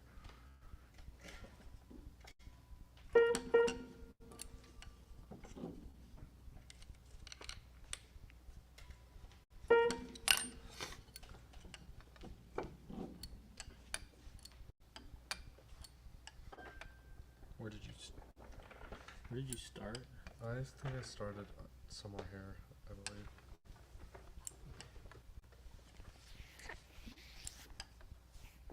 Oh no, I got lost. Sorry. Should be easy to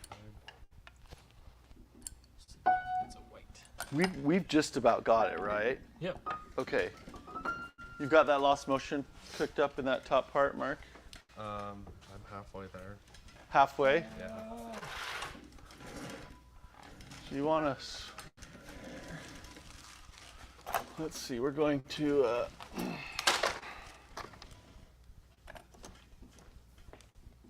grab a magnet and a let-off tool. Because the next thing I want to set is let-off. The reason why I might want to set it before setting the key dip is it'll just kind of work out nicely.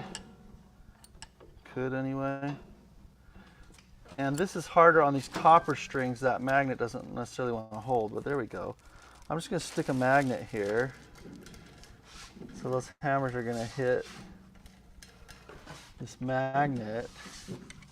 And if I push the key towards the string, oh, guess what, guys? We got to set the ends real quick. The end keys for the height, because those were propped up before. But Okay. anyway, give me a yellow or a cardboard. Give me a thin cardboard. I'm gonna stick a thin cardboard on this one. Just pull the key out. Yeah, you are. Okay, good. Yeah. And one of the things when you start working on pianos and you start doing it for a while, you realize, there are so many stinking things I have to do to this piano. There's so many parts. I'm just going to hurry up and get this part done.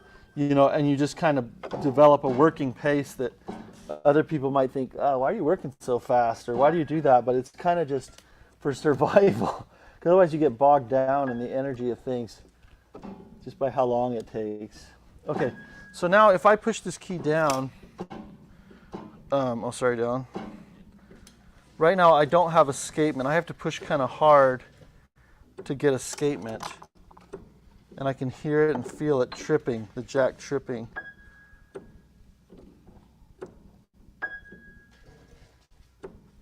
Okay, and at the hammer, what's happening up here, it's pushing against that magnet. And if I put pressure on the key, it's finally escaping. But let's see where that's actually letting off visually.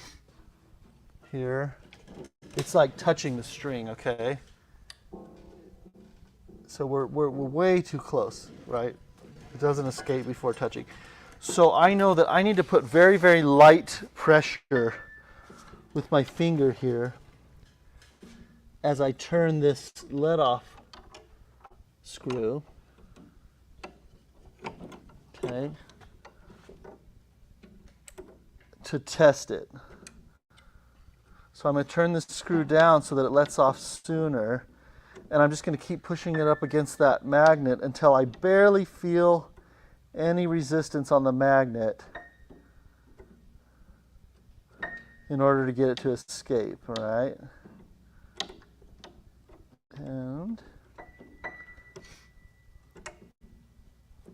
okay, there, it's not reaching the magnet. If you can film down, directly down from the top, you can see a gap. You see that gap? It's not touching the magnet. See, it lets off right before it. So I need to raise that button just a little bit. And let's see how that does. Okay, now it touches the magnet, and I have to push just a little bit to get it go through. But I think I went too far. Go back the other direction to get to let off just a little sooner. There, now it touches that, but just barely. Now let's see what it looks like as far as distance from the string. You can stay close there. Look at that. That's about a string's distance away, a little closer, or 3 millimeters. That's perfect. So that's how we're going to set the let off on this piano. And you kind of have to get a feel for, okay, you know, how hard should I push for it to be correct? These are all correct. And if you see any that you have to push really hard, or any that you have to, that don't make it all the way to the magnet, then you just turn the screw accordingly down there. So Landon, Yes, I don't know if you caught any of this lecture. I did. Okay, do you want to keep setting? Yeah. So it's way different than when we're doing it on the grands.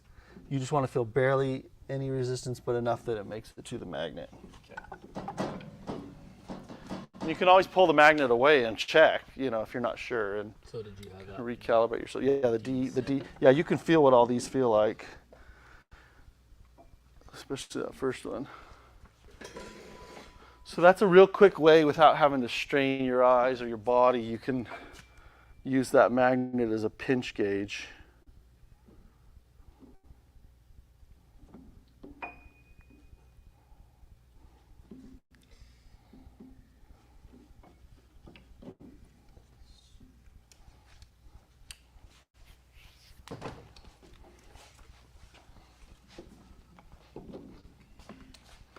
When I was first learning upright regulation, I would mostly focus on like lost motion. That was kind of the first thing I learned, and it would take me a while.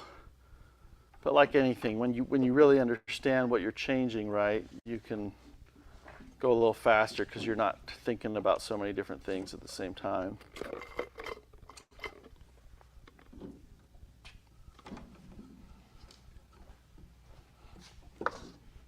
We're kind of in trouble, actually, How come?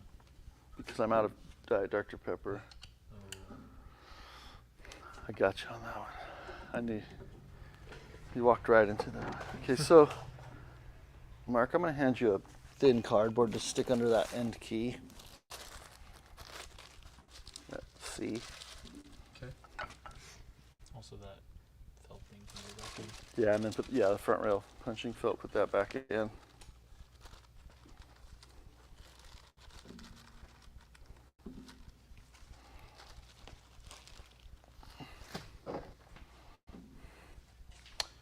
let me. I want to discuss while they're finishing that off. Just real quick, I want to discuss how. Sorry, Dallin, you just got settled on something else. Further discussion on these three things that you'll change basically to make things work, or to make sure there's complete escapement with a little bit of follow through, okay, or aftertouch. If you're not sure where to set one of these parameters, for instance, you don't have a spec from the manufacturer on what's the blow distance or what's the dip. You know, blow distance I kind of gave you, right? Like for an upright, just put it to 43 millimeters. You'll probably be just fine. You know, 43 to 45 or 44. Let's just say 44. That's meters. That's a little bit longer. We don't want that. Okay. So, but what I'm saying is, so if you set that, that's a given. Let off is a given. You just want it like 2 to 3 millimeters from the string. Doesn't matter the piano, and that'll work great. 3 is safer. 1.5 is pushing the envelope for no reason on an upright, but anyway, you can do it if you want. So these two are kind of given, right? So you can figure out basically then if you want the right amount of aftertouch. You don't want too much, you don't want too little.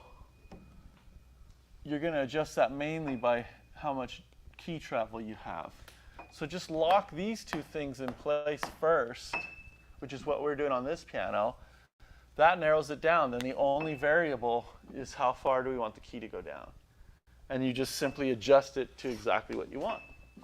And that's a really good strategy for having a nice feel on an upright. Now, while I'm on it though, a new upright piano is very different from regulating an old upright piano, or one that's at least, let's say, 5 years and older, okay? 5 years and younger, things are going to settle on that piano and change quite a bit from when it was new, usually, okay? So you need to, when you're regulating those newer pianos, you have to load it up with a lot more, aftertouch. Because that aftertouch is going to decrease quickly, because what's going to happen is the key travel, the starting point of the key travel, the key height, is going to be decreased really quickly. Also, the hammer, the distance the hammer travels is going to be increased. Not that the string changes, but it's going to end up being traveling farther. This is just the way things settle. You're going to have more lost motion, which will give you, a bunch of where you push the key and nothing happens, so you don't have much keystroke left to do anything. So you need to, on some, especially some less expensive uprights, you have to anticipate that you're going to lose aftertouch really fast, okay?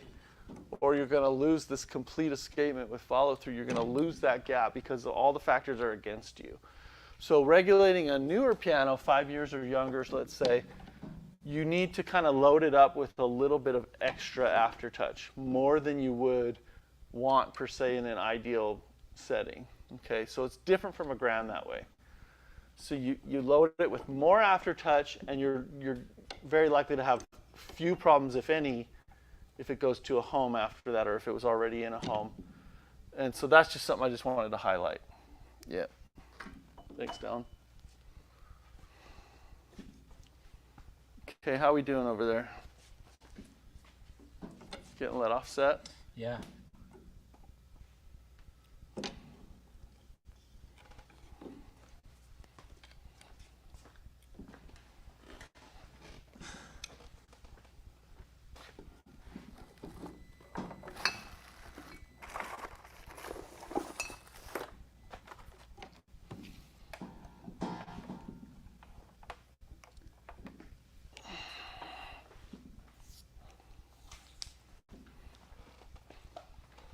You can do the let off by sight, but it's just a lot more pain on the body, right, Landon? Yeah.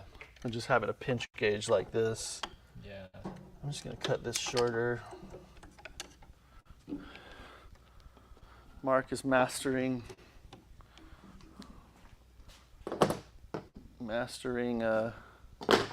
lost motion. Oh.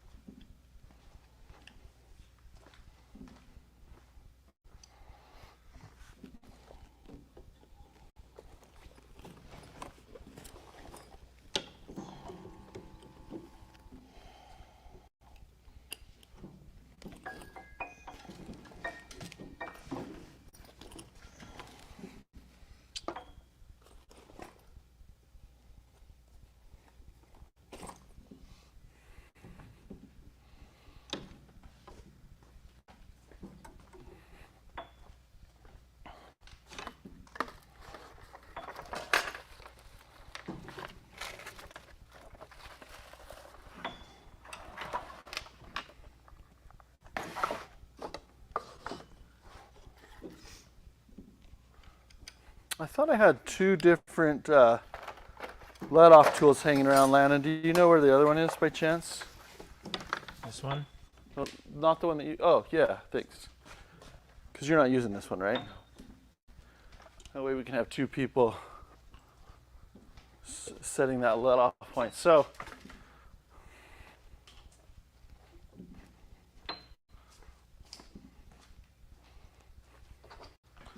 any really insightful comments from the chat?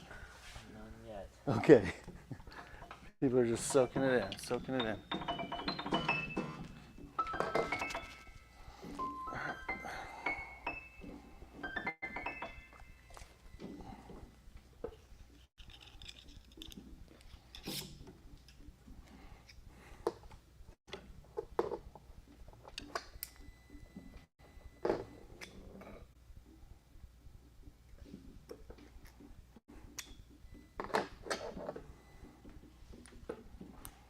Okay, I'm just setting up another let-off tool that we can use.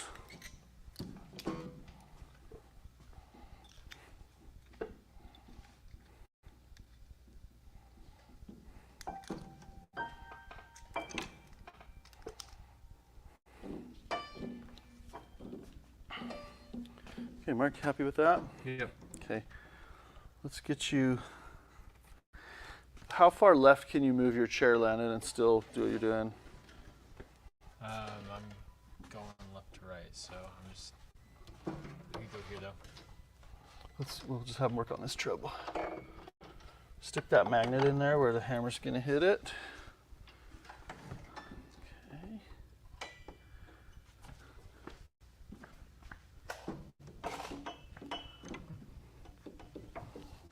Just push it to, and it's okay, we can scoot it over, but oh, it does hit all of them, doesn't it?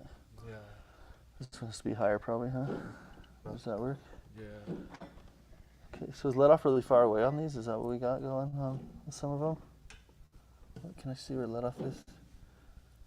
Oh, it is. Oh well, okay.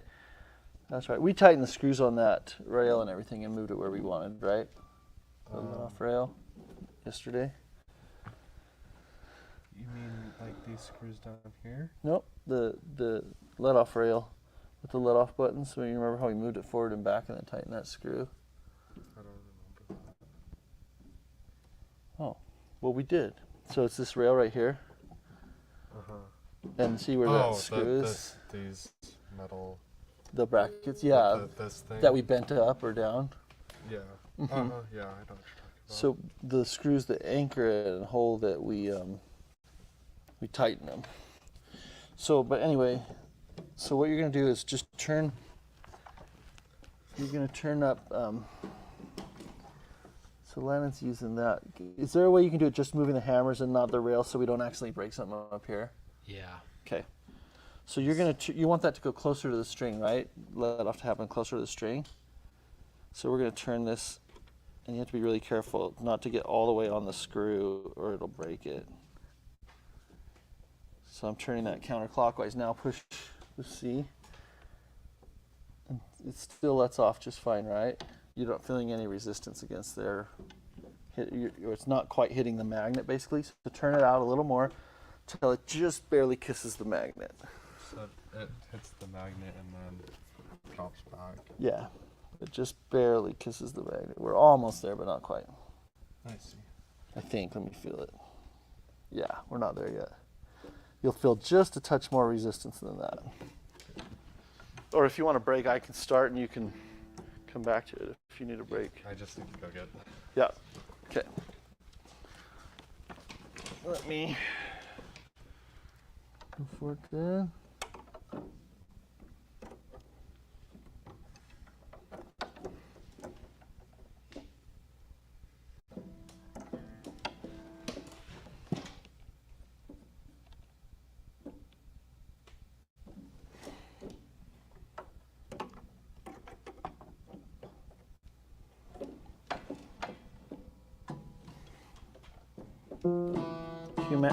Can you imagine how much turning we would have had to do if we hadn't set our rail correctly, you know? Yeah.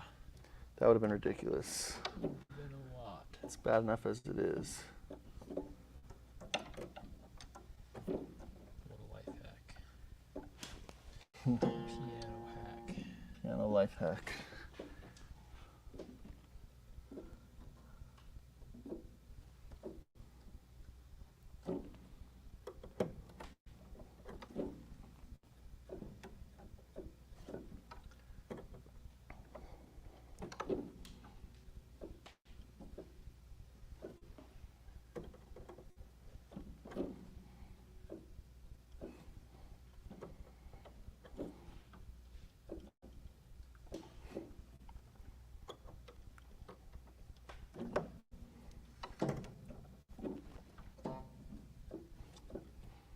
So one quick way, I don't know, Lana, if you discovered this, if you just turn it quick back and forth until it's definitely too much resistance, you know, Yeah.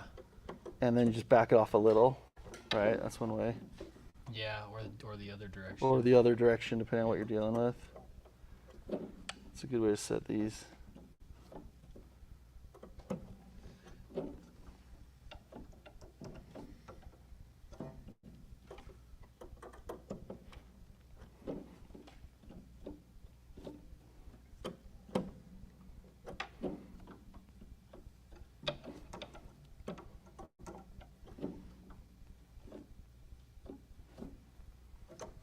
And also, I'm finding, like, if you find like your section is like doing the same thing every note, you know, you could try a wholesale adjustment on that bracket, the nearest bracket, or just preemptively turn everything. You can check a group real quick. Like mine are too far away, so I'm gonna just check and see, like, oh yeah, I'm not getting any resistance. So I'm just gonna go there and turn them all 360 and then check it.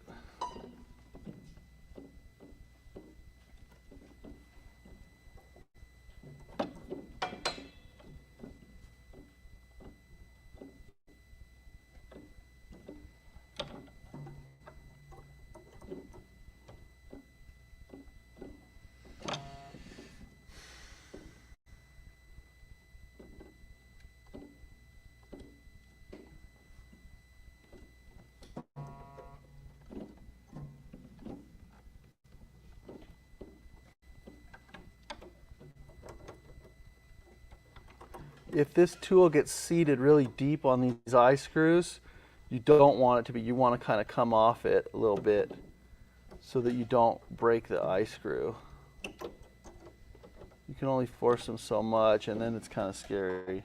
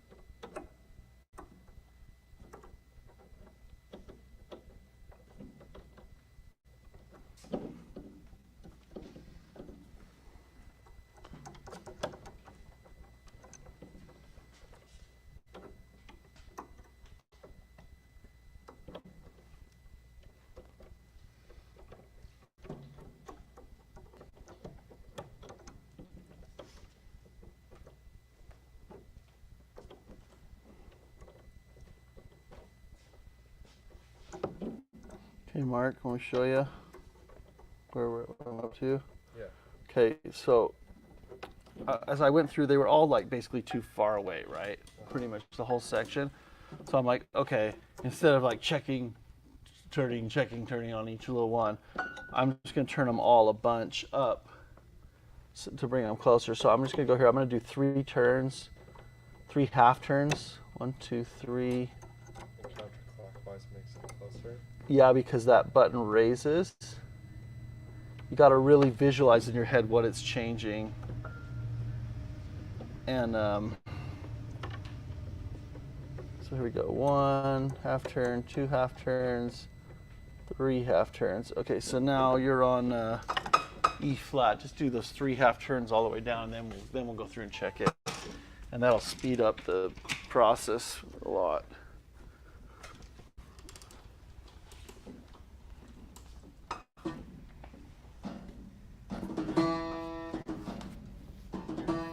Perfect.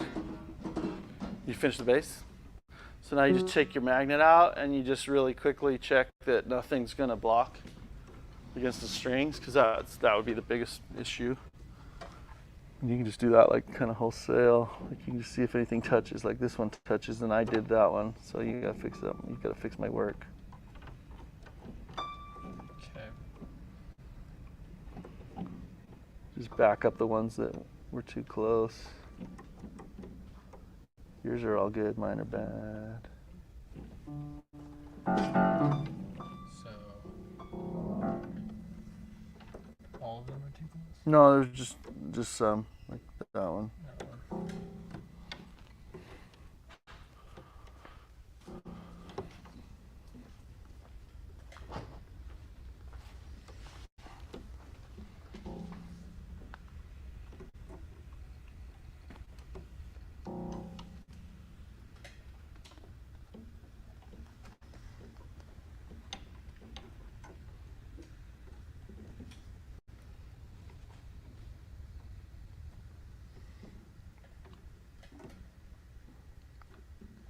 It's 3 millimeters. Is that what you said? 2 millimeters is where you want it. 2 to 3.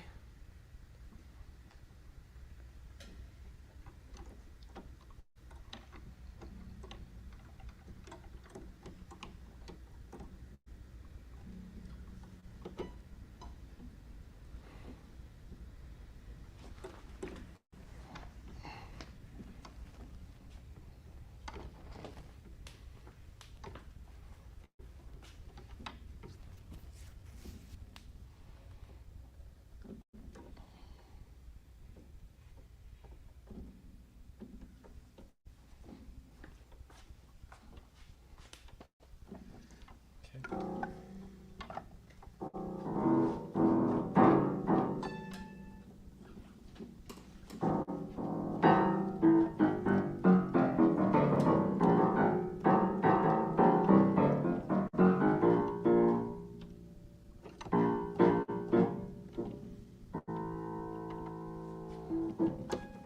What are you feeling?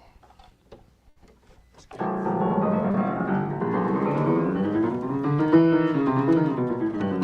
Does anything catch your attention as you play the notes in that section? Like just in general about the feel of it?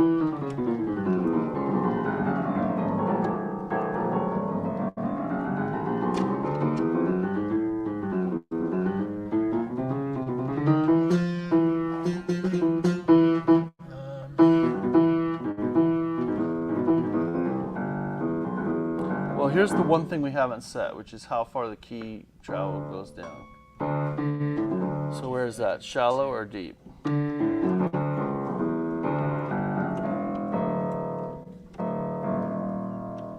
a little deep. Yeah, it's definitely deep. Definitely deep. You kind of get caught in the piano. Yeah. That's what I was. It's harder to It's a play little bit like- smoothly. Yeah, you're like going through the water a little bit. You're not on top. You're not riding on top of the water. Yes. So when we address the key dip, which we're gonna do right now, actually I'll have you just start doing that on this thing. We're gonna use a good place to start with the key dip, just on an upright, just start at about 10.5 millimeters if you don't know better, and go from there. You could also set a sample and go from there. That's usually what I do, but in this case, we're going to set it about 10.5 millimeters. So grab a ruler, Landon, and see where your white notes are going down right now.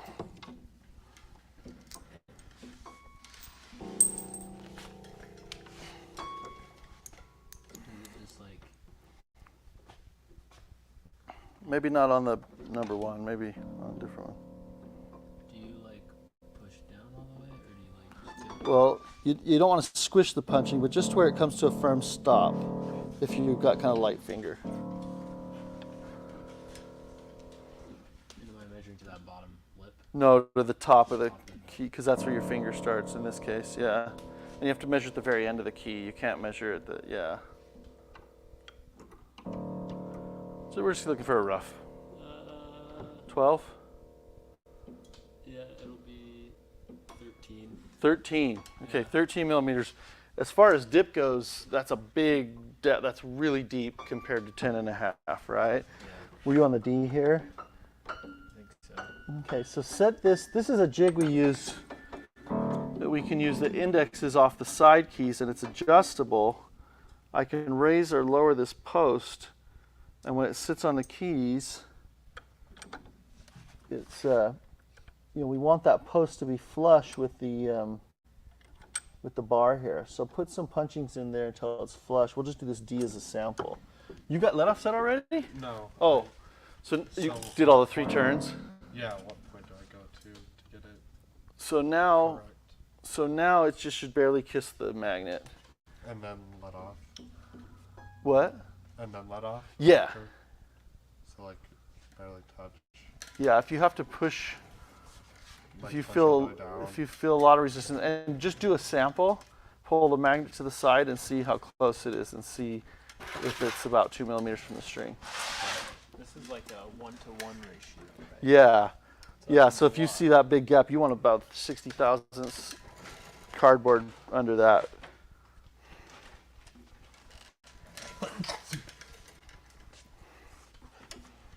Let's try it. It's a good start. Here, let's set this on an unfinished surface. Is that okay? It's okay with me. I thought so. I thought you'd be okay with that.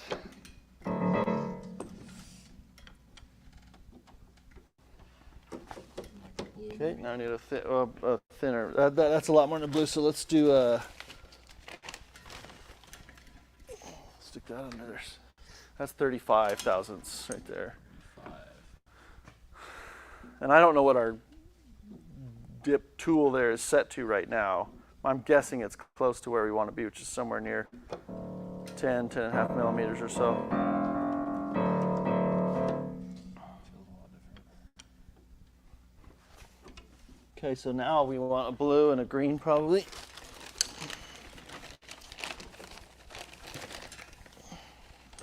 Blue and a green here. And in general, when we're putting these punchings, notice the front rail punchings are larger than the balance rail. That's how you tell the difference. They're the big circles. And you want the paper ones on the top.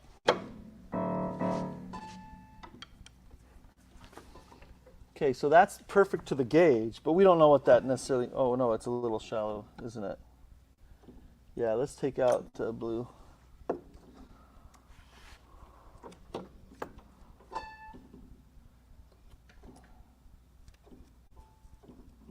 Okay, let's see where we're at there. That's perfect to the gauge, right, basically? Yeah. So, let's just see what that behaves like, right? That's good. So it escapes. If I push really slow, it just barely escapes, and then I have a little bit of whatever afterwards. I can tell that it has complete escapement because it doesn't. It's easy to. It's not threatening to bobble. You know what I'm saying? Now, one thing that's weird on an upright that's different than a grand, okay? If you set those 3 parameters done, There's another thing on the upright that makes it seem like it affects your aftertouch. It doesn't really, but kind of does. And that's this back check and where it's hitting, okay? So right now the distance, when I push this, this back check catches the catcher here. The green catches the brown a certain distance from the string. You want to pass a pinky back there and just barely graze the hammer, okay, Landon? So to adjust that, just bend the green closer. So go for it.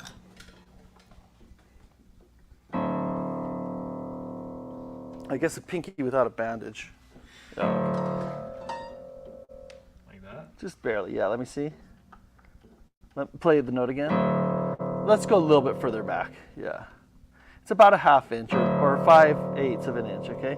It's not too far. But even half isn't too far back necessarily. Half is fine too. Let's go a little touch further back, just a tiny bit.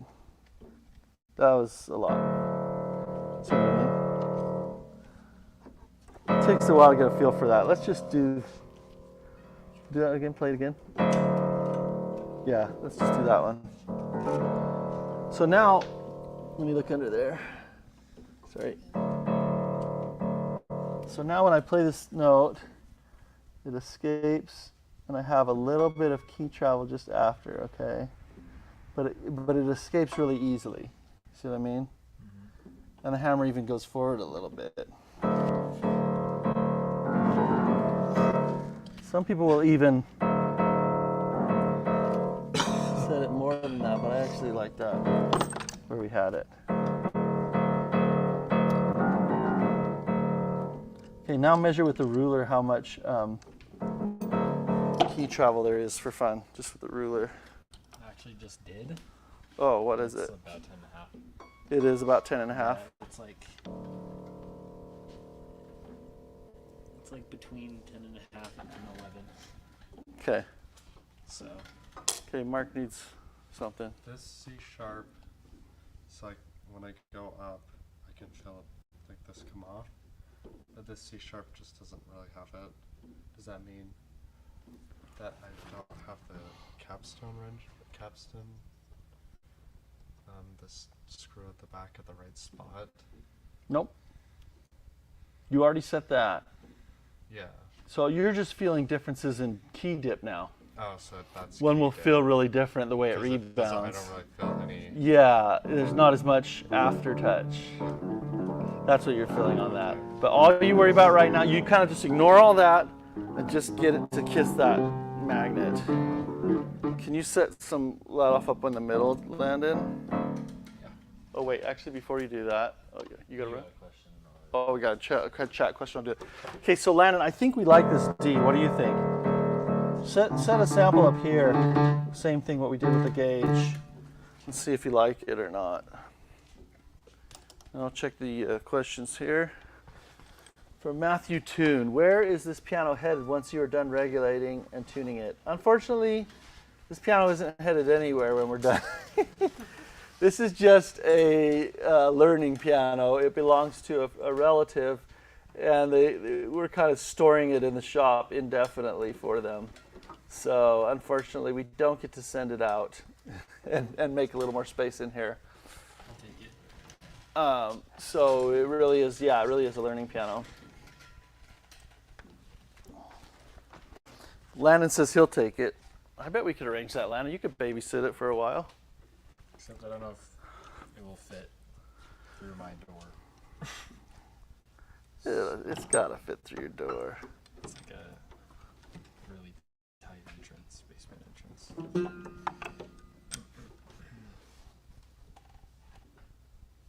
Like green, maybe? Does it need more than a green? That's probably a green. And a blue? I think a blue's pushing it. Okay.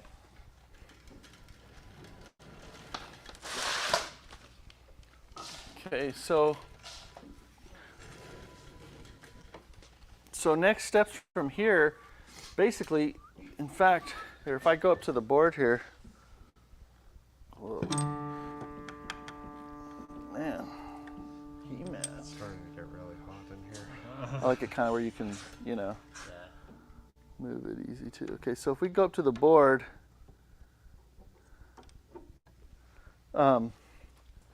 I'm not zoomed in though. So these three things, we are finishing setting let off. We've already basically set the hammer travel and the lost motion, which we needed to. So then we're just gonna set key travel, and we're pretty much there.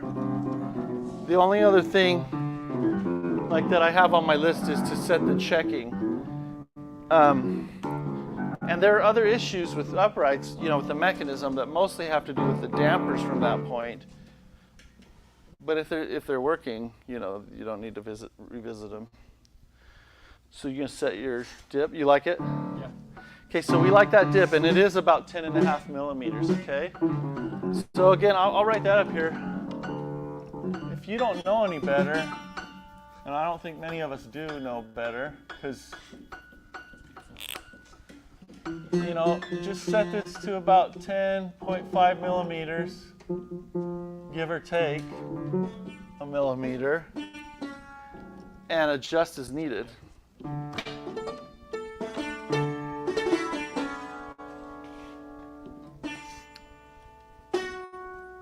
So do you want me to keep doing dip in this section, or do you want me to Yeah, because Mark's in the way in this section?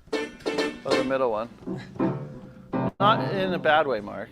It's just position-wise, you're in the way.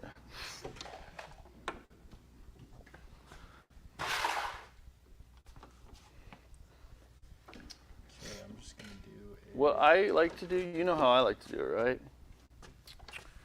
Watch, if you go from this side, you see what gap you want or what size, stick it on top of there, stick it on top, and so on until you get down to A, and then you just have to put them back under really quick, and you just keep doing that. That's a really fast way to do it.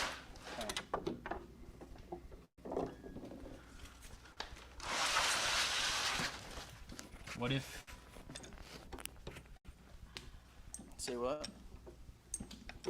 like I put the exact same amount of punchings under both of these? Could I then assume to just do all that for the whole thing Yeah, you could. and then see At least in between them, right? And then just adjust as needed. That's a really good way. Okay.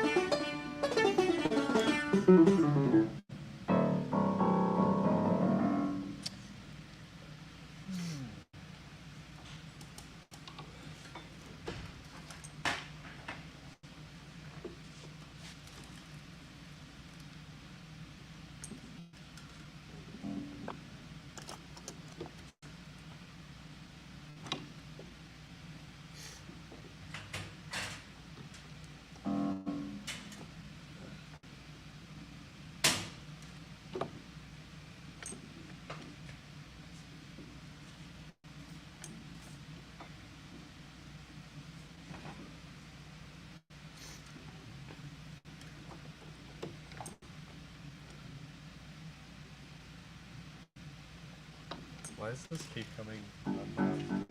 What is it? What? The screwdriver keeps coming undone. Like this keeps. It's just not seated all the way right in there. This one's kind of a finicky one. This just wasn't aligned. Should be fine.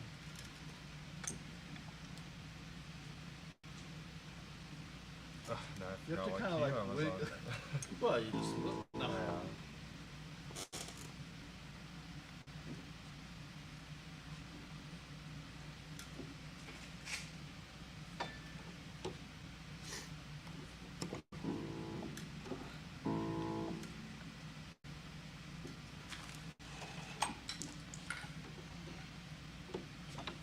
Suffice it to say, this piano's improving. I mean, just listen to that. Hear it already. Is that like Mannheim steamrollers?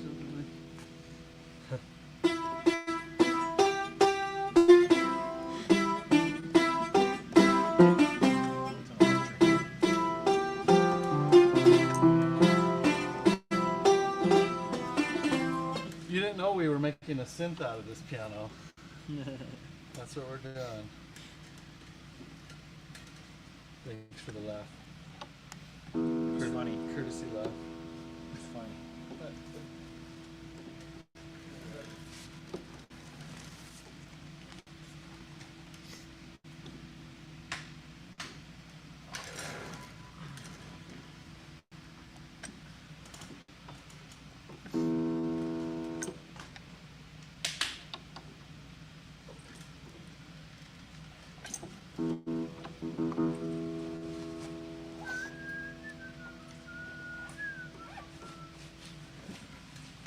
That was like a different key than the note you were playing.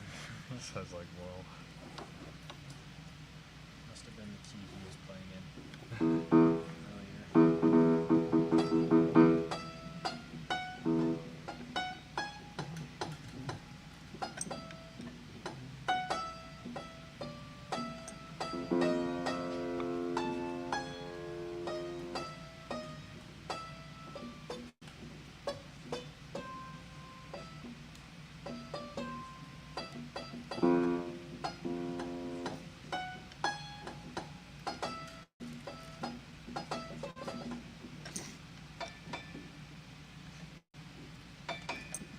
Pianos have better jobs than this.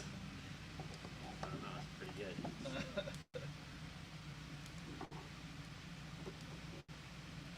Are you done with this? Yeah. I mean, this piano's at like various points in the process because that's still, Depending on the section. yeah. Yeah, so So we still needs to be done. we have to set let off here, but at least Lost Motion's been set here for the most Yeah. part. It's maybe a little bit much. I might push this piano to where, like, even if the jack doesn't totally return, We'll have a little bit less lost motion. It should probably still work, but safe bet is just to make sure it returns. So you got all that dip going on. Yeah, it's close. Mark's lost it completely.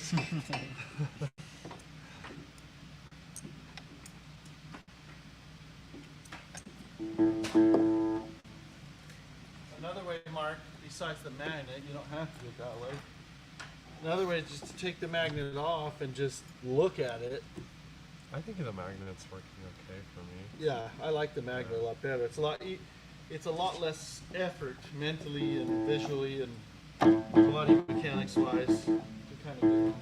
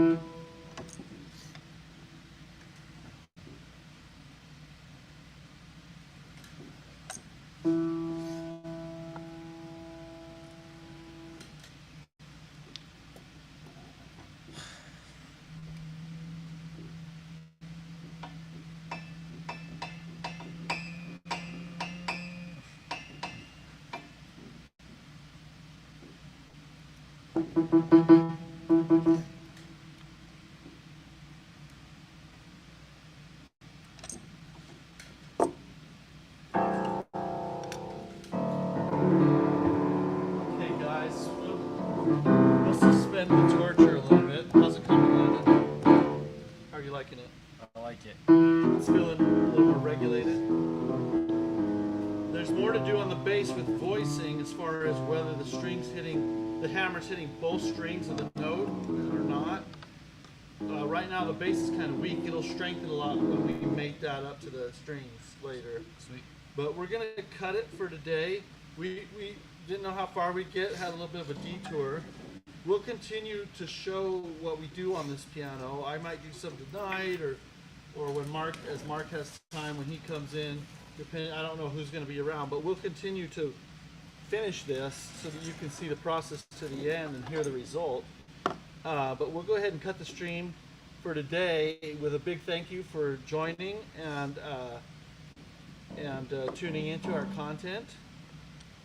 And if you have anything, we've got our email pinned to the comments. You're welcome to reach out to us if you need any help acquiring tools or anything.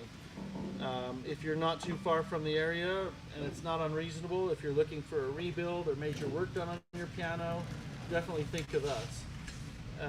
So anyway, we'll go ahead and sign off. What are your final words, Mark? I think the let off is almost there. The let off is almost there. So that's where we're at. It's getting very regulated, okay? So thanks again for joining. We'll catch you next stream.